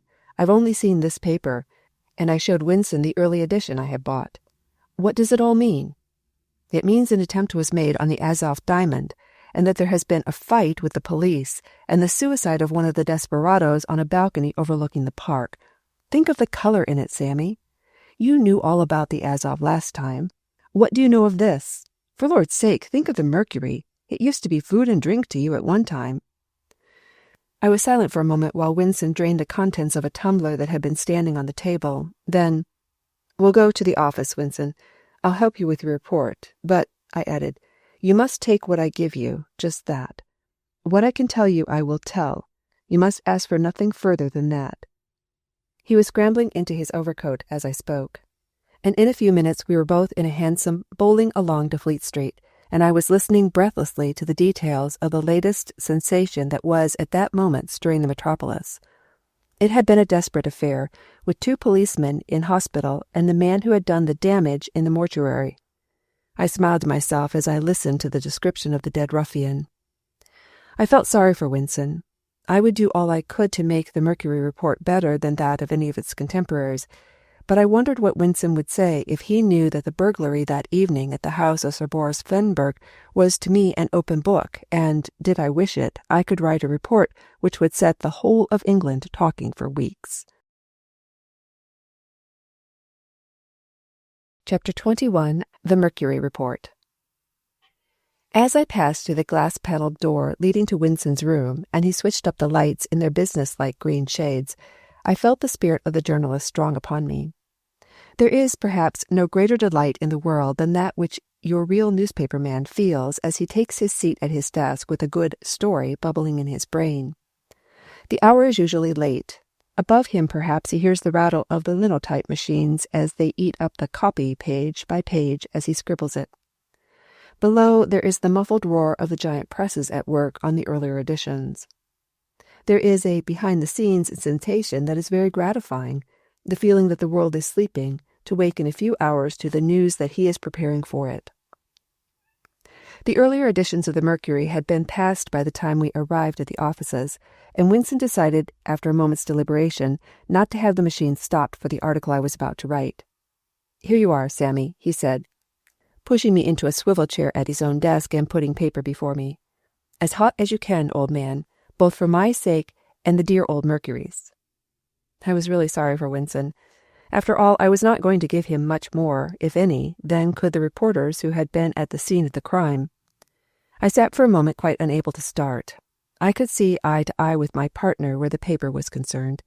I knew that if I wrote all I knew, the circulation and reputation of the Mercury would touch a record figure, whilst the controversy my exposure would cause would keep our machines at top speeds for many weeks to come. But I also knew that the girl I hoped to make my wife would be enmeshed in the downfall of the gang if by anything I said the house at Norwood should come under suspicion. I gathered by my week in the billiard room that Myra did not visit the place very often, but there would be papers, letters. I saw Winston eyeing me anxiously as I sat pencil in hand. He had sunk into his leather armchair and was biting through an unlit cigar. A bundle of galley proofs were in his hands, but he was not reading. Only over the top of them he was watching for me to begin. I wrote for perhaps half an hour, then leant back for a breather and a cigarette. Winston, who had been taking each sheet as I finished it and reading it, was, I think, pleased so far. "This is for the last edition only?" I asked, glancing at the clock. "Rather. I've sent up word that I'll make it up myself, double column, page 3. How on earth did you know all about this affair in Moscow? It seems to carry conviction with it." I smiled across at my partner. "Because, Winston, I was there when the raid took place, and I was speaking with the man who shot himself this evening on the balcony overlooking the park only a week ago." Winston groaned. "Seems a shame you can't tell us more, but I'll be content. Fire away." And he touched a bell button to have the last of what I had written sent up to the linotypes. In another quarter of an hour I had done, and while Winston was reading the last of it, I crossed over to a locker where I knew, of old, was kept whiskey and a siphon or two. For a little while we sipped and discussed the crime that had been perpetrated that evening. Then a summons came calling Winston to the making up of the last edition of the Mercury. I rose and put on my coat. "Look here, Winston," I said. "I've done what you wanted as well as I was able to. What it may mean to me I don't know yet. There may be inquiries here about it from the police or others. Say nothing. If you must answer, say the copy was left anonymously by a foreign gentleman, whom you have not been able to trace. Good night." I passed out down the silent corridors into the well-lit courtyard of the building. The windows of the publishing office made a line of radiance on one side, and under the cold glare of a huge arc lamp the carts were piling up the earlier editions of the paper, rattling away when full to the termini, to make way for others who in their turn filled up and followed. I stood smoking for a moment, watching the animation and enjoying the fascination such a scene holds for one who loves newspaper work. Then I made my way out into Fleet Street. I walked slowly through Chancery Lane on my way to the hotel, enjoying the soft air of the summer night and running over in my mind the events of the last few hours. Now that I was alone, conclusions, which had been hazily floating through my mind, took definite shape. When Winston had told me in the cab of the scene of the crime, how the burglars had been surprised, and of the fight that had taken place when the men were held at bay on the balcony, I had seen at once that this was not the work of an ordinary housebreakers. There had been 2 policemen seriously wounded, and in the end the man who had fired the shots turned the revolver on himself. The revolver was of a magazine pattern I have seen frequently in Russia, and not one that was likely to be in the possession of an English burglar. Besides, my knowledge of ordinary housebreakers told me that not once in 20 cases do they shoot. In fact, the majority of those who go a-burgling refuse to allow themselves the possession of a revolver, well knowing what it means if, in the heat of the moment, they are tempted to use it. But I knew that in Russia and in other continental cities, such affairs as that which had taken place in the West End that night were of frequent occurrence. This, together with the type of revolver used and the suicide of the man on the balcony, a foreigner, meant for me but one thing: expropriation. Besides, a reporter had described to Winston the appearance of the man, thick-set and with a long wave of black hair across his forehead. There was no doubt in my mind as to the house where the expropriation of the Azov diamond had been discussed and plans formulated. Little wonder that I had not been asked to take part in the deliberations of the men at Clarina Villa. In my article I had been purposely vague. I did not think that, with the time at the other reporters' disposal, they would have been able to see what I saw. I had referred to the raid of the flat in Moscow in detail, and to the number of dangerous criminals who had immediately afterwards left the Russian city and landed in England. I brought up the affair of Paul Bergstoff, of the first expropriation of the Azov, and of how this man had been a member of the Moscow organization. Here, as in my description of the Moscow raid, I wrote from first-hand knowledge. I had made it clear, I thought, that the affair had been engineered in England, probably in London, but I had given no clue. When the article appeared in the morning, the world would have something to talk about. I knew that what I had written carried conviction. Even Winston had been pleased and had begged me with tears in his eyes to cut adrift from the dangerous people he saw I was associated with. Well, so I would, but not until Myra Ramsay was out of the fire as well. I knew the binding nature of the oaths she had taken, and I knew her too well not to think she now regretted them. It was one thing to be in sympathy with the intellectuals I had known in Moscow, men and women of the highest ideals. Another thing altogether to associate with such criminals as the man who now lay dead in his sins, a man who under the cloak of anarchy plundered and murdered, not, I imagined, for the cause so much as for himself. It was men like Merzeff and Dr. Murden who, I said, played on the feelings of these dangerous aliens. How much, I wondered, of the proceeds of the Azov would have gone to the regeneration of Russia had the coup at Park Lane been successful, and how much into the pockets of the doctor and Felix Merzeff? I had, so to speak, fired the first shot, in the article I had written. In the morning I would send a note to Myra asking her to be at the horse pond on Hampstead Heath at 9 in the evening to meet one who had news for her of Samuel Mannering. Once I could release the girl from the net in which she had placed herself, I would attend to Felix Merzeff. After that, Winston and the Mercury could do what they liked with the house at Norwood, and all it contained. Chapter 22. Myra. I wrote the letter before I turned into bed, and gave instructions that it was to go by the first post in the morning, and that I was not to be disturbed. My exertions since catching sight of Felix Merzeff talking with Dr. Murden at the gate of the Norwood villa that Sunday afternoon had, to say the least, been strenuous, and a night's rest would not come amiss. When I awoke, the sun was high and forcing its way into my bedroom through the slats of the blinds in little shafts of yellow light. I saw by my watch that it was 11 o'clock, and I rose and pulled up my blinds. It was a glorious day, and one that promised to be very hot. The sun blazed in the brazen blue of the sky, and the hotels opposite lay white under the glare, their windows gay with red-striped sunblinds and radiant blossoms. There was a boy racing along crying out his papers, and I rang the bell and sent out for one. The Park Lane affair having taken place on a Sunday, the evening papers had put on pressure and evidently rushed their first editions this morning. I put on a dressing gown and pulled my chair up to the open window. When the servant had placed my tea and toast to my hand and had left the room, I reached eagerly for the paper. It was an early Star, and beyond giving its own account of the happenings in the West End, it gave, what was far more interesting to me, extracts from the morning press on the same subject. Just as I had expected, the Mercury was the only paper except one which had touched to any extent upon the anarchist aspect of the burglary in Park Lane. The other report I referred to commented upon the nationality of the dead ruffian, and deduced that the affair was the work of a continental gang, and they had many bitter things to say as to the question of admitting alien criminals into England. But at the end of the article in question, my heart seemed to stand still as I read. The writer had finished.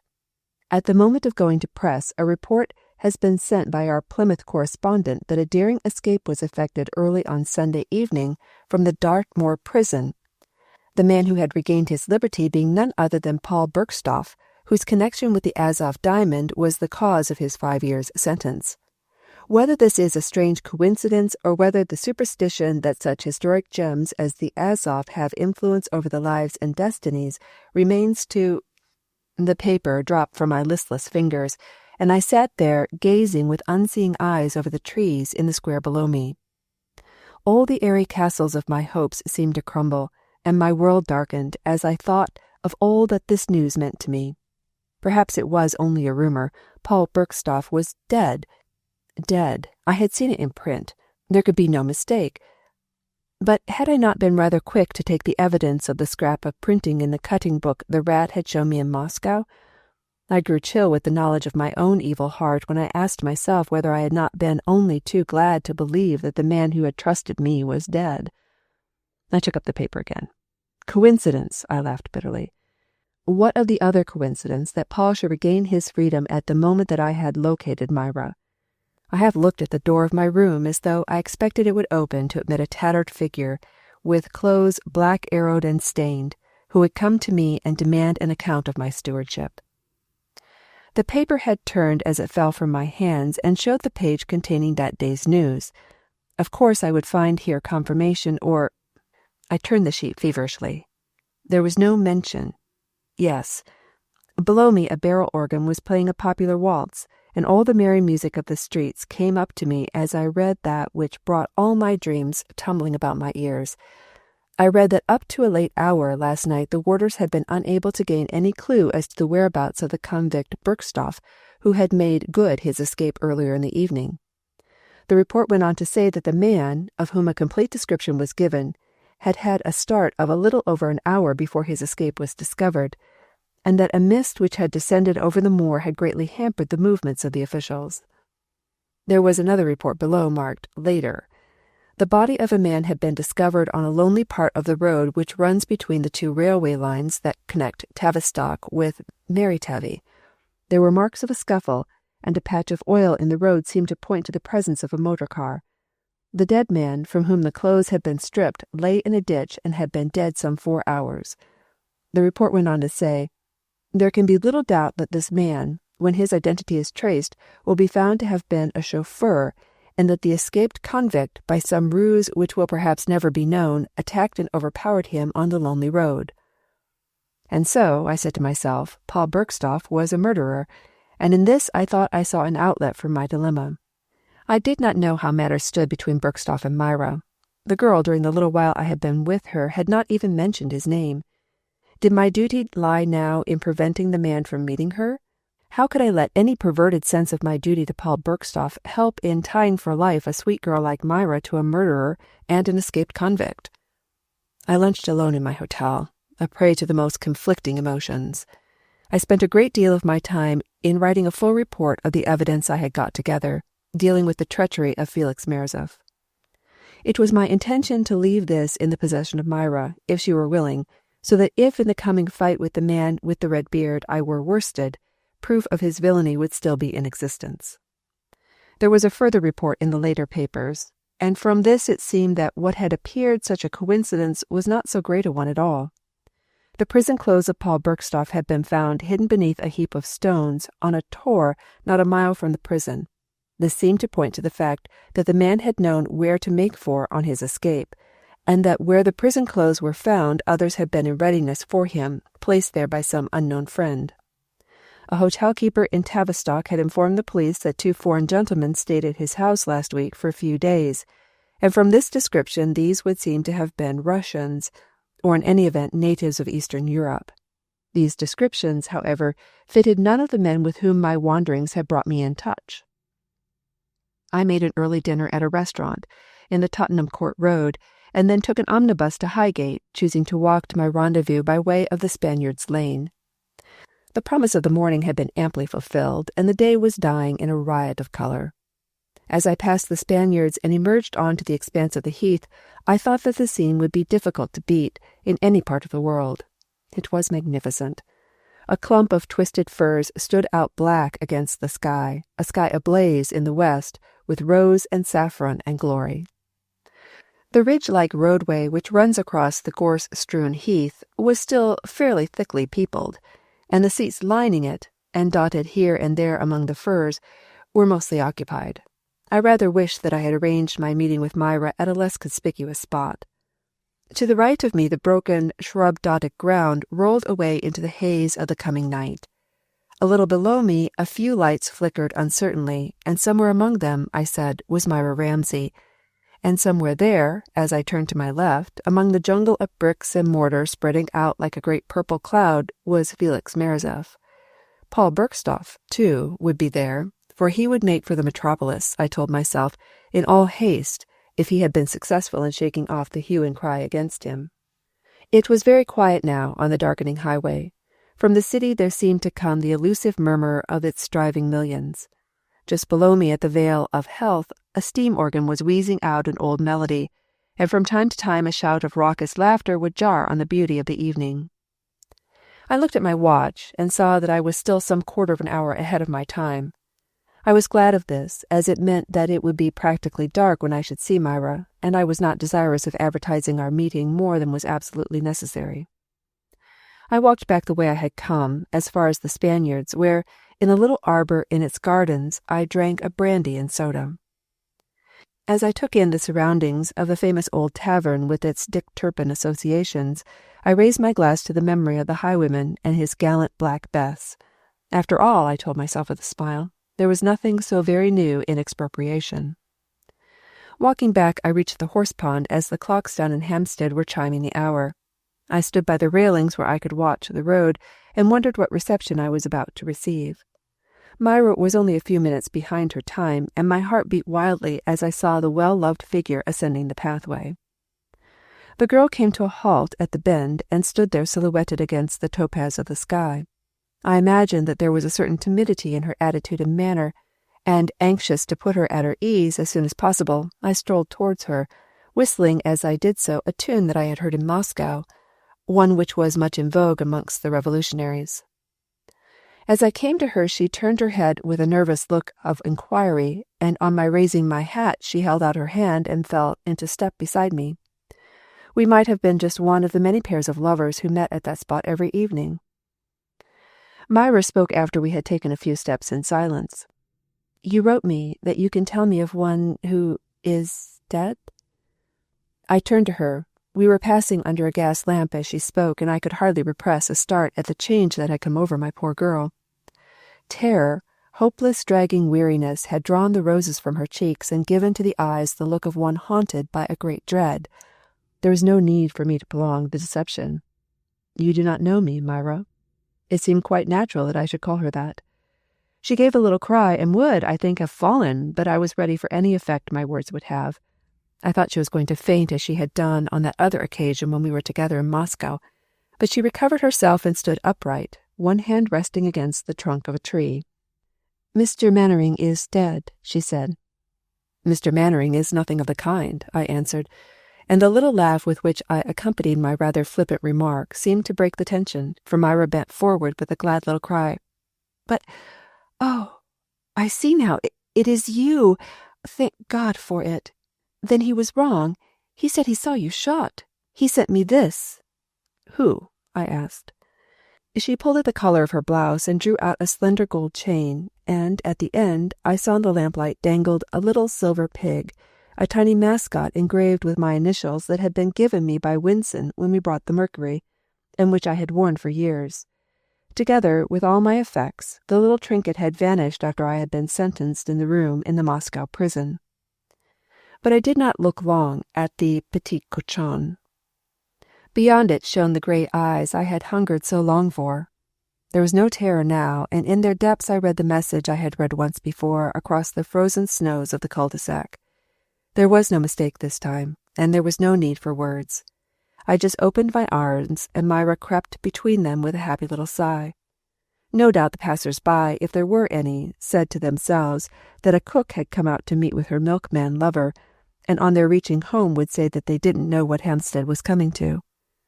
We stood there, beneath the shadow of a great tree, heart to heart for a few moments. What I said to her as I bent my head o'er hers, outpourings of a love-starved soul, I do not know. But in a little while we were again walking along the road, telling the same old story that those trees had listened to since they had been saplings, and which, please God, they will go on hearing till the end of time.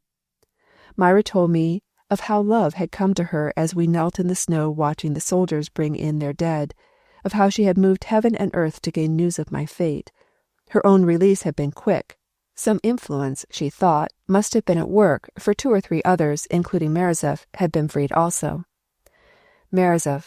I clenched my teeth as I heard the hated name, but in Myra's voice there was no hatred. She told me of the efforts he had made to discover me and use any influence he possessed for my release.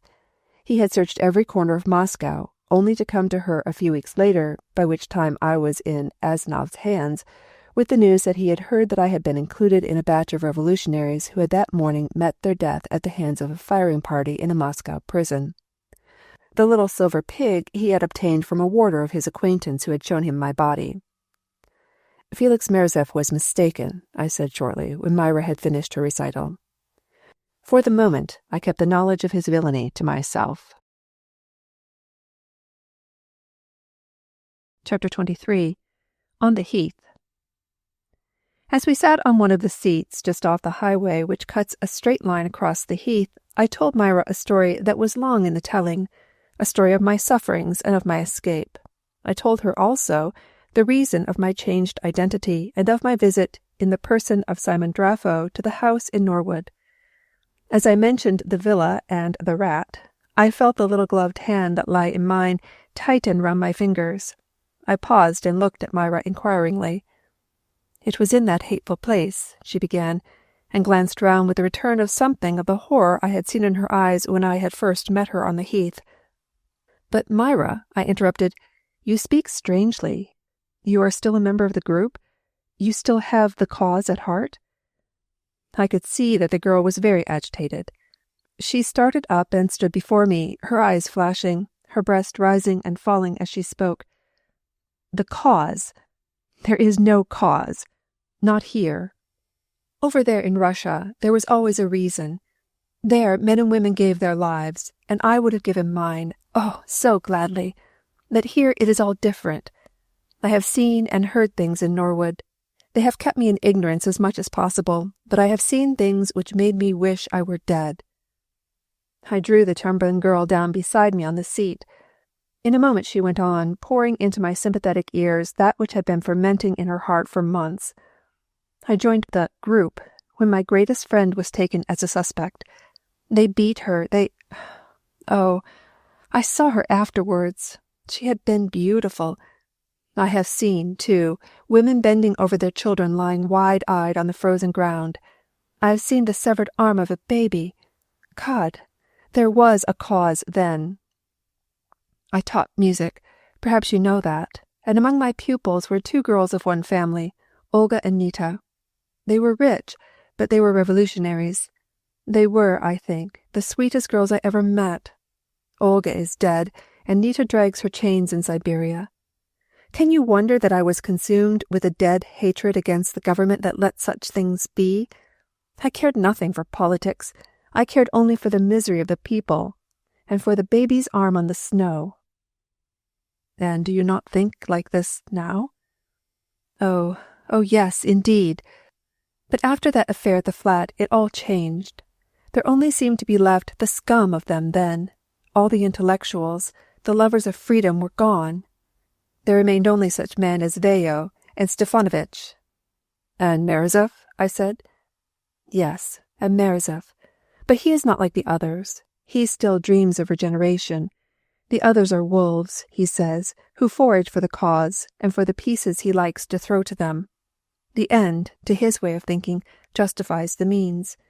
He will not let me go to Norwood now. He says that if I marry him, he will get us both released from our oaths. We will go away, he promises, and start afresh in America. He is rich." He has every reason to be, I said, and the bitterness I could not keep out of my voice attracted her attention. What is that you say? She asked, and I decided to tell her. Only that hell holds no greater scoundrel than Felix Merzef, I said, and went on to tell her of all the man had done to me and of the lies with which he had pleaded his cause to her. I told her of what I had found out in his flat, of the scene in the prison office, and of his insults to her and to me. I showed her the portion of the letter which I had put in the envelope, together with the complete account of the man's villainy I had written out that morning at the hotel. At first I do not think that Myra believed all I was saying, but at last the truth of it was forced upon her. She would not discuss it. It was all so strange, she said, and she must think. Almost in silence we walked down to her home, and the clocks were striking 11 as I left her at the little white cottage where she lived with her married sister. Before we parted, I handed the envelope, the contents of which would, if used in the right quarters, send Merzef to his death at the hands of his comrades. I want you to keep this, dear, I said. Tomorrow I enter the lists against Felix Merzef, and he is an enemy of whose powers I have a very great regard. I will send you word each morning, even if it is only a card. If at any time 2 mornings pass without a word from me, I want you to hold this until, say, 1 o'clock. Then if you still have not heard from me, make what use of it you can. For if you do not hear, I shall be in that man's power. I will let nothing else prevent my sending you word. She took the envelope. Her hand was steady, and I knew that she would do as I wished, and that my life could be in no better keeping. And you, she said, you will take care of yourself? You will not run into danger. I took her in my arms and kissed her for the thought. My life is too precious to me, darling, I said, to throw it away lightly. I watched her as she ran up the garden path. She stood framed in the radiance of the lamplight in the hall for a moment. Then I turned and retraced my steps to the heath. It may be wondered at that I did not descend the hill on my way back to my hotel, but there were reasons which made it important that I should examine the neighborhood of the seat where I had been sitting with Myra. The girl had not noticed it, I felt sure, but as we had risen I had sensed more than seen a movement in the clump of gorse a few yards behind us. It was hardly likely that anyone who had been concealed there could have overheard what we said, but the thought of espionage was disturbing, and it was my business, clearly, to know every move of the game.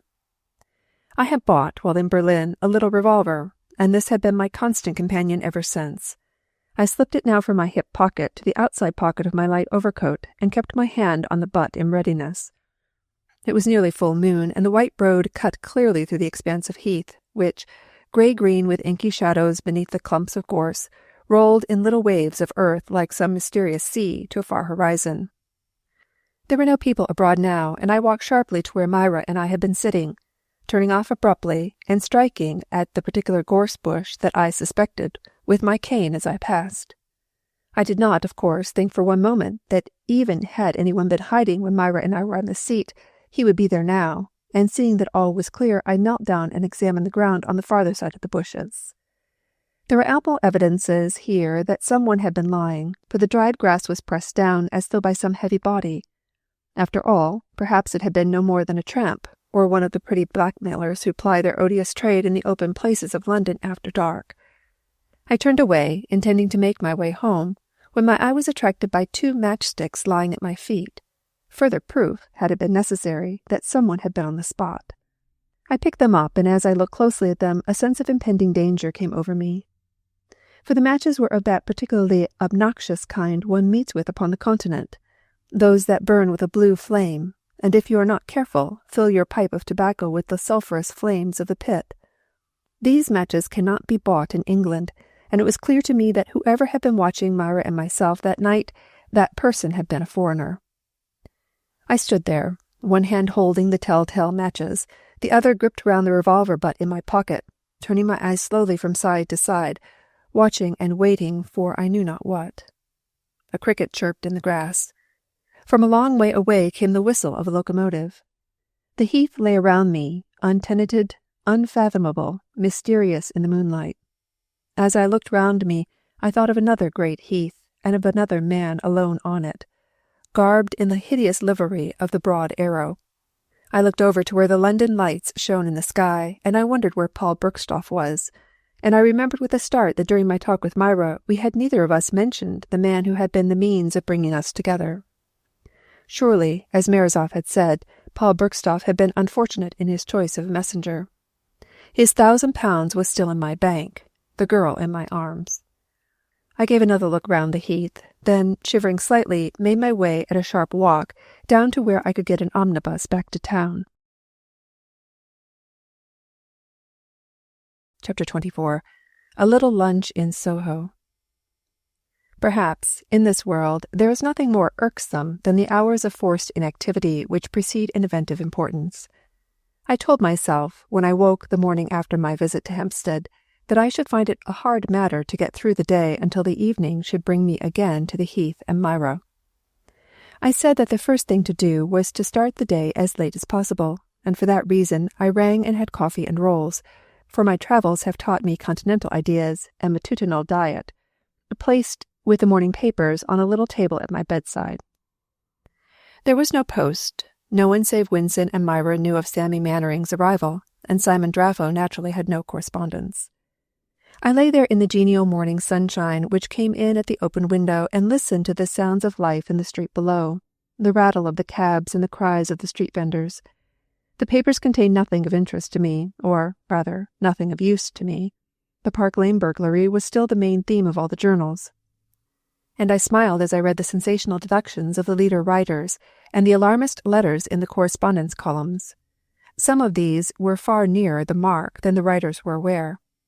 About 11 I got up, and after dressing lazily, made my way through the Bloomsbury Squares until I found myself at the end of Tottenham Court Road. And so along the Euston Road and into Regent's Park, there to walk up and down ruminating on the events which had happened since my arrival in London. I was glad to find that the brisk exercise had a beneficial effect on my brain, and that I could think more clearly than I had been able to while lying in bed. I paced the long gravelled walks, hardly conscious of my surroundings, cudgelling the grey matter behind my forehead for a way in which I could extract the girl I loved from the meshes of the net in which she had found herself. I chose a deserted walk where there was nothing to disturb my thoughts save an occasional nursemaid passing with her charges, or the roar of some imprisoned beast in the zoological gardens nearby. I knew that while the group to which Myra had given her support and sympathies had existence, she would never be safe from the effects of the vows she had taken, and if the group ceased to exist, if it were wiped out, what, I asked, was to become of Myra? I had ideas of going to the police and of giving information which would put them on the track of the house at Norwood, that there might be papers there of a nature to incriminate the girl, and again, the role of an informer was not one that appealed to me. Felix, at any rate, was by way of being my friend, and I did not like to think of the poor little rat in the hands of the police through any doing of mine. Further, I must be careful how I attacked Morozov. Would not any act against him bring the whole of the Norwood clique tumbling about our ears? I knew that Felix, if he must fall, was not the man to fall alone. Myra must be my first care. Disgusted as she had shown herself to be at the degeneration that had turned the cause she loved into one of robbery and murder, she was nevertheless bound to it as strongly as though her heart were still in its doctrines. I knew enough of the Brotherhood to know that the vows taken by its members were till death.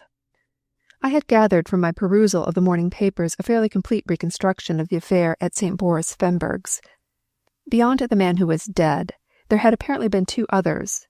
Doubtless they were the two men I had seen on the night of my visit to Celerina Villa. The burglary had to a certain extent been successful, although the men had been disturbed before they had been able to annex the main object of their crime, the Azov diamond. The two men who had made their escape had not done so empty-handed. I judged that these men had been waiting in the garden while their comrade went back to make a last search for the gem, which, by the way, was at the Russian financier's bankers during the owner's stay in Scotland. I think that when the caretaker gave the alarm, it must have reached the waiting men in the garden, and that they judged it wise to waste no time over their departure for safer ground. The garden of the Park Lane house is well planted with shrubs, and when, after the death of Stefanovich, on the balcony, these gardens came to be searched, the police found plenty of evidence that a couple of men had trodden their way over the soft mould of the flower beds, skirting the high brick wall that ran round the gardens, also that the marks were made by boots of foreign manufacture. The footsteps came to an end at a thick plantation of rhododendrons, the shrubs being in such dense masses that tracking here was out of the question. The walls surrounding the garden did not show any signs of having been clambered over, and the house and grounds were patrolled and the search kept up for some hours without success. It became certain that the miscreants had made good their escape. It was thought that they had taken advantage of the fight their comrade was putting up at the front of the house, and in the excitement had perhaps been able to mingle with the crowd which quickly gathered. I wondered what had become of the booty secured. I had read the full list of stolen articles published by Scotland Yard: jewels, snuff-boxes, miniatures, and a large sum of money in gold and notes. No doubt, I said, Felix Merazef and the worthy doctor at Norwood, after paying their dupes the wages of their crime, would find good use for the money they would obtain for the expropriated articles. I wondered how much would find its way to Russia, unless it was into Merazef's account in the Bank of Moscow. The nearest these treasures would get to the peasants of the Tsar would probably be the house of some fence in Rotterdam. Suddenly I remembered that I had made a semi-promise to Monsieur Bellas that I would lunch with him, provided he chose a more appetizing restaurant than the one he habitually used. I'm afraid I did not look forward, gastronomically, to the event, but I felt that any time spent in the society of one of the revolutionaries was not wasted. Far better, I said, than pacing the gravelled walks of Regent's Park, grappling with unsolvable problems. There was plenty of time, I saw, by looking at my watch, and I took a cab from the rank at the park entrance and drove to the Marble Arch. A fancy had come to me to take a look at the scene of the outrage with which I seemed to be so mixed up. I remembered my last visit to the house of Sir Boris Fenberg, during which Paul Bergstoff was waiting in the Barbarians' Club. I called to mind the mixed reception the nasty little Russian financier had accorded me, and I could not find it in my heart to pity him the loss of his jewels and snuff-boxes. I took the path which runs parallel to the lane, but just within the railings of the park. If I had not already been acquainted with the residence of the Russian, I could have easily picked it out by the knot of curious people who stood in the roadway and gaped at its windows. The house was but 2 stories high and painted white. This, together with the red-striped sun blinds, gave it, in the noon sun, a dazzling effect that was almost painful to the eye. A broad sweep of carriage drive semicircled to the great pillars of the porch, and the gardens facing the road were gay with flowers and shrubs. 2 or 3 policemen stood guard outside the big wrought-iron gates. There were but few evidences of the fight for the crowd to feast its eyes upon, but I noticed that a man was working, reglazing the window which gave on to the farther end of the balcony, and it was here, I said, screened by the banks of flowers, that the man I had seen in Moscow and at Norwood had made his last stand. I could see in my mind the savage face of Stefanovich, with its long wisp of black hair and maniacal eyes, peering through its ambush of blossom. Well, I could feel no sorrow at his death, although, as Simon Draffo, I had hailed him as a comrade. I am afraid that the sympathy I had felt for those in Russia who were working for the regeneration of their country was fast melting away under the influence of English conditions and the evident self-seeking of the gang I had been introduced to in Norwood. I knew that in the higher branches of intellectual anarchists, expropriation had no part except under peculiar conditions. Violence? Yes. And death to those who, having been tried by their tribunal, were found to be unworthy of life. Very few thus sentenced, but for their one wretched life had sacrificed hundreds of innocent ones. Expropriation of government money had, I knew, been looked upon, when funds were low, as a necessity. These exploits had been carried out tactfully and mercifully. I had heard of a boat conveying the mails, among which were the collected taxes of harassed villages being held up on the Volga, and the taxes recollected by the representatives of the nihilists. But the expropriation had respected the lives and the property of private persons, and the ordinary mails remained untouched, only the money of the Tsar, to which the nihilist believed he had no right, being taken by them. I am afraid that the men at Norwood had no such scruples. From what I had gathered in my talk with Myra, burglary was openly discussed and planned among them, and that human life was held very lightly. Were the success of their enterprises involved? Merazef, I knew, thought little of murder, and it was hardly likely he would restrain the gang of wolves who did his bidding. I did not remain with the crowd. One glance at Sir Boris Fenberg's mansion was all that I allowed myself. Then I walked slowly on, down Piccadilly, and through the crowded streets to the garlic-impregnated atmosphere of Soho. I was most agreeably surprised to find that the restaurant to which I had been bidden by Bellas was quite respectable, and, the walk having given me a keen appetite, I found myself looking forward to the meal with something akin to pleasure. If its cooking and service proved as clean as its white-curtained windows, it would suit Samuel Mannering. I was a few minutes behind my time, and when I entered, the rat was already at a table, his serviette tucked in at his neck, and watching the door with anxious eyes. He seemed to me somehow different, a trifle paler than usual. Facing him, with his back towards me, was Felix Merzef. I think that, had it been possible, I would have retreated, but Bellis had already caught sight of me, and I had no time to go back. After a moment's deliberation, I had no desire to do so. The rat had jumped up from his seat and was holding a chair out for me. Felix Merzef watched our meeting, but from the one glance I took at his face I could tell nothing. He was rolling a cigarette as I greeted Bellis, and it seemed to me that he took more interest in his occupation than in my arrival. When he looked up, his expression was noncommittal. His eyes held the polite interest of one who waits for an introduction.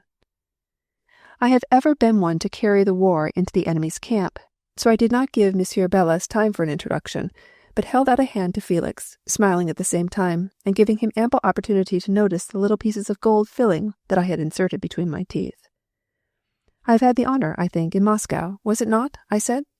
"There were so many there that night that you will not remember Simon Draffo. I was from Geneva." I spoke in fluent Russian.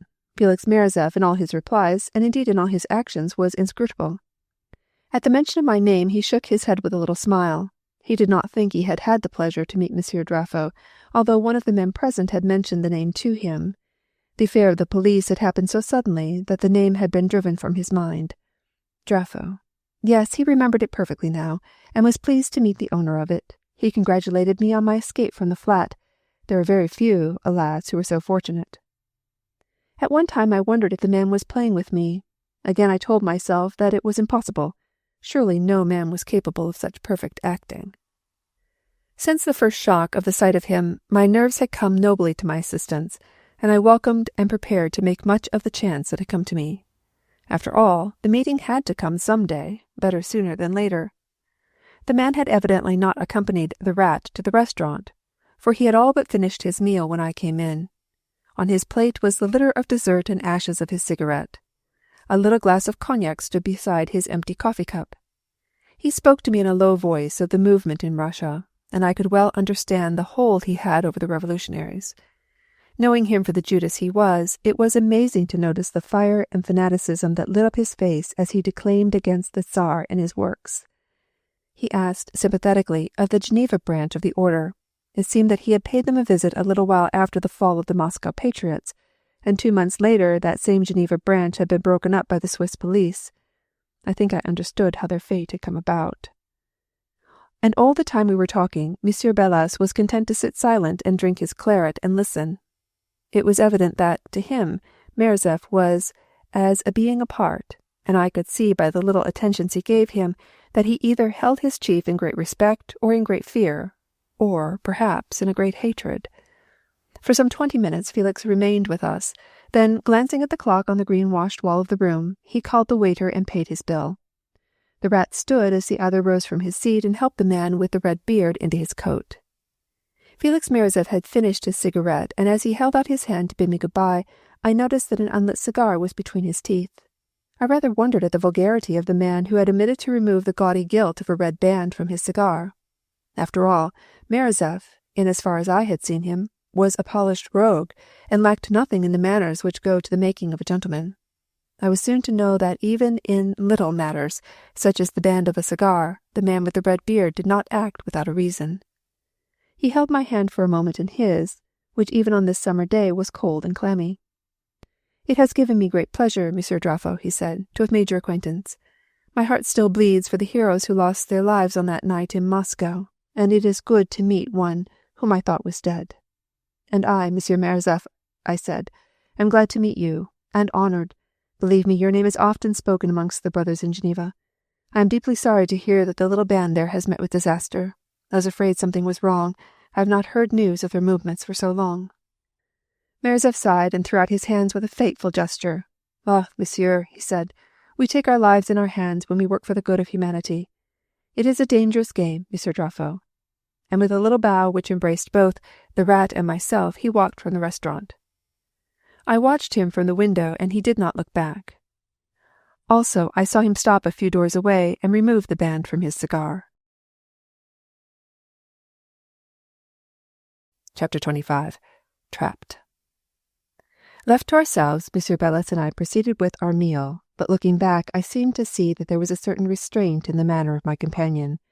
For some reason which I could not even guess at, he appeared to be somewhat nervous, and although he answered the questions I put to him, and which concerned mostly the man who had just left, he did so in a preoccupied manner, not raising his eyes from the tablecloth where he was rolling morsels of bread into little pellets, and twirling the stem of his claret glass between his thumb and finger. I could almost imagine that Felix Merzef was possessed of some hypnotic power, and that in leaving the rat he had left his influence behind him. This idea was given additional support by the fact that as the meal came to a close, my friend had regained, in his part, his usual spirits. But it was more than likely that it was the amount of wine he had consumed, for friend Bellis was no laggard where the bottle was concerned. Although on this occasion my companion was acting as host, I did not imagine that he would raise any great objections to my suggestion that we should go elsewhere for coffee and liqueurs. I have, I think, before mentioned that the rat gave little evidence of worldly wealth. I made my suggestion with a purpose. I felt that while we were in the restaurant, the evil influence of Merzef pervaded the place. Perhaps in other surroundings Bellis would prove more talkative, and I might be able to get at the bottom of his altered manner. It was unbearably hot also in the little Soho restaurant, and however well one has enjoyed a meal, it is not pleasant to smell the cooking of similar meals over one's cigar. Bellis called the waiter and paid the bill, a painful process which meant, apparently, diving into every pocket in his clothes in an effort to round up loose cash. At last, after each item on the bill had received his closest scrutiny, the addition was paid and we left the place. The streets of Soho were very quiet. No doubt many of the inhabitants were enjoying a siesta. My walk of the morning, together with the lunch, had bred in me a certain drowsiness, and I would gladly have followed their example. But it is a curious thing with our big cities that the drowsiness of its teeming people is uncatered for. There are places where one may eat, drink, read, play billiards, in fact, do almost anything but sleep. We walked slowly through the street beside the Shaftesbury Theatre and entered a restaurant in Leicester Square.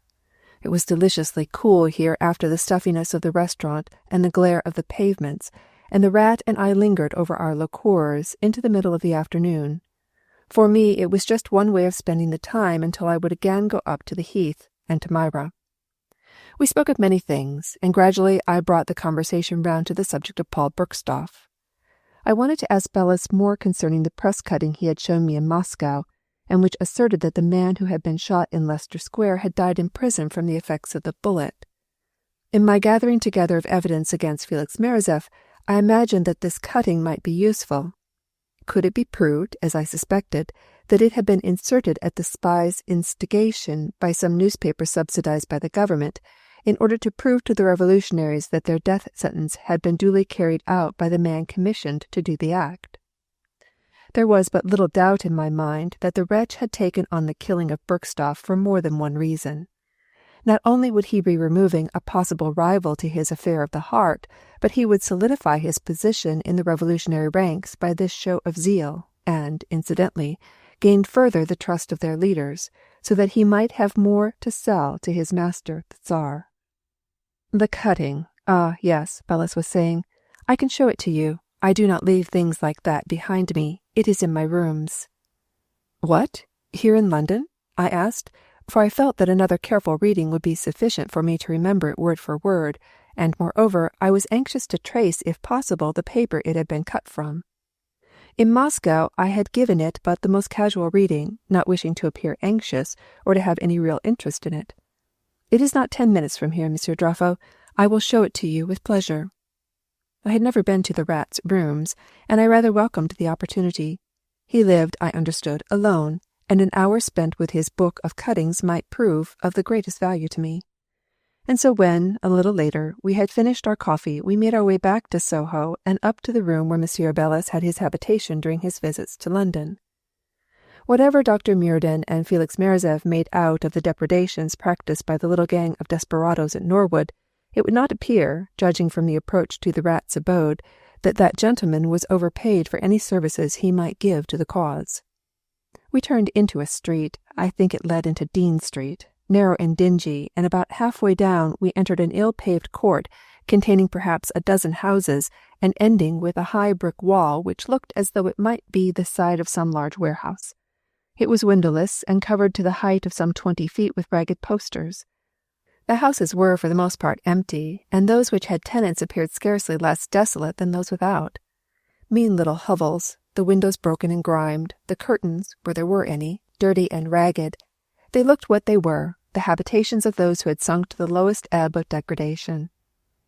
If it had been hot and oppressive in the streets, it was doubly so in this airless court, with its offensive odors arising from the garbage barrels before some of the doors. There were 2 or 3 women standing on the steps of one of the houses, low-browed, foreign creatures, their greasy blouses rolled up to the elbow, who nodded silently to Bellis as we passed. Round the lamp-post which stood erect in the centre of the court some children of the district had placed a rope and were playing some game. I took it to be a representation of an execution. Then I saw that my guide had stopped before the last door on the left-hand side and was fumbling in his pockets for a key. I remember feeling a touch of what was perhaps fear as I took in my surroundings. As far as I could judge, I was in a little colony from which escape, did it become necessary, might prove difficult. It seemed hard to realize that the life of the West End of London was within a few feet of me. I might have been in the depths of a Polish ghetto. Never until that moment had I had the least suspicion of the rat's feelings toward me. Even then, as I looked at the man, I laughed at myself for letting my nerves get the better of me, but I made up my mind that I would not grace the residence of Monsieur Bellis for more than a few minutes. Then he had the door open, holding it so that I should enter. He followed me inside and closed it with a little bang. He muttered an apology as he passed in front of me and led the way along a narrow passage. It was almost in darkness, but the little light which did percolate through the dirt-encrusted panes of the fanlight showed me walls from which the cheap marble paper had peeled, leaving great damp patches. There was no furniture in this hall, save on the right, where a row of pegs held an overcoat or 2. The floor, I could feel, was covered with some kind of linoleum. The pervading smells of the place was paraffin and oily cooking. The crazy, uncarpeted stairs creaked beneath our weight as we made our way to a room in the front of the floor above, from which what I remembered of the outside appearance of the house would be the top. The apartment, at first sight, seemed to be dining, sleeping, and workroom combined. In one corner an iron bedstead stood, with the blankets disordered, as though the occupier had just risen. Along one wall, and so placed that what light could find its way through the grime of the windows fell upon it, was a heavily built bench. At one end someone had evidently been making a meal, for a copy of Le Matin had been spread out for a cloth, and on it a broken, long French loaf lay, together with a portion of highly coloured sausage, still in the paper of the delicatessen shop where it had been purchased, and a small bottle of claret. One of the windows had been slightly opened, but it was not enough to have any beneficent effect on the atmosphere. Perched up there under the slates, the room was unbearable, filled with 101 odours of uncleanliness. At the other end of the bench a man was working. He had his back bent towards us, but as we entered he turned and raised his head. I felt no surprise in recognition of him as one of the men I had seen in the Norwood villa on the night of my visit. Doubtless here was one of the 2 men who had been in the garden of Sir Boris Fenberg's house in Park Lane. He was a narrow-faced, rabbity man, with cavernous eyes and a little fringe of yellow beard. He gave me a quick nod of recognition, and, had I thought for a moment, I might have wondered that there should have been no surprise in the look he gave me. This man, who presumably was hiding from the police almost within a stone's throw of the scene of his crime, might naturally be expected to show some surprise at 2 men entering the room when he had only been expecting 1. It seemed almost as if he had had some knowledge of my coming. He turned again immediately and resumed his work. On the bench before him I saw a few cylindrical pieces of metal, and among the litter of tools a phial or 2 containing liquids showed. The tools, which the man took no care to hide, were palpably burglarious, and I told myself that the estimate I had made of the purposes to which the gang devoted its energies had not been far wrong. Monsieur Bellis closed the door when we had entered, and, motioning me to a seat, crossed over to the window and made a remark that I could not catch to the man at work there. Then the rat took up a claret bottle and held it up to the light, putting it down with a grunt of disapproval when he saw it was all but empty. There had been a few words between us as we had entered the house, but I cannot now remember what they were. We had spoken of generalities only. Now, however, I asked my host to show me the book. My words seemed to call him back from a land of daydreams. Ah, yes, the book. Bellis turned from the window and seemed to stand in indecision. I was growing impatient to get the business over and leave this horrible room. "Yes, Bellis," I said. "I remember I have an appointment at my hotel. It had slipped my memory, I am afraid, and I will not be able to wait long." Surely the manner of the man was rather strange. I said that he had been drinking heavily at and since lunch, but did that account for his curious actions and the strange looks in which I imagined I read pity he gave me? The feeling of uneasiness that I had experienced as I found myself in the court came over me again, and I think had the door been open I should have made an effort to get away. Then I told myself again that it was nerves. Bellis had fallen on his knees beside the bed and was drawing from beneath it an old leather portmanteau, much worn and belabelled. He was speaking to me about Bergstoff as he unstrapped it, but he mumbled his words, and my own thoughts were too busy for me to take much heed of what he said. Then he came towards me with the book I remembered having seen in Moscow. I noticed that his hands trembled. As he walked across the room, he opened it at the page I required, and, pushing aside the debris of the luncheon, placed it on the bench, where it was fairly light, pointing to the cutting I had asked for with the black-fringed nail of his index finger. I read the extract carefully, and now that I knew Bergstoff was alive, I could easily trace the mind of the traitor who had inspired this printed proof of the success of a mission which he had bungled for those who had commissioned it. Beside me, the man with the fair beard worked on, tapping with a little hammer on metal, and I called to mind a similar tapping which I had heard in the house at Norwood. I could not see what the man was doing as his arm shielded his work. As I glanced in his direction, however, I saw that he was looking sideways, regarding me. Again my fears came thickly upon me in spite of myself. Perhaps the man read my thoughts, for he turned his head back into the room as though looking for Bellis. The man had left me while I had been reading. I wondered why he was so quiet. Then the thing happened. I felt strong arms around me, enveloping my head in the folds of some material which smothered me from light and air.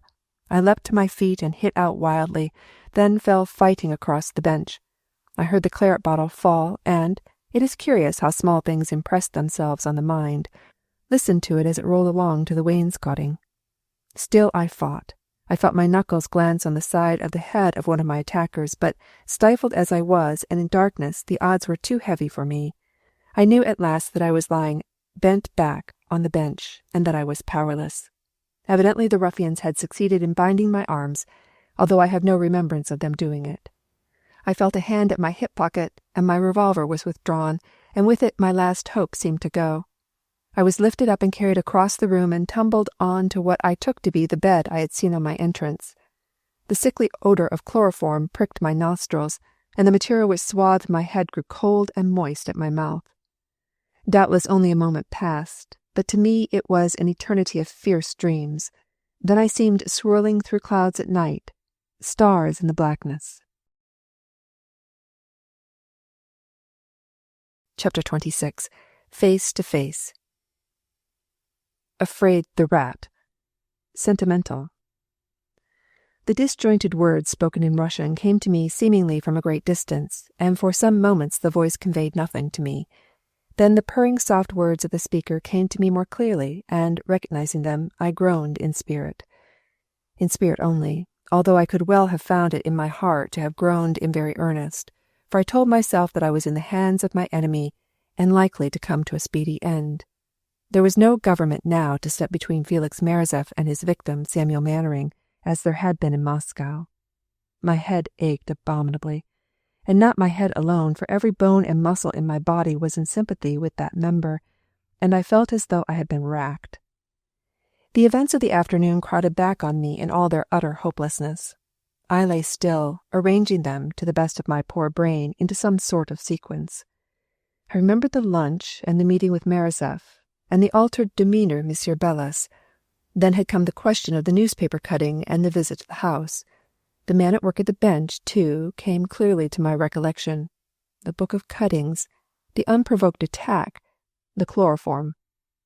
That had been as far as I could judge about 4 o'clock. This, I felt, must be the evening of the same day. I did not seem to have been unconscious long. The room was now in darkness, and as I lay there, a clock in the neighborhood chimed the hour of 9.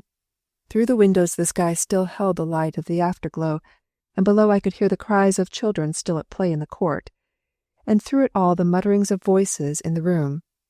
The speakers were evidently unaware that I had come to myself, and I blessed the thought that had prompted my stillness. My brain was rapidly clearing, and in a few moments the words came plainly to me, or as many of them to enable me to get the gist of what was said. Felix Merzev was speaking. "You see, I happened to meet Drafo, the real Simon Drafo, in Moscow, night before the unfortunate raid." "The real Simon Drafo?" I had closed my eyes in order that I might hear the better, but now as the other man spoke I cautiously opened them. The men were sitting, as I had judged, by the window, Merzev in a chair, the other on the edge of the bench, his head sharply silhouetted against the glow of the sky. I saw, as I had guessed, that Felix Merzev's companion was my friend with the fair fringe of beard. Merzev himself was sitting in the shadow, but the glow of his cigar as he drew in the smoke cast a devilish light over his hateful features. In the darkness of the room the effect was weird in the extreme. The features grew as it were out of nothing, shone for a moment in the red light, then again dissolved into the shadows. Yes, my dear Veo, the real Simon Drafo was, I should judge, less than 5 feet in height and bald as an egg. The speaker gave a little mirthless laugh. Our friend on the bed over there is an Adonis to poor Simon, rest his soul. Simon's, I mean. But a little note of sternness came into Merzev's voice as he went on. "There is no question of buts, Veo. The quarrel is mine and mine only. I think I am competent to deal with the imitation Simon. Simon Drafo lies with our other comrades in that pit outside Moscow. The man who has taken his name lies on that bed. One is dead and the other is damn near it." The conversation flagged a little after this comforting remark. The men had opened the window fully and were enjoying the cool breeze which seemed to have sprung up after the heat of the day. It was strange to lie there waiting for the end, for not for one moment did I allow myself to enter the fool's paradise of thinking that Felix would have any mercy for me. I knew too much, and I had crossed his path too often. It all seemed so unreal that such things could be happening on a summer night in London. I tried to tell myself that not 100 yards away the streets were teeming with pleasure-seekers, that theatres were in full swing. I found it difficult of belief. From the open window came the sounds of the night, the bell of a bicycle, the cries of the paper boys, a distant barrel organ grinding out a popular tune. All this was real, familiar. The room I was in and the men talking there by the window seemed to be part of some strange dream. What, I wondered, would the paper boys be crying out in a day or two? Discovery of an unknown body in Soho. Police hunt for the assassins. Is it a secret society? What a haul for the papers. Perhaps Winson would be among the first to view the body of the unknown victim. My gruesome thoughts were interrupted by a movement at the window, and I felt that Merzev had risen and was crossing the room towards me. I still acted unconsciousness, but I must have acted badly, for he laughed as he bent over me, and I could feel his warm breath in my face. "So, Sammy, and what did I tell you about meddling in the affairs of the—" He broke off suddenly. "You will find, Mr. Mannering, that the affairs of Felix Merzev are equally dangerous, I am afraid." He turned to the man who was still sitting on the edge of the bench by the window. "Light the lamp, Veo," he said. "I want to have a look at this fellow. We are quite old friends, Sammy and I." A match spluttered, and I, knowing that further semblance of unconsciousness was futile, opened my eyes and looked around me. The sight of the curious sulphurous blue of the match sent my thoughts flying back to the night before. "Better light the fire, too, Monsieur Veo," I said. "Our climate is deceptive in England here, and one is apt to get chill lying under gorse bushes after nightfall." It was a shot at random, prompted by the foreign matches the fellow used, and I suppose bravado had more to do with the little speech than anything else. For a moment a hard look came into the eyes of Felix Merzev, then the old bantering sneer came back. "Mr. Mannering is, like all newspaper men, exceedingly well informed," he said, speaking between his teeth. "Sufficiently well informed, Judas Merzev," I replied hotly, "to stop your—" He leant forward, and his cold, clammy hand was pressed over my mouth. Weak and bound as I was powerless to resist him, but I learnt, by the way he looked to see if his companion had heard what I said, the one weak spot in the armor of Felix Merzef. When he spoke again, it was to the man who had lit the lamp. "That will do, Veo. Go down to Mother Stepsky and get yourself a drink. Come back when Bellis comes in." The man spoken to, evidently accustomed to obey, left the room immediately without a glance towards the bed where I lay. He, at all events, took little interest in the man he had helped to truss up. And when he had gone, and not before his steps had reached the passage below us, Felix Merzef removed the hand that had come near stifling me, and drew up a chair to the side of the bed. For a hateful moment or two he sat there and regarded me with a smile, nodding his head slowly up and down. "I am afraid, Mr. Mannering, that you are about to say something which, had Mr. Veo heard, might have been harmful to the power I have over these patriots." There was a sneer on the word. "Also, the term with which you prefixed my name is not one which I want advertised, however much you may think I deserve it. Perhaps, Mr. Mannering, you would like to hear all about it, and why he is here." I did not answer, and the purring, cynical voice went on. "Sulky, eh? Well, you've got to hear all about it, whether you like it or not. You needn't worry about Hampstead. It's past 9, and Myra Ramsay will not wait. Your English climate, you know, Mr. Mannering, is deceptive after nightfall." I was stung into answering him. "Is it not poor sport, Merzef, this baiting of a man you are afraid to face, unbound?" The insult did not seem to touch the man by my bed. He took a cigarette from a richly ornamental case and lit it leisurely, emitting a cloud of smoke full in my face. "I feel rather proud of my perception, Mannering," he began, "and think I will tell you my story my own way. If at any point of it I should appear to be baiting, as you call it, please forgive me. A man can't change his ideas of humour at a moment's notice. You see, Simon Draffo, the real thing, that is, happens to be cast in a somewhat different mould from his illustrious imitator. Heaven knows you're no beauty, Sammy, but you can give poor Simon points. You see, when Dr. Mearsden sent me word that Simon Draffo had escaped from prison and had visited him at Norwood, I knew that there was a screw loose somewhere, the reason being that I had happened to see Draffo shot dead. It was you yourself who gave me the clue as to who the impostor was. That was when I read that most able article in Monday's Mercury. Really, Mr. Mannering, you have a fluent style. The press will lose an ornament when you die. I had a watch put on a certain house in Hampstead after reading the article, well knowing that were things as I suspected, that house would prove an attraction sooner or later. It was sooner. Even then I was not entirely satisfied, for I could not understand how you could ever get out of Asnov's clutches. He gave me his word you would never leave his prison alive. To make sure, I arranged with our mutual friend Bellis that I should meet you today. He had his instructions what to do in case I decided to have you brought here. We arranged a signal, the vulgar one perhaps, of not removing the band of my cigar. That simple action of mine conveyed a message to the rat that you were to be brought here by hook or by crook. Mr. Bellis is to be congratulated on having done me a very good turn. Still I was silent. I had been listening, true, but into my mind had crept a memory of the envelope I had left with Myra. I think my silence robbed Merzef of some of the fruits of his revenge, for when he spoke again a sharpness had come into his voice. "You are listening, I hope, Mr. Mannering. Believe me, it is important that you should do so." My answer must have surprised him, for it took the form of a loud burst of laughter that echoed round the walls of that quiet room. "You find the situation amusing?" he queried. "Somewhat," I answered. "The affair has its light side. You will find out in due course, even if— Do I judge your intentions toward me correctly? I am not there to enjoy the joke. It looks, Monsieur Merzef, as though we were likely to take the last long journey of all, in close company." I looked at the man as I said this, and I could see that, for all his bravado, he was mystified at my remark. I was glad that I had made the remark to Veo that had showed him that his watching on the Heath had not passed unnoticed. Evidently Merzef was anxious to make out how much I really knew. He threw away the stub of his cigarette and was lighting another when the door opened and Veo and Bellis entered, the former callous and indifferent, the rat with a shuffling step and a look of shame on his face. It needed but one glance at the man to tell me that any wrong he had done me had been done against his will, that he had not acted freely in the matter, but the stronger will of Merzef had bent the weaker one of Bellis to his bidding. I could not help wondering at, and almost admiring, the marvelous power that Felix Merizev had over the group of revolutionaries into whose clutches I had fallen, and that at the same time he should be hand in glove with the government. I learnt later that it was this very duplicity which gave him his strength. What was sauce for the goose was sauce for the gander, and his information, when he chose to give it, made him as valuable to the Nihilists as to the officers of the Tsar.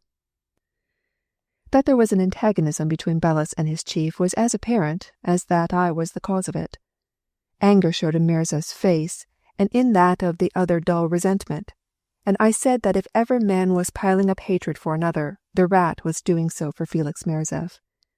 Fear, and that alone, kept those long fingers from the throat of the man with the red beard. I lay still while these three men spoke together. I could not catch what they were saying, but their actions told me plainly that my unworthy self was the object of their discussion. I smiled a little, as I thought how Merizev was rather on the horns of a dilemma.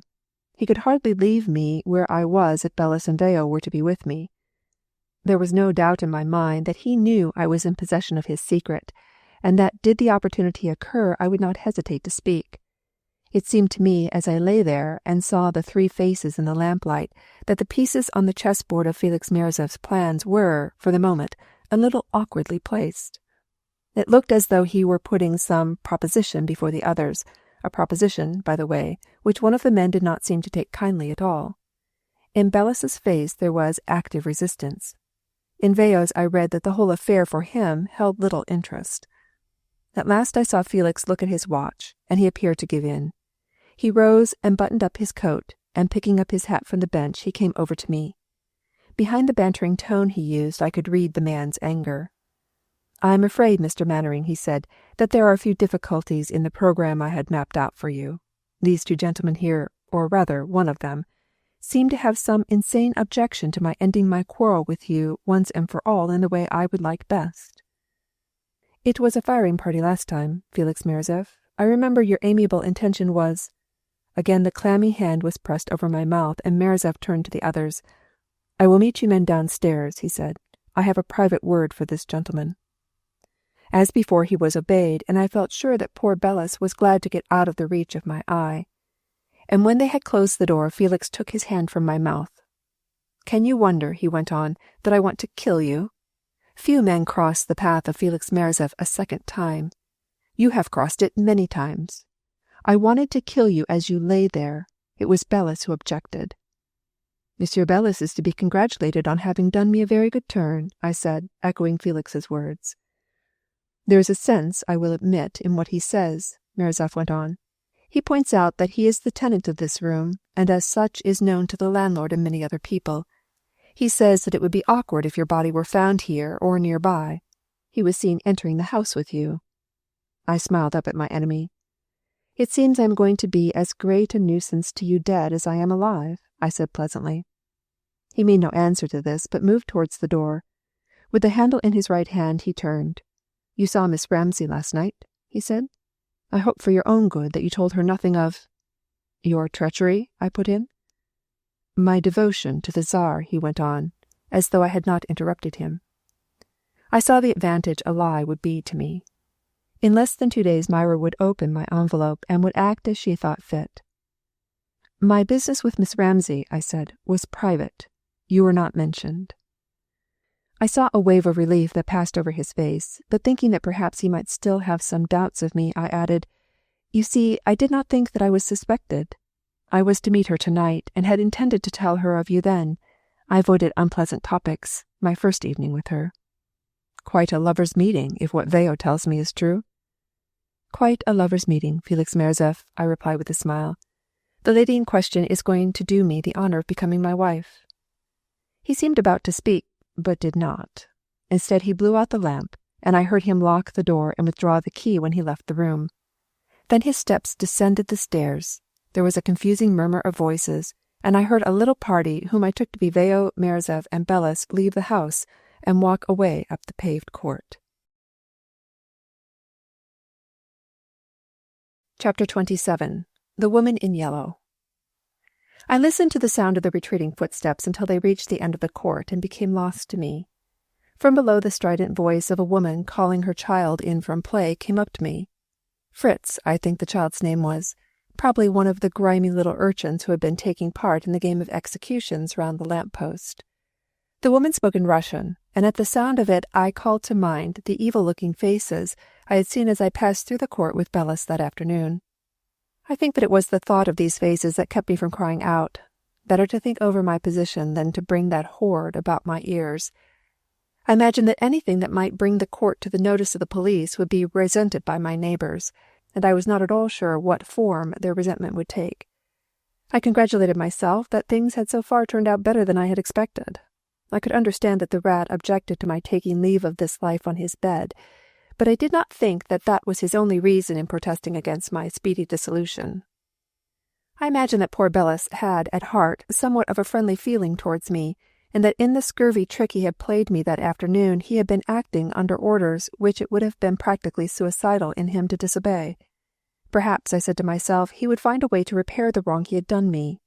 I knew Merzev far too well to think for a moment that he would let me out of his power. If he had ever possessed any doubts as to my knowledge of his treachery, and of my intentions towards him, he could at least have none now.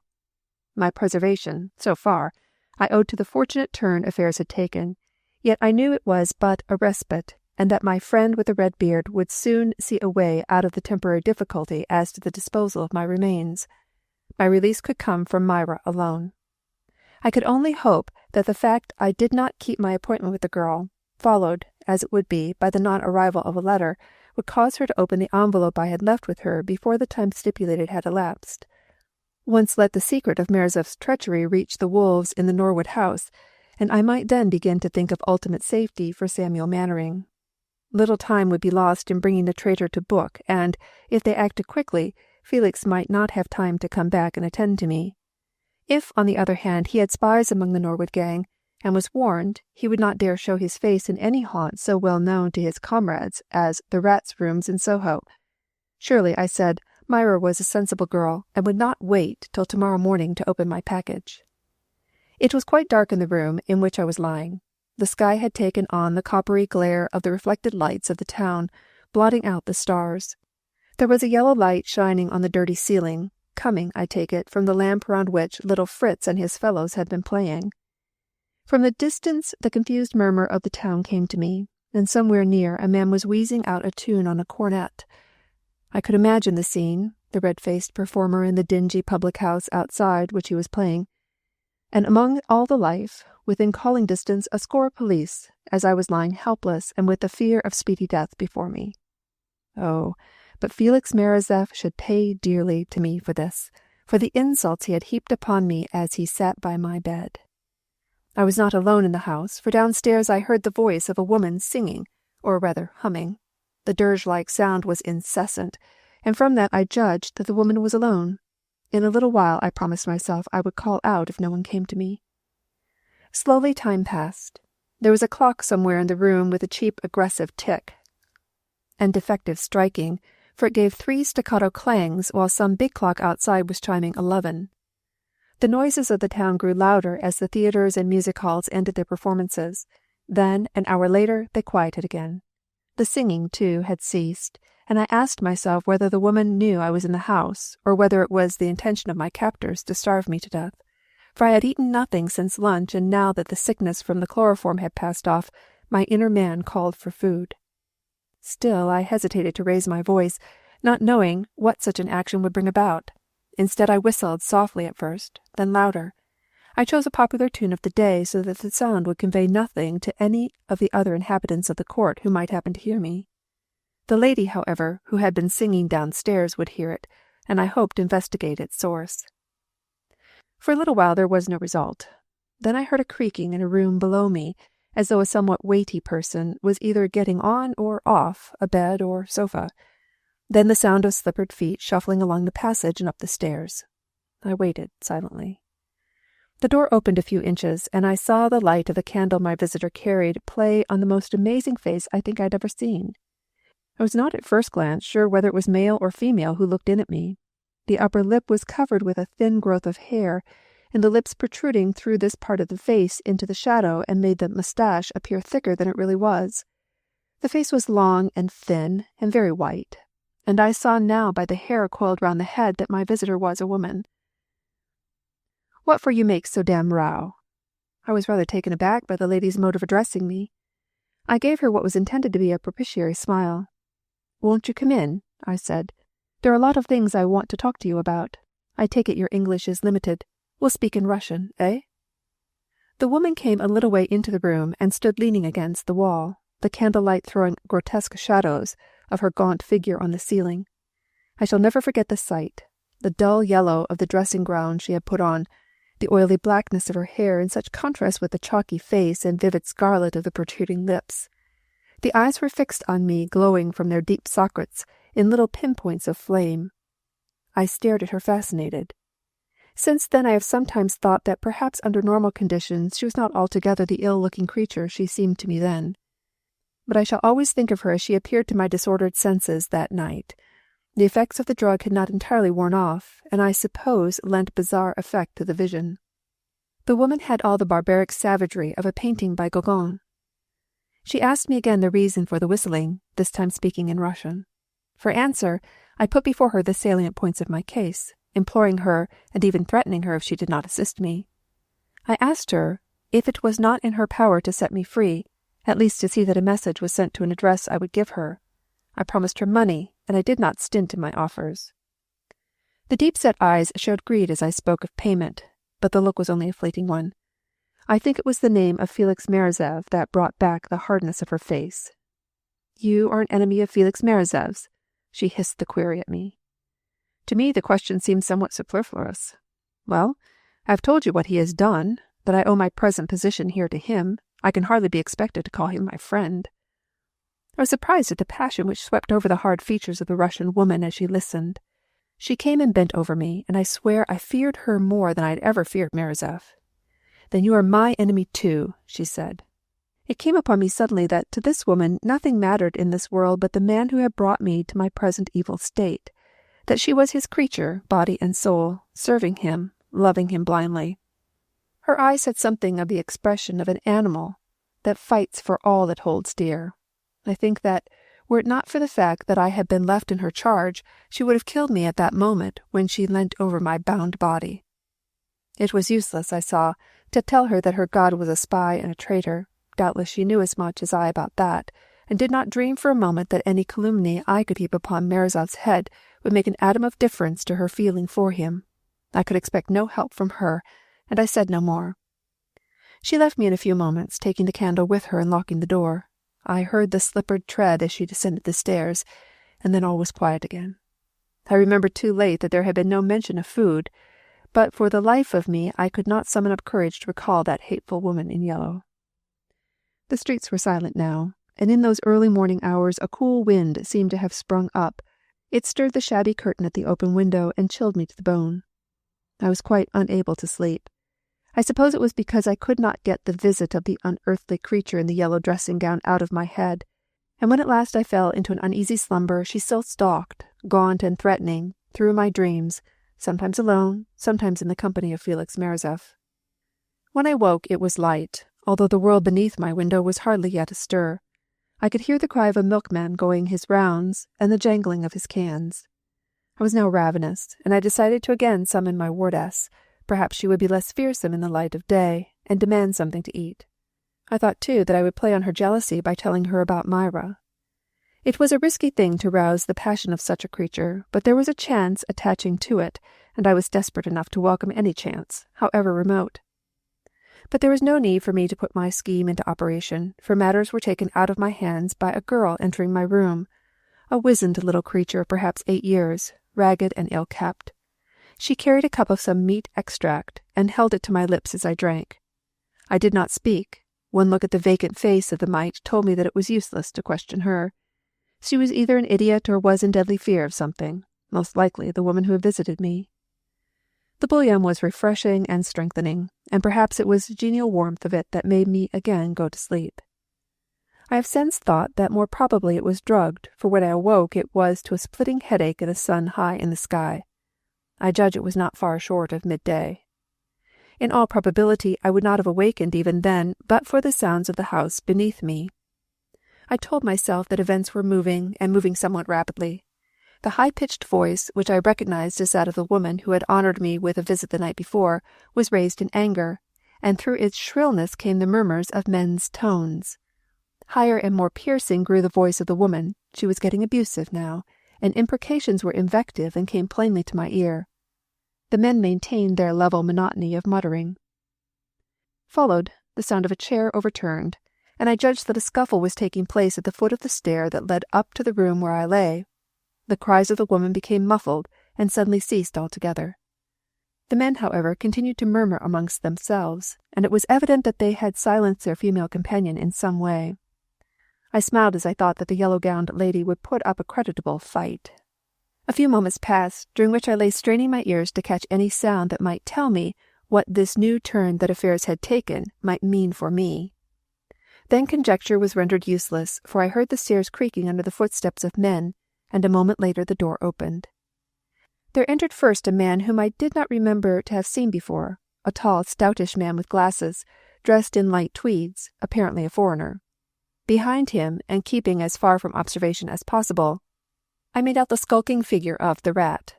He turned at a gesture from the other man and closed the door.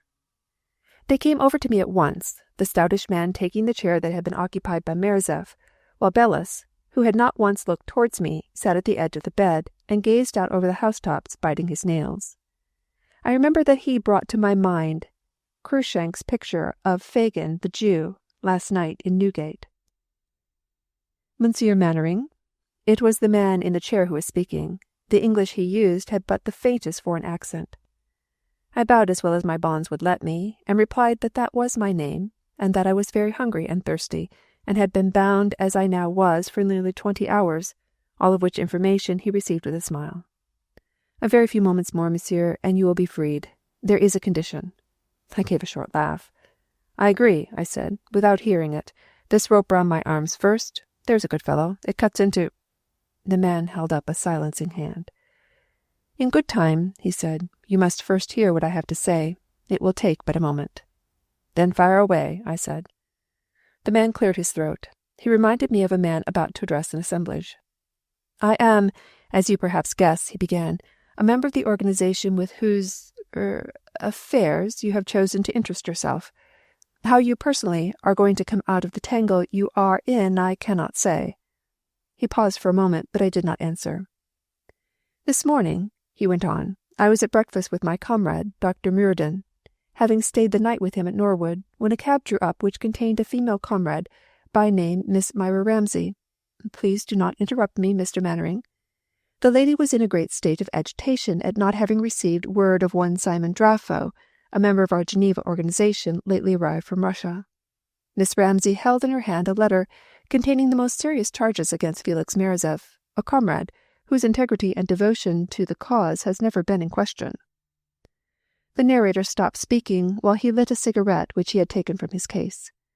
Burning as I was to ask questions that would hurry on the action of his tale, I refrained and lay silent, my eyes fixed on his face. I knew the type of man, long-winded and proud of his knowledge of the English tongue. In a few moments he resumed. The man in question happened to have also spent the night at our villa at Norwood, where a discussion of importance had necessitated a somewhat protracted sitting. How unctuously the fellow mouthed the carefully chosen words. And while I was reading the letter which the doctor had handed to me, Felix Merzev himself entered the room. He gave a start of surprise as his eyes fell on Myra, but he said nothing. Only a curious look came into his eye, as he sank into a chair and passed a handkerchief over his lips. And when I had finished the letter, it needed only one look at the face of Merzev to tell me he was in the grip of great fear. I enjoined the silence, and read out the letter to him. It took the man at my bedside nearly half an hour to tell a story which need not have taken him 10 minutes. And all the time Bella sat at the edge of the bed, gnawing at his nails and staring out over the chimney stacks, a picture of grinding, hopeless misery. I will now set down here what I remember further of the rambling narrative that Rumas Dietrich, as I found the man's name to be, treated me to, but rather I will give the gist of it. I gathered that Merzev had sat still and gazed at the girl while my letter had been read out to him. Then he had risen and denounced me for a spy and a liar. I could picture the scene in that suburban front room, the raving of the man who must have seen the great danger he was in, the eager faces of his comrades as they weighed his explanations against the letter of indictment. I could see Myra, too. She would be standing white-faced, watching the storm she had created. Merzev, eventually, had been asked to remain at the villa, a prisoner practically, while I was sent for. If I had accused him of treachery, he had not been behind in meting out the same treatment to me. I was a journalist, Mannering by name, he told them. I had visited Moscow to gather information of the organization for the English press, information that would have set the police on the house at Norwood. It was I, according to Merzev, who had given the Russian authorities the information that had led to the raid upon the flat. Felix had not stopped there. He accused me, among other things, of having murdered Drafo and taken his identity, so that I could be thought to have been buried with the others after the fight. I saw quite plainly that, although I might send Merzev to his death, it was very likely that he would not go unaccompanied, and that our quarrel seemed as though it would be resumed on the other side of the Styx. The condition Dietrich told me to my being released from my bonds was that I should give my parole that I would accompany himself and the rat to Norwood, and that I should offer no resistance and make no attempt to escape. The alternative was a simple one. I was to be killed there in the room in Soho. Even at this, the rat did not move. Evidently any such objections as he had made to this course when it was proposed by Merzev had been overruled. There was little need for me to give the matter thought. At Norwood I would at least have a fighting chance, as well as the satisfaction of dealing a blow at Merzev. Myra, too, perhaps she would be still there. I solemnly gave my word that I would accompany the men, and that I would not attempt escape. I saw that they were relieved when I so readily gave my promise, and no doubt the idea of the alternative had been distasteful. However hardened a ruffian a man may be, he is likely to draw back from the cold-blooded killing on a summer morning of a bound man. The relief I felt as my bonds were cut is hardly to be described, although for the moment I was quite unable to move. When at last I was assisted to my feet, the furniture of the room seemed to join the two men in a fantastic whirling dance. The sunlight darkened, and I fell back upon the bed. I kept my senses, however, by an effort of will, and I read consternation in Dietrich's face as he saw that it would be some time before I was physically fit to make the journey with them to Norwood. But my constitution is, fortunately, a good one, and in a few minutes I was able to walk across to the chair by the window, and once there the genial sunshine did much to restore me to my normal self. That, and the food and wine which, at Dietrich's order, the rat had fetched from some shop near by. I ate sparingly after my long fast, and allowed myself but a single glass of wine. It was a rich, full Burgundy that Bellis had brought in, and I felt that while one glass would do wonders, more than that might have a disastrous effect upon my enervated condition. As I drank, the blood seemed to course through my veins anew, and in an hour after my rising from the bed, I announced myself ready to go with my captors. We passed in single file down the stairs, and at the foot of them an open door gave me a curious sight, and explained the noises I had heard before the men had come up to me. The Russian woman, still clad in the yellow dressing-gown, was glaring at us across a gag composed of a stocking which had been tightly tied across her mouth and knotted securely at the back of her neck. Of the child I saw nothing. My visitor of the night was lying back on a chair bedstead, to which she was tied hand and foot. The disordered room, in the glimpse I obtained of it, showed that the woman had fought hard to prevent the removal of the man whom Merzev had left in her charge. As she saw me pass along the passage, she commenced to struggle afresh, and from behind the gag came the strangled cries of a creature who is desperate. I felt very glad that the woman in yellow was securely bound. It was decided that Dietrich and I should proceed to the end of the little street which contained the court, and wait there while Bellis released the woman, or rather undid enough of her fastenings to ensure her ultimate freedom, by which time pursuit on the part of the outraged Amazon would be useless. As we passed out of the court, evil faces followed our movements from windows and open doorways. Bellis came to us in a few minutes, swearing and breathless, and evidently anxious that we should put as great a distance between the Russian lady and ourselves as possible.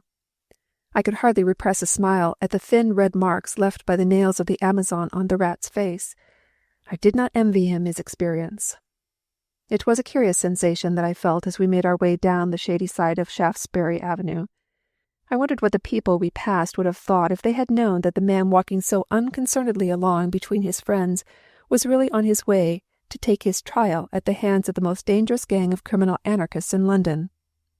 As we crossed the circus to take a green Victoria bus from the opposite corner, I noticed that the policeman on traffic duty was a man who, in my Mannering days, was well known to me. For a moment the thought entered my head that it would be the simplest matter in the world for me to make myself known to him and effect the capture of Bellis and Dietrich, and my own escape at the same time. But the thought of Myra forbade my taking such action. The capture of the two men, with whom apparently I was taking a quiet stroll through the West End, would bring the police in touch with the circle, and in the general debacle the girl I loved might easily suffer. I am afraid that had it been only a matter of my parole— Seldom, I imagine, has man taken such a strange journey as that I took on that summer morning. The joy of life was over everything, the gay toilettes of the women, the blaze of colour in the baskets of flower sellers at Piccadilly Circus, the sun shining on the brass and nickel of the vehicles, and through it all, I, with the shadow of death upon me, passed. For, I said, putting Merzif out of the case, I did not underestimate the danger in which I myself stood. The men at Norwood might perhaps thank me in their hearts for the exposing of the spy in their midst, but I knew the kidney of the man far too well to expect any mercy at their hands. There could be but little doubt that the time that would have elapsed before I reached Norwood would have been well used by my enemy in thinking out ways in which he could harm the man who had brought about his downfall. Moreover, the stake the men were playing for was a big one. Was it likely that they would let an English journalist loose into Fleet Street with full knowledge of their ways, their history, and their haunts? They might regret the necessity of putting me out of the way, but that would have no effect on the ultimate result. Whatever Dr. Murden was, he was certainly no fool. We reached the villa at 2:30. The rat had left us at the station to proceed to the house alone, in order not to draw undue attention to the premises, and Dietrich and I passed quite unnoticed. The house looked as innocent as ever. The brass plate on the gate glittered bravely in the sun. At the upper windows dainty white curtains screened the windows.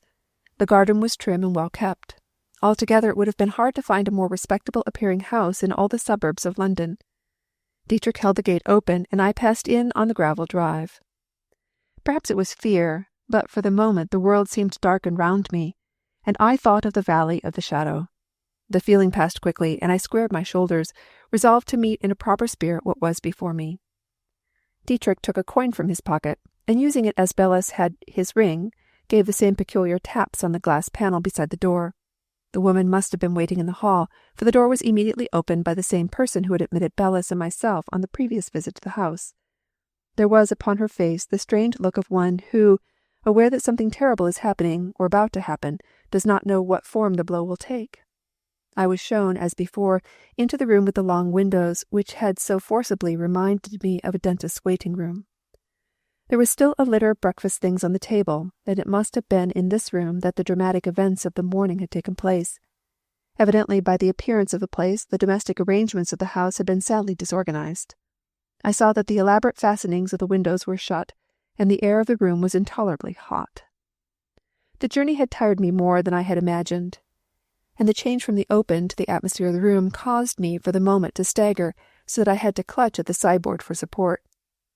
Perhaps it had been faintness, and not fear, that had darkened my world for me as I came up the path from the gate. Be that as it may, I felt no fear as I sat in that depressing room, waiting for what fate had in store for me. Surely, I told myself, I had not succeeded in unmasking Felix Merzif only to die with him. I think I had been growing somewhat tired of my masquerade as Simon Draffo, and I rather welcomed the approach of the final act. I was not given much time in which to think over my situation, for Dietrich, who had left me, had not been gone 3 minutes before he returned, accompanied by Dr. Murden. The professor of languages regarded me gravely as he bowed and took a chair near the sofa on which I had seated myself. He spoke coldly, and I could see that he was far from being well disposed towards me. "I have not come, Mr. Mannering, to inquire into the circumstances which caused a gentleman of your position to enter another gentleman's house under false pretenses. There are others here now who will sift that matter to the bottom. Herr Dietrich has, I presume, told you why you have been brought here, and of the events which happened this morning." "I believe, Dr. Murden," I answered, "it is to assist in the unmasking of a traitor that my presence and my evidence is needed." "Precisely, and for your own sake I hope that there may be only one. Come with us." And with this uncomforting little speech the doctor signed for me to follow him. It was again the room on the first floor to which I was taken, but now the folding doors which I had not noticed on my previous visit had been thrown open, and one long room made of the front and back apartments. The table had been moved out into the center of the square carpet. My eyes immediately singled out the man with whom I was to share the fateful hour before me. He was sitting in a chair in the embrasure of the window, where previously I had seen the table, and as I looked at him I saw that all the assurance and self-control had left Felix Merezov, and that my enemy was already beaten. He must have seen the shadow of his fate in those hours during which he had waited for my coming. His head had sunk down between his shoulders, and he seemed to have aged 10 years since I had parted from him the evening before, when he had sat by my bed and taunted me. For a moment, as his eyes met mine, the old fire again shone in their depths, and he made a gesture as though to rise. He was not bound, they had spared him that indignity, but the men seated on either side of him evidently had their instructions.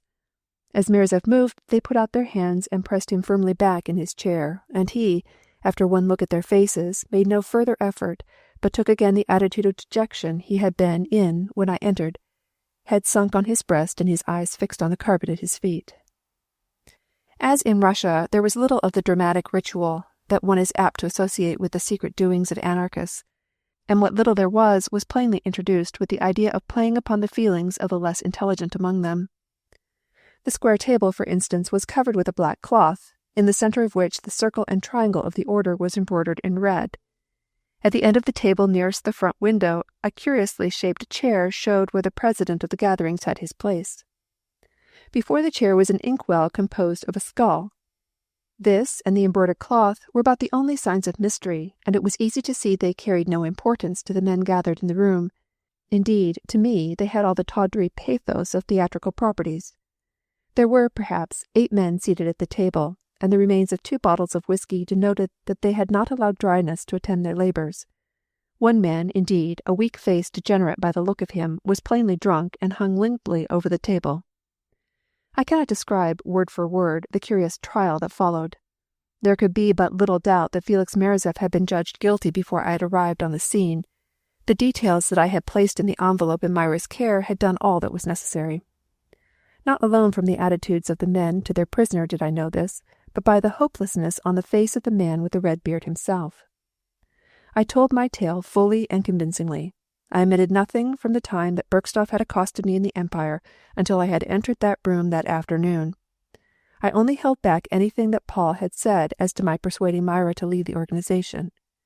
My motive in assuming the guise of Simon Draffo, I pointed out, was to find out Myra's whereabouts so that I could fulfill my trust and, what was of more personal importance, to unmask the man who had caused me so much suffering. I think it was this latter reason which touched the vicious hearts of my listeners. Vengeance was the wine of life to them, and when I spoke of that, I spoke of a passion they well understood. As I described the scene in the Moscow prison when I had attacked Felix, I heard muttering around me, and one man, the drunken degenerate it was, made a motion as though to attack the man who, with staring eyes fixed on me, was listening to his doom story. The 2 men guarding Felix pushed the youth back, but I saw the look of fear that shone in the prisoner's eyes. With the knowledge that his defeat was assured, all the courage and fight seemed to have left him. I dwelt with a wealth of detail on the treatment meted out to me by Azanoff, and of my escape. Here again, I think I reached the hearts of my hearers. Doubtless many of them had experienced the same things as I had, and were filled with the wondrous kindness of a fellow feeling. I told, too, of the murder of Nevsky, and for the moment a look of interest came into Felix Merezov's eyes. Hitherto he had never been able to find out how I had escaped the clutches of such a man as Azanoff. And when my story was done, I fell back in my seat exhausted. The privations I had suffered in Soho, the journey across London, the heat, all combined in showing me that my energies were about spent. Someone poured out whiskey for me, and I heard the splash of a siphon. Can corroborate in every detail, as far as I am concerned, all that Mr. Mannering has said. The speaker had evidently been in the room adjoining while I had been addressing the men at the table, and now stood with his hand on the back of Dr. Murden's chair. One glance showed me that it was Paul Bergstoff. I hardly had energy left to feel any surprise at his presence. He had no doubt made his way there as soon as possible after he had effected his escape from prison. I remember he came over to where I sat and took my hand. I think he was thanking me, his unworthy messenger. As in a dream, I saw Merezov lifted to his feet to receive his sentence. I saw the limp figure stiffen as he faced his judges, and I listened to the speech of lies he made in his defense. but he spoke low and without conviction, and I think he knew that his time had come. And then they took him away, leaving me in the council room with Belas's company. In the room above I could hear the movements of many feet. I asked the rat what they were doing. He made an expressive gesture with his hand at his throat and drank half a tumbler of neat whiskey. We did not speak. It was hardly the time for me to take him to task for his share in my kidnapping. Neither did I feel disposed to speak of anything else with such a man. I remained sitting at the table, listening to the sounds of the room above. Belas had walked over to the window and stood there with his back towards me, gazing down over the top of the curtain into the garden.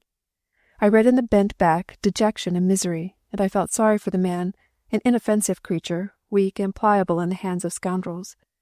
I think, too, I felt a little sorry for the man in the room above me. He was my enemy. Surely never man had a more bitter one. But even the thoughts of the insults he had hurled at me a few hours before in the room in Soho could not drive from my mind the knowledge that I had sent a man to his death, for there could be no doubt as to what was taking place in that room above me. I wondered what form his death was taking, and how the men would dispose of the body. I could not rid my mind of that dramatic exit from the room I had witnessed. It is clearer to my vision now than it was then, the room lit by the glow of the late afternoon sun, the stern looks of the men surrounding their prisoners, and the white, hopeless face of the man with the red beard. He had turned as he passed out at the door, and there was a look in his eyes that I had never seen there before, the look of a man who had played for a great stake and, seeing victory in his grasp, had suddenly lost all. And all the time I could not forget that within a few feet of us, the life of an ordinary suburb was going on in its even way. Nursemaids were wheeling children past the house, tradesmen, postmen, all going about their work without a thought of the tragedy which was being enacted so near them.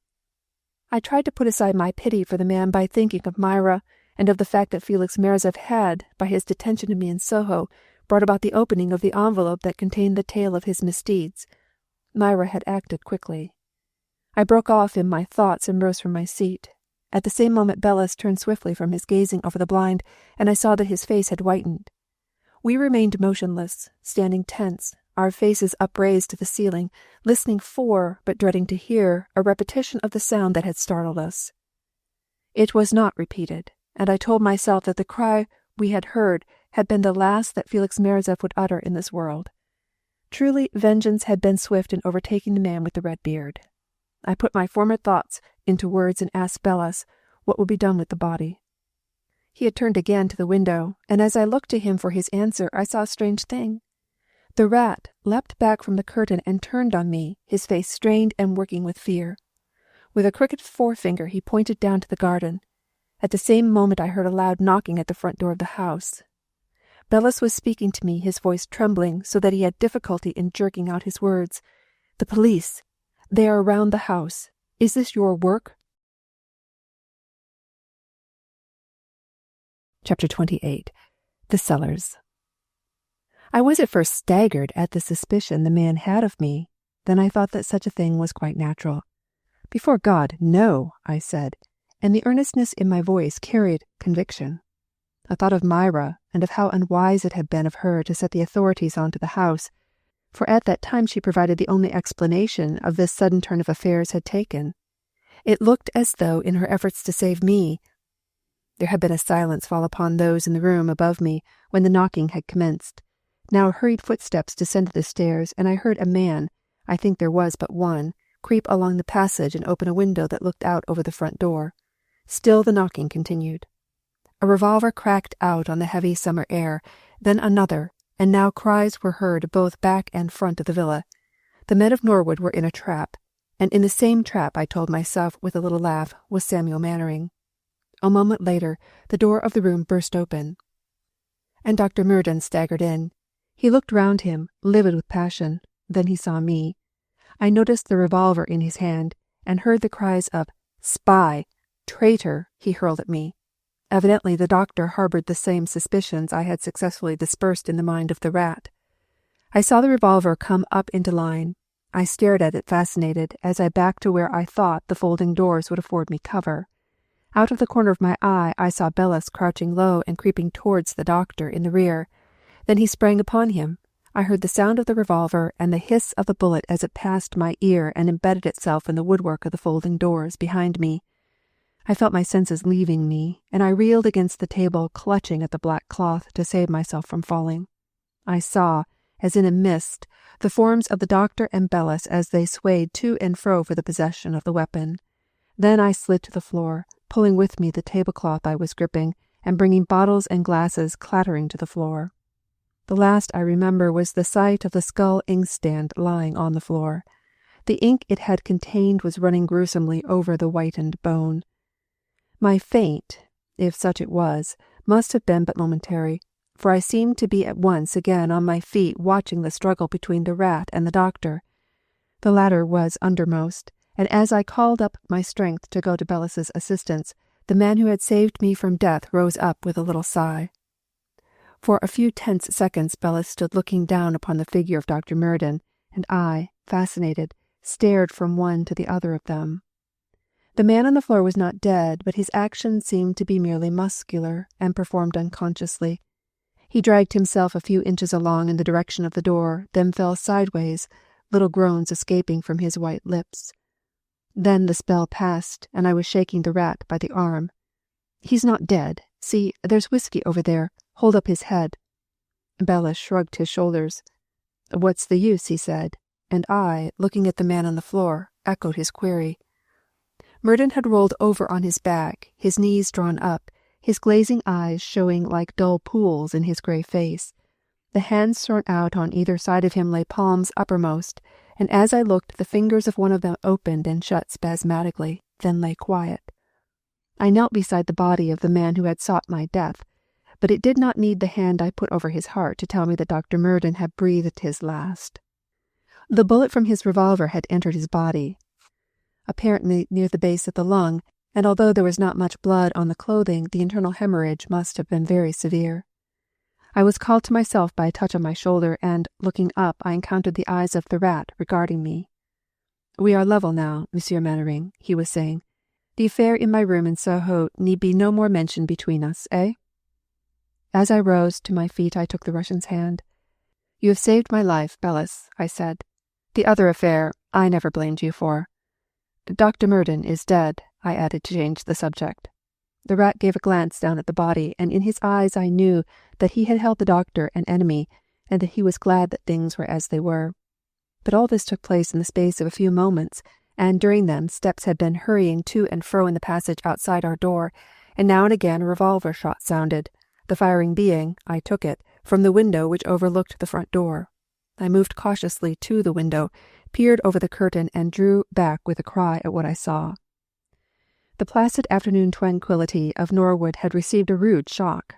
From my point of vantage I could see over the mass of shrubs in the front garden of the house, to where in the road a large crowd was gathering. From as far as my eye could reach in either direction, people came running, and above the agitated murmur of the crowd the call of police whistles shrilled incessantly.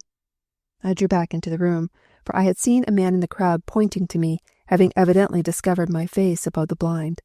"A nice mess," I said, "I had gotten myself into now," and I wondered again what on earth had possessed Myra to put the police on the track of the Norwood men so soon. As I turned from the window, I saw that the rat had opened the door of the room and was leaning out into the passage. He drew in again, and made a sign that I should come to him. I did so, and placing my finger on his lips as a sign that I should keep silent, he took my wrist, and we passed out into the corridor. A few yards to our left, a curtain draped off a little lobby in which the bathroom of the house was situated. In the shadow of this hanging I was dragged by Bellis. From where we were, I was able to get a glimpse of the passage and of the window at the end of it. At this were clustered a group of 4 men, their heads and shoulders silhouetted against the light. They had their backs to us and were so intent on what was going on outside that Bellis and myself had been able to make our way to our curtained ambush quite unperceived. For perhaps 5 minutes we stood there in the little lobby, and I do not think that any of the men at the windows turned their heads once during that time. There were, as far as I can remember, 2 shots fired. Then, watching his opportunity, the rat made a dive for the head of the staircase, I following. We proceeded down cautiously, my guide going with his head held forward, alert and watchful. The hall was deserted, and I noticed that one of the glass panels had been splintered. Through it I made out the blue coat of a constable, and from the fleeting impression I had as Bellis hurried me past, he seemed to be supporting another man in his arms. Then I found myself, still preceded by Bellis, on the stairs leading down to the basement of the villa.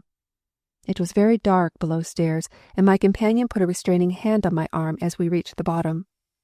I watched his grey, shadowy figure as he tiptoed to the door of what I took to be the kitchen, waiting breathlessly as he stood there without motion. Then I saw him push the door open carefully, and after a glance within, beckoned me to advance. The room was comfortably but plainly furnished, partly as a sitting room and partly as a kitchen, and was evidently used as a living apartment by the old woman who had admitted me on my 2 visits to the house. I looked round now for a sight of this person, and told myself that she had either fallen in the fight, or perhaps, having an inkling of what was about to happen, had quietly taken her departure. We passed through the scullery, and in a corner of the floor Bellis bent and pulled up a ring set in a trap-door. It opened easily, and I saw the top rungs of a crude ladder, the bottom of which was lost in illimitable darkness. The rat tapped at the outside of the pockets of his coat, and satisfied himself by the rattle that he was possessed of matches. There was a stump of candle standing in its own grease on the copper, and he caught this up. Then, with an agility for which I would not have given him credit, he disappeared down the ladder. Looking below, I saw a match sputter in the darkness. Then the steady flame of the candle in the man's hand showed me his face looking up at me. "You can see now, Monsieur Mannering," he whispered. "I will hold the candle so. Come." I think my agility must have equalled, if not surpassed, that of the rat, for, as I held out a foot for the first rung, there came sounds from above that told me we had been none too soon in seeking the sanctuary of the cellars. At a word from Bellis, I let the trapdoor carefully down into place, fastening it with a bolt the man pointed out to me. As we stood in the cool dampness of the cellars, we could hear, dimly, the commotion over our heads. The front door, I said, had fallen in under the assaults of some sort of battering ram, and from the hall came the confused sounds of footsteps and shouts, punctuated every now and again by the crack of a pistol shot. "We can escape this way?" I whispered the query in the rat's ear, and my heart sank at his answer. "I'm afraid not, Monsieur Mannering. There is no outlet. Perhaps they will not come here. Even if they do, I can hide you. It is a chance only." He moved forward as he spoke, holding the candle above his head. The place we were in did not have the appearance of being much used. Old crates and barrels, broken and mildewed, lumbered the brick floor, and here and there a few empty whiskey bottles lay about among the litter. The walls, as the candlelight flickered on them, showed broken, uneven brickwork, on which the dust and cobwebs clung like a creeper. Bellis led the way to the extremity of the cellar, which, as far as I could judge, would lie under the front rooms of the house. He dipped a little pool of grease on an upturned box, and, sticking the candle upright in it, began to pull out the lumber which was stacked in the corner. In this I lent a hand, and we labored as silently as we could, lifting each article and placing it carefully on the floor behind us. More than once a rat, disturbed in its fastnesses, would glare at us for a moment, the candle making pin-pricks of brilliance in his beady eyes, then scamper away into the shadows. One great fellow darted between my legs, and I all but dropped the cask I happened to be handling at the time the gross body brushed my ankles. And when at last we had cleared the corner, Bellis pointed out to me an alcove in the shadow of a buttress of brickwork. It was not an ideal hiding place, but in all probability would pass observation in the event of a hurried search. The rat told me that he had come upon it by chance during a week in which he had been left in charge of the villa. The gang seemed to have made rather a man-of-all-work of poor old Bellis, and I could see that, did we but get away safely, he for one would not regret the fate that had overtaken the men in the house at Norwood. He had explored the cellars during that week, and, coming upon this small alcove, had himself enlarged it, using the bricks he removed to build up a cunning little angle to make the hiding-place a better one. He told me that he had always thought that such a spot might some day come in useful, in which, events were proving, the rat was wise. Above our heads the noises of the conflict between the police and gang continued. Now there would be a pause, then again the crack of shots and the hoarse cries of the combatants. It was irksome in the extreme, the waiting there, not knowing how the battle was faring. Sometimes a distant cheer would come to our ears as we waited in the darkness, for we had thought it wise to harvest our candle, and we would say that the crowd were expressing their approval of some move on the part of the police. Suddenly it came to me that we had done a foolish thing in bolting the trap-door. Any security it gave us would at best be a temporary one, and the fact of the bolt being on the underside would point plainly to the fact that the cellar was tenanted, and any search made with the slightest care could not fail to unearth our poor hiding-place. I mentioned this to Bellis, and at a nod from him I groped my way softly to the ladder and unbolted the trap. As I did so, perched up there on the ladder, the sounds of the house came more clearly to me. The fighting was taking place, undoubtedly, in the top rooms, and I felt sure that the basement, in any event, was untenanted. I returned to where I had left Bellis, for the idea had come into my head whereby I hoped both of us might regain our freedom. I did not like the cellar. I have a strong objection to confinement that one who has led an open-air life always feels. The dust-hung walls, the low-raftered roof gave me the impression of a living tomb, and I felt it would be better in the thick of the fight raging over our heads than this smothering blackness. Moreover, I did not hold our refuge a safe one. It was not likely the police would depart without thoroughly overhauling the premises, and it was idle to think that the Cellars would escape their notice. When I reached Bellis, I sat down beside him on a barrel-top and told him my plan. First, however, I asked him a few questions. "There is no way out of here, I suppose?" The man beside me grunted. "There is a manhole, but what good would that do us? It would be hard to reach it from the floor. Besides, the garden would be full of police." "But one could get in by this manhole?" I asked. "I don't understand." "Never mind, Bellis. Listen. I'm going to wait here with you until the house is quieter. Then I'm going up into the kitchen." Bellis gave a start. "Both of us?" he queried. "No. You will remain here, and I will do my best to divert the search from your hiding place. And you?" "I'm taking the only chance there is for me to take. If we stay here in the cellar, it is only a question of time." And I proceeded to tell him my plan. He agreed to it with a grunt which plainly said that he had little faith in it. For a few moments we allowed ourselves a light, and in that time I ran through my pockets and destroyed the card of membership and all papers and articles which could in any way identify me with Simon Draffo. From my notebook I tore the pages on which was any writing, and on the flyleaf I wrote, "Samuel Mannering, Mercury office, Fleet Street." The discarded papers we reduced to ashes in the flame of the candle. Then in the darkness we waited perhaps an hour or an hour and a half. I paid periodical visits to the top of the ladder, and at last I told myself it was time for me to put my plan into execution. I called a whispered farewell to the rat, and raised the trapdoor a few inches. The red rays of the setting sun nearly blinded me after the darkness of the cellar, but in a moment I could see that the kitchen was as we had left it. With a heave of the shoulders I pushed back the flap and emerged, a dust-grimed figure, into the basement. I stood for a moment in indecision, keeping well back from the window. Every now and again a shadow would pass across the panes, telling me that the garden was occupied, presumably by police, put there to see that no one left the house. I looked at the cheap American clock which was ticking on the mantelpiece, and saw that it wanted 20 minutes to 8. It would be better for my purpose to wait until it grew a little darker, and I took my seat on a Windsor chair, screening myself behind the scullery door. I waited there till between 1/4 and 8:30. The fighting had ceased long since, the only sounds which reached me being the occasional tread of footsteps crossing the room above me, and the distant murmur of voices. It was by this time much darker, and shadows filled the corners of the great kitchen. Treading lightly, I walked upstairs into the hall. Here all was quiet, but through the slightly open door of the back room I could see an inspector of police writing at a table, and from the voices I took it that there were 3 or 4 men in the room with him. As I stood there at the head of the stairs, someone came from the room at the front and, seeing me, gave a gasp. I caught sight of myself in a mirror a little later, and I can understand the consternation I must have struck into the heart of a sudden beholder. The man, he was a constable, and he showed signs of the fight he had been through, made a grab at my shoulder, at the same time calling to his comrades in the other room, who came running at his voice. Together they dragged me in and stood me before the inspector whom I had seen writing. "When you've quite done," I began. "You are English," the remark was shot at me by the inspector. I bowed with a little smile. "At your service," I said. "Mr. Samuel Mannering, of the Mercury. Really, you shouldn't knock the press about like this. Is Sir Andrew here?" At my mention of the chief at the yard, the manner of the man at the table underwent a change. He was still undecided, however, how to act. "That's all very well, Mr. Mannering, but the house is surrounded.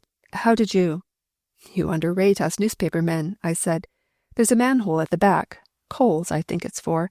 But it does for reporters at a pinch. Rather a tight pinch, too, it was." The inspector frowned slightly. "But the garden is watched," I said. "So I saw as I came through, Mr. Inspector." There was a little laugh at this, and I saw my case was as good as won. "I came through the cellars," I added, and pointed to the cobwebs on my clothes. "The cellars?" Yes, didn't you see a trapdoor arrangement in the scullery? We hadn't made a strict search yet. We're waiting for Sir Andrew, who has gone back to the yard. He's motoring, so he may be here at any moment. Then he'll remove the last lingering doubt as to the identity of Mr. Samuel Mannering. Do these infernal anarchists keep whiskey in the house? I'm dry as dust, and there are a lot of empties in the cellar. The inspector seemed struck by an idea. Nothing else in the cellar, I suppose, Mr. Mannering? Meaning? I asked blandly. Any of the fellows we have been after. There's 4 dead and 2 prisoners so far. Oh, I see. No, you can cut out the cellars from your reckoning. I was there the best part of an hour looking for the way up into the house. There's no one there. And I took a cigarette from my case and lit it so that the inspector should not see my eyes. I stayed with the men in that room for nearly an hour longer, but it was little in the way of information that I could gather. The order from headquarters as to pressmen had evidently been made plain. Moreover, I do not imagine that until Sir Andrew Fordman arrived, I was quite taken at my word. When at last a motor drove up to the gate and the white-bearded chief entered, it was plain sailing. I had during my journalistic career often come in touch with Sir Andrew, and, indeed, before he reached the top of the tree I had, on occasions, been of some slight assistance to him in the working up of a case. He greeted me in a friendly manner, although I could see he was very preoccupied with the magnitude of the events which had been happening that evening. He listened to the story of my forced entrance with a smile.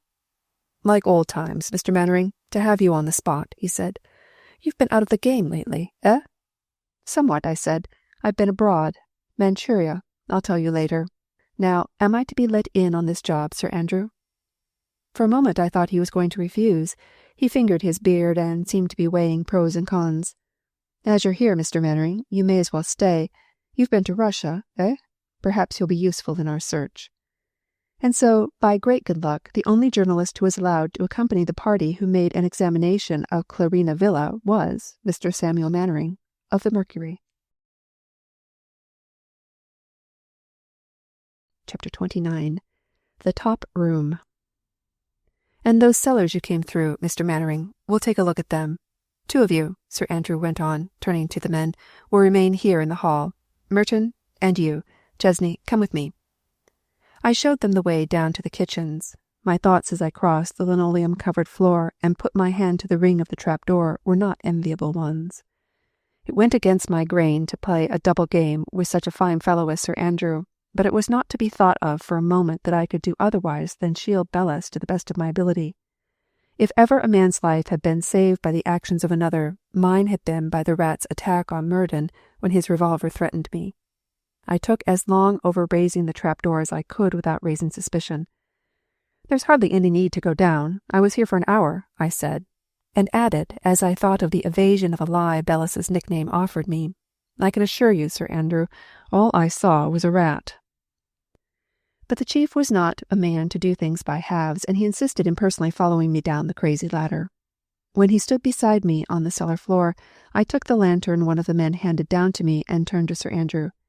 At my suggestion, he agreed to stay at the foot of the ladder while I made the round of the place, flashing the piercing rays of the lantern on to the walls. I was careful to pass as rapidly as possible over the corner where Bellis hid. If Sir Andrew stayed where he was at the foot of the ladder, all would be well. Now and again, I would purposely fall over some of the lumber, or would anathematize an imaginary rodent, in order that the chief, who was, by way of being a dandy, should be impressed by the dangers of the place, both as regarded shins and clothes. No doubt this had its effect, for after a few moments he expressed himself satisfied, and with a little sigh of thankfulness I followed him up the ladder. Just as I was emerging on the floor of the scullery, I stopped and swore softly. My notebook, Sir Andrew. I put it down on one of the barrels. I'll join you in a moment. I said this very naturally, and did not wait for an answer, but went back swiftly down the ladder to the cellar, and in a few strides I had reached Bellis. The little fellow was in a pitiable state of fear. Quick, I whispered. They are searching the house. Where are the papers kept? Is there a list? For all our sakes. I think the rat saw the importance of what I was asking him, for he answered at once, speaking in a whisper. In the room, where Murden, where we waited, a little black-covered book, 3rd board from the window, fireplace side. There was no time for more, as I heard Sir Andrew's voice calling for me to join them, and I was afraid that he might suspect something had happened to me. I pressed Bellis's hand, and in another moment I was in the kitchen again with the searchers. I find it difficult now to write of the feelings I experienced as I accompanied the men over the well-known ground.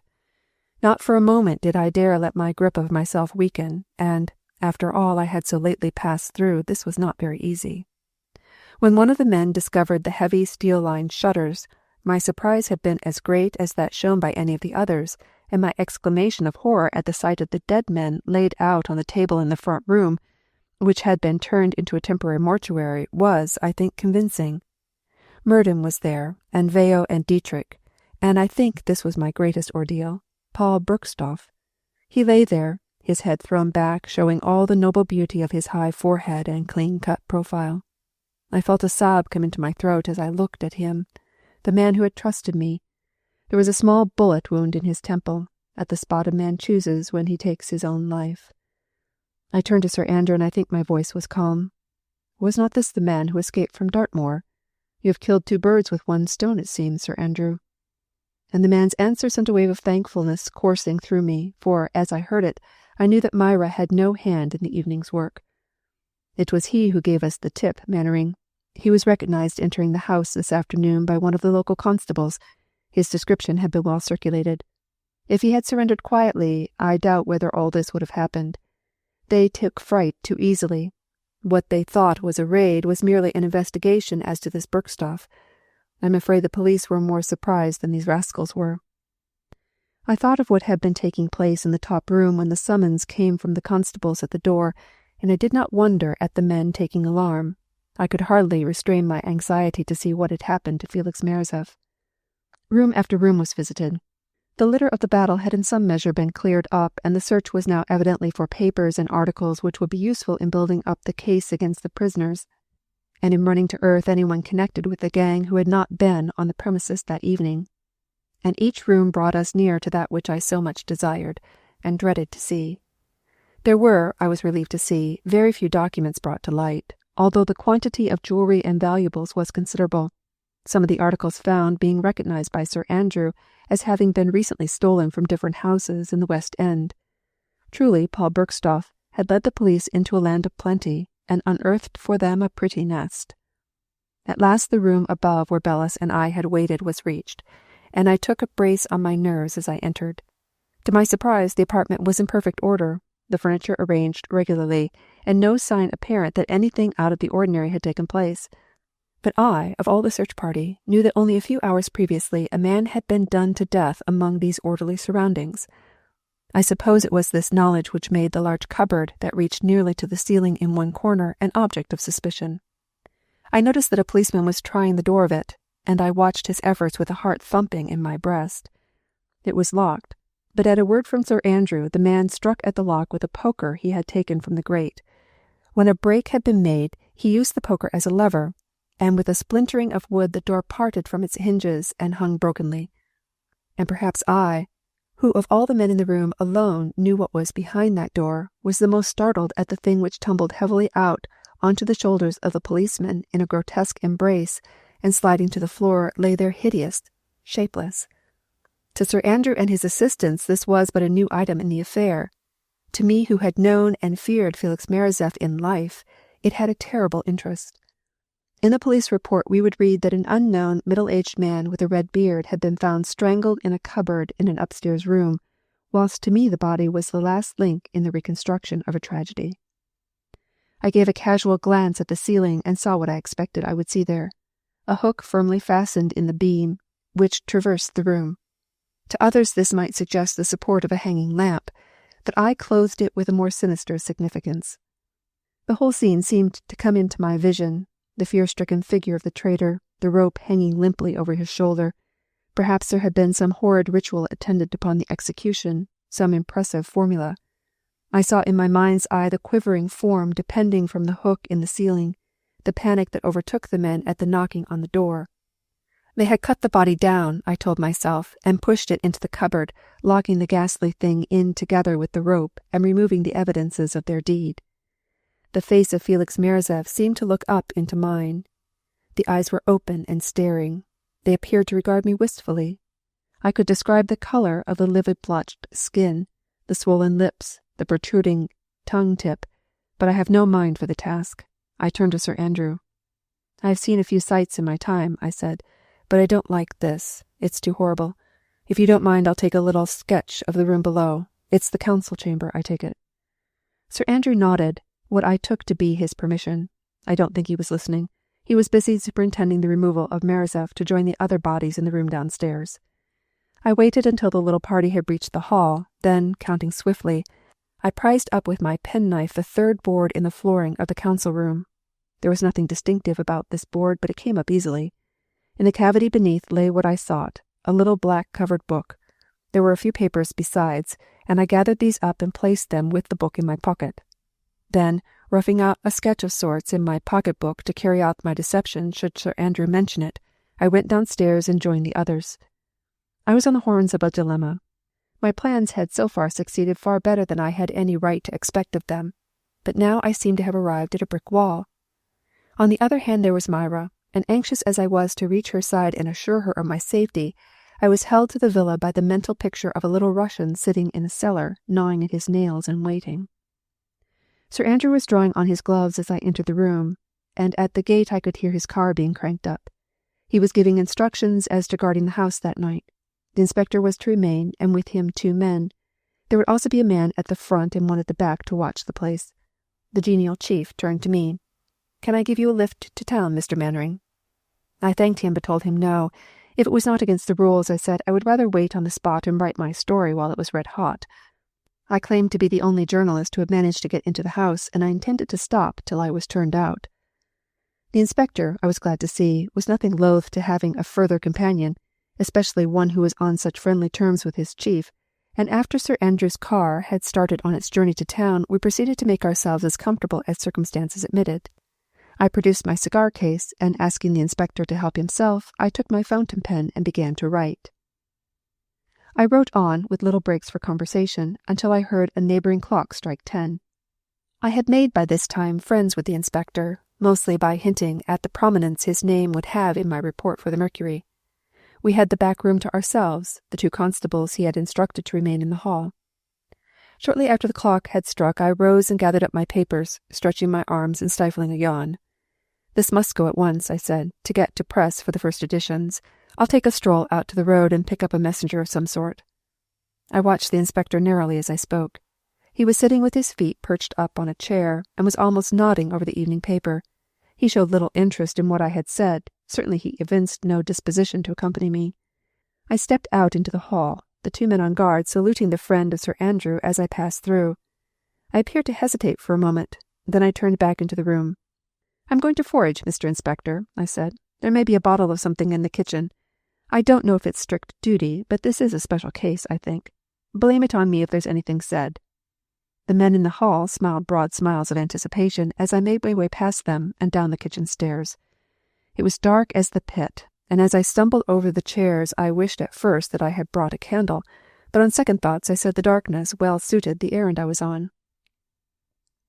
Moving carefully, I located the trap-door, and raising it I knelt down and gave a low whistle.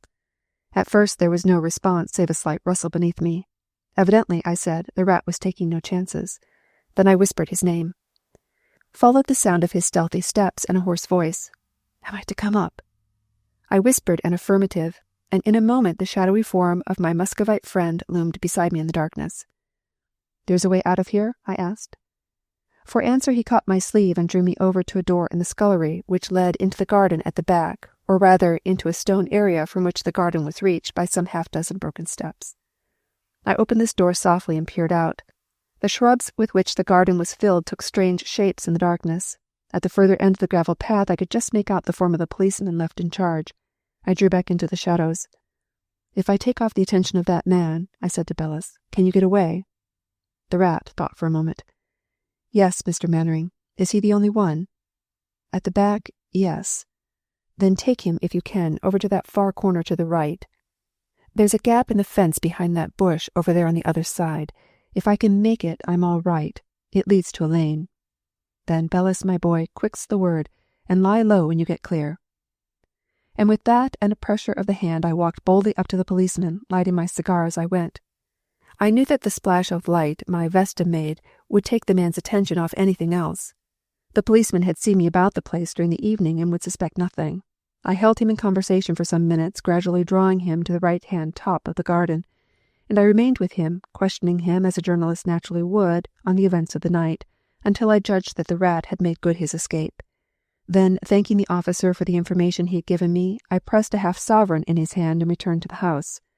This time I struck matches and was fortunate in finding, in the fairly well-stocked larder, a 3/4 full bottle of whiskey and some cold meat. This banquet I took upstairs. I told the inspector as we drank that, on second thought, I would take my copy up to town myself. It was rather risky trusting a messenger. I advised him to be sure to get a Mercury in the morning, and so left him to dreams of fame and promotion. There was still a big crowd in the vicinity of the house, and I told myself that the rat would have had no difficulty in mixing with the people, and, at his leisure, making his way back to town. I wondered where he would go. Not, I told myself with a smile, to the lady in the yellow dressing-gown. I took a cab back to town and delivered my copy into Winston's own hands. He, it seems, had had 2 reporters out on the case with no results worth mentioning. Except in my case, Sir Andrew had been very strict. I would give my partner no explanations. I said I was tired, and that if after tomorrow he mentioned the house at Norwood to me, I would brain him where he sat. When I left him, he was fingering my copy as a connoisseur would an old and valuable vase. Tired as I was, there was a further journey for me that night. I hailed another cab, choosing one with a useful-looking animal between the shafts, and drove out to Hampstead. I had no intention of calling at that late hour, but I could not rest until I had seen that Myra's house, at any rate, wore its normal aspect. I dismissed the cab at Hampstead station and made my way to the house on foot. It was, of course, in darkness, but all was quiet, and after passing and repassing 2 or 3 times, I went on to Jack Straw's hotel, where, late as it was, I was obliged with a bed. And in the conversation I had, before retiring, with the landlord and one of the waiters, there was little spoken of but the doings at Norwood, but there was no mention of anything out of the way having taken place at Hampstead. I did not ask a direct question, but framed my remarks so that, had anything happened at Manor Way, I would certainly have heard of it. I scribbled a note to Myra, asking her to be at the Heath the following morning at 10 o'clock. I gave no particulars of what had taken place that day. It was enough that the girl should know that I was safe and at liberty. This note I left with the boots, with instructions that it should be sent down to Myra about 8 o'clock. I spent a little while, when I had gone to my bedroom, in examining the papers and the book I had taken from beneath the flooring in the Norwood house. The papers were quite unimportant, consisting mostly of letters to Dr. Murden from Russia and newspaper cuttings dealing in the main with the recent burglaries in and about London.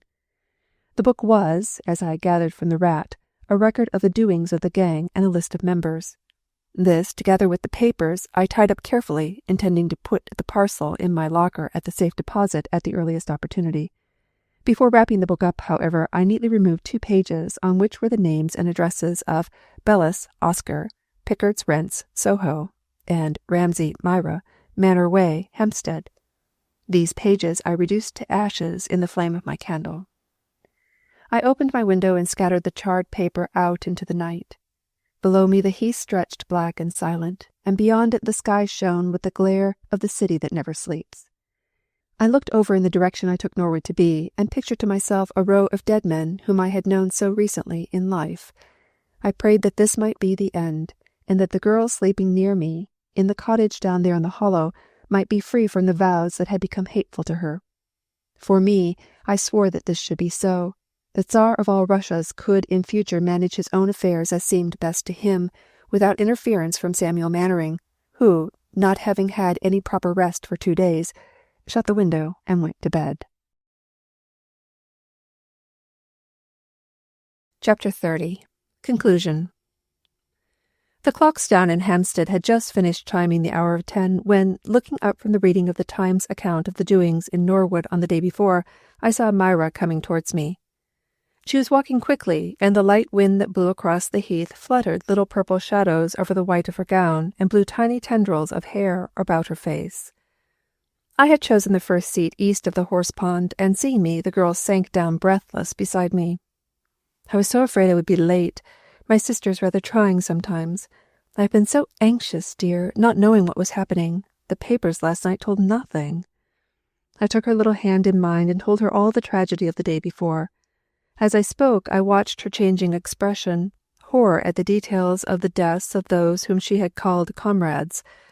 I read pity, too, in the grey eyes as I spoke of the end that had come to Merizev, but through all the compassion I thought I detected a relief that could not be kept back. I spoke to her also of Bergstoff, and for the first time of the mission which I had undertaken in his behalf. When I mentioned the £1,000 I held in trust for her, she started up. "No, oh, no, I could not take it. It seems too horrible. Besides," she went on, "I have no need of money. My sister married, as the world goes, well.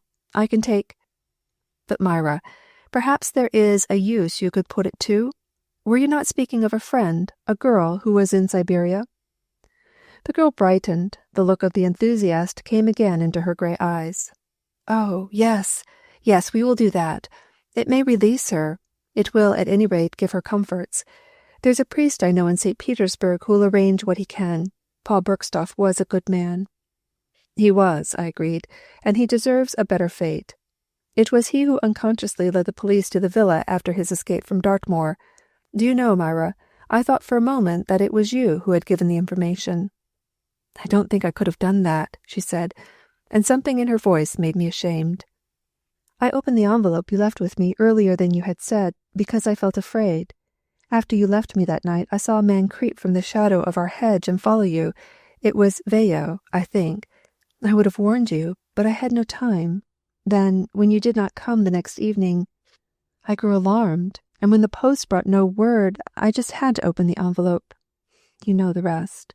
I nodded. "Yes, dear, it was brave of you." "No, it was not brave of me. I was afraid, I say, afraid for you. After I had faced Felix Merizev at Norwood, I came back here and sat in the cottage trembling all day. Dr. Murdam would not let me stay at the villa. He said there was work to be done where women would not be wanted. My sister thought I was ill and made me go to bed early." "Does your sister know all this, what you did in Russia?" Myra gave a little smile. "No. I'm afraid that Peggy is too much wrapped up in her house and her baby to care about politics. She thinks Russia is a hateful place and can't make out why I went there when Father died." The girl paused for a moment, then went on, her eyes staring out over the heath. "But I had to do something. I knew Russian, and I did quite well with my music teaching. Peggy went as companion to an old lady, a Mrs. Marshall, who lived in a bath chair at Brighton, and, of course, she married the old lady's nephew, like they do in the books. Merizev came to the house as a friend I had met in Russia. I think Peggy wanted me to marry him." She gave a little shudder, and we again fell into talking of the events of the last few days. It was past 12 when we parted, she to return to her home and to Peggy and the baby, I to my hotel in Bloomsbury, where I hoped by means of a razor and suitable raiment to take again my place in the world as Samuel Mannering. I spent the afternoon at my old desk in the Mercury building. I put our chief reporter on the Norwood case, contenting myself with sifting the evidence and touching up his copy.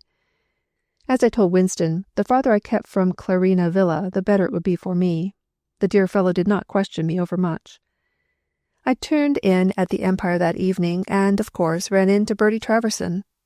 As I had done 7 months before, I took his arm and led him up the sloping passage to the American bar. A fancy prompted me to choose the same table at which I had sat with Paul Bergstoff on that former occasion. "You're quite a stranger, Sammy," Traverson said, letting his monocle drop with a tinkle on his shirt front. "Where have you sprung up from this time?" "Russia, again," I said with a smile. "And you?" He gave the little bird-like laugh I remembered so well.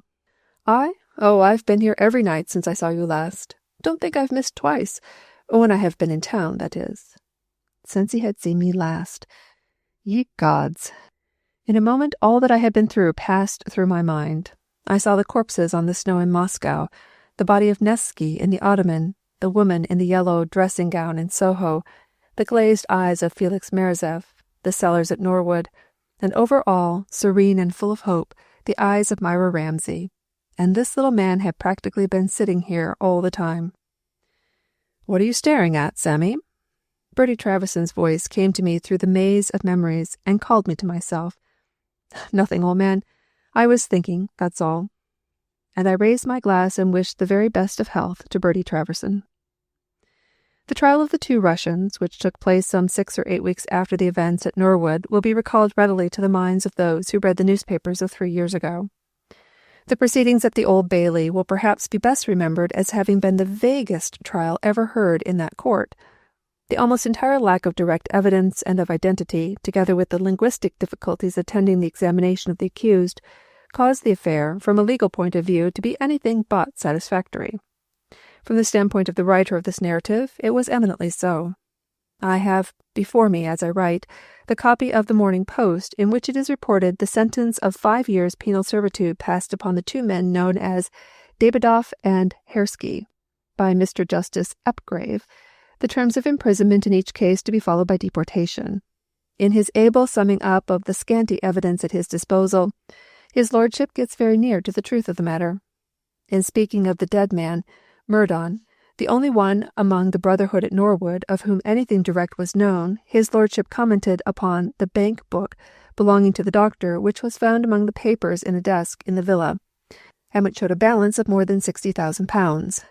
There is little doubt that under the cloak of anarchy this man had been able to draw into his net younger and weaker men, upon whose mistaken sense of patriotism he had played, to the extent of getting them, in time, to do any dirty work he liked to set them.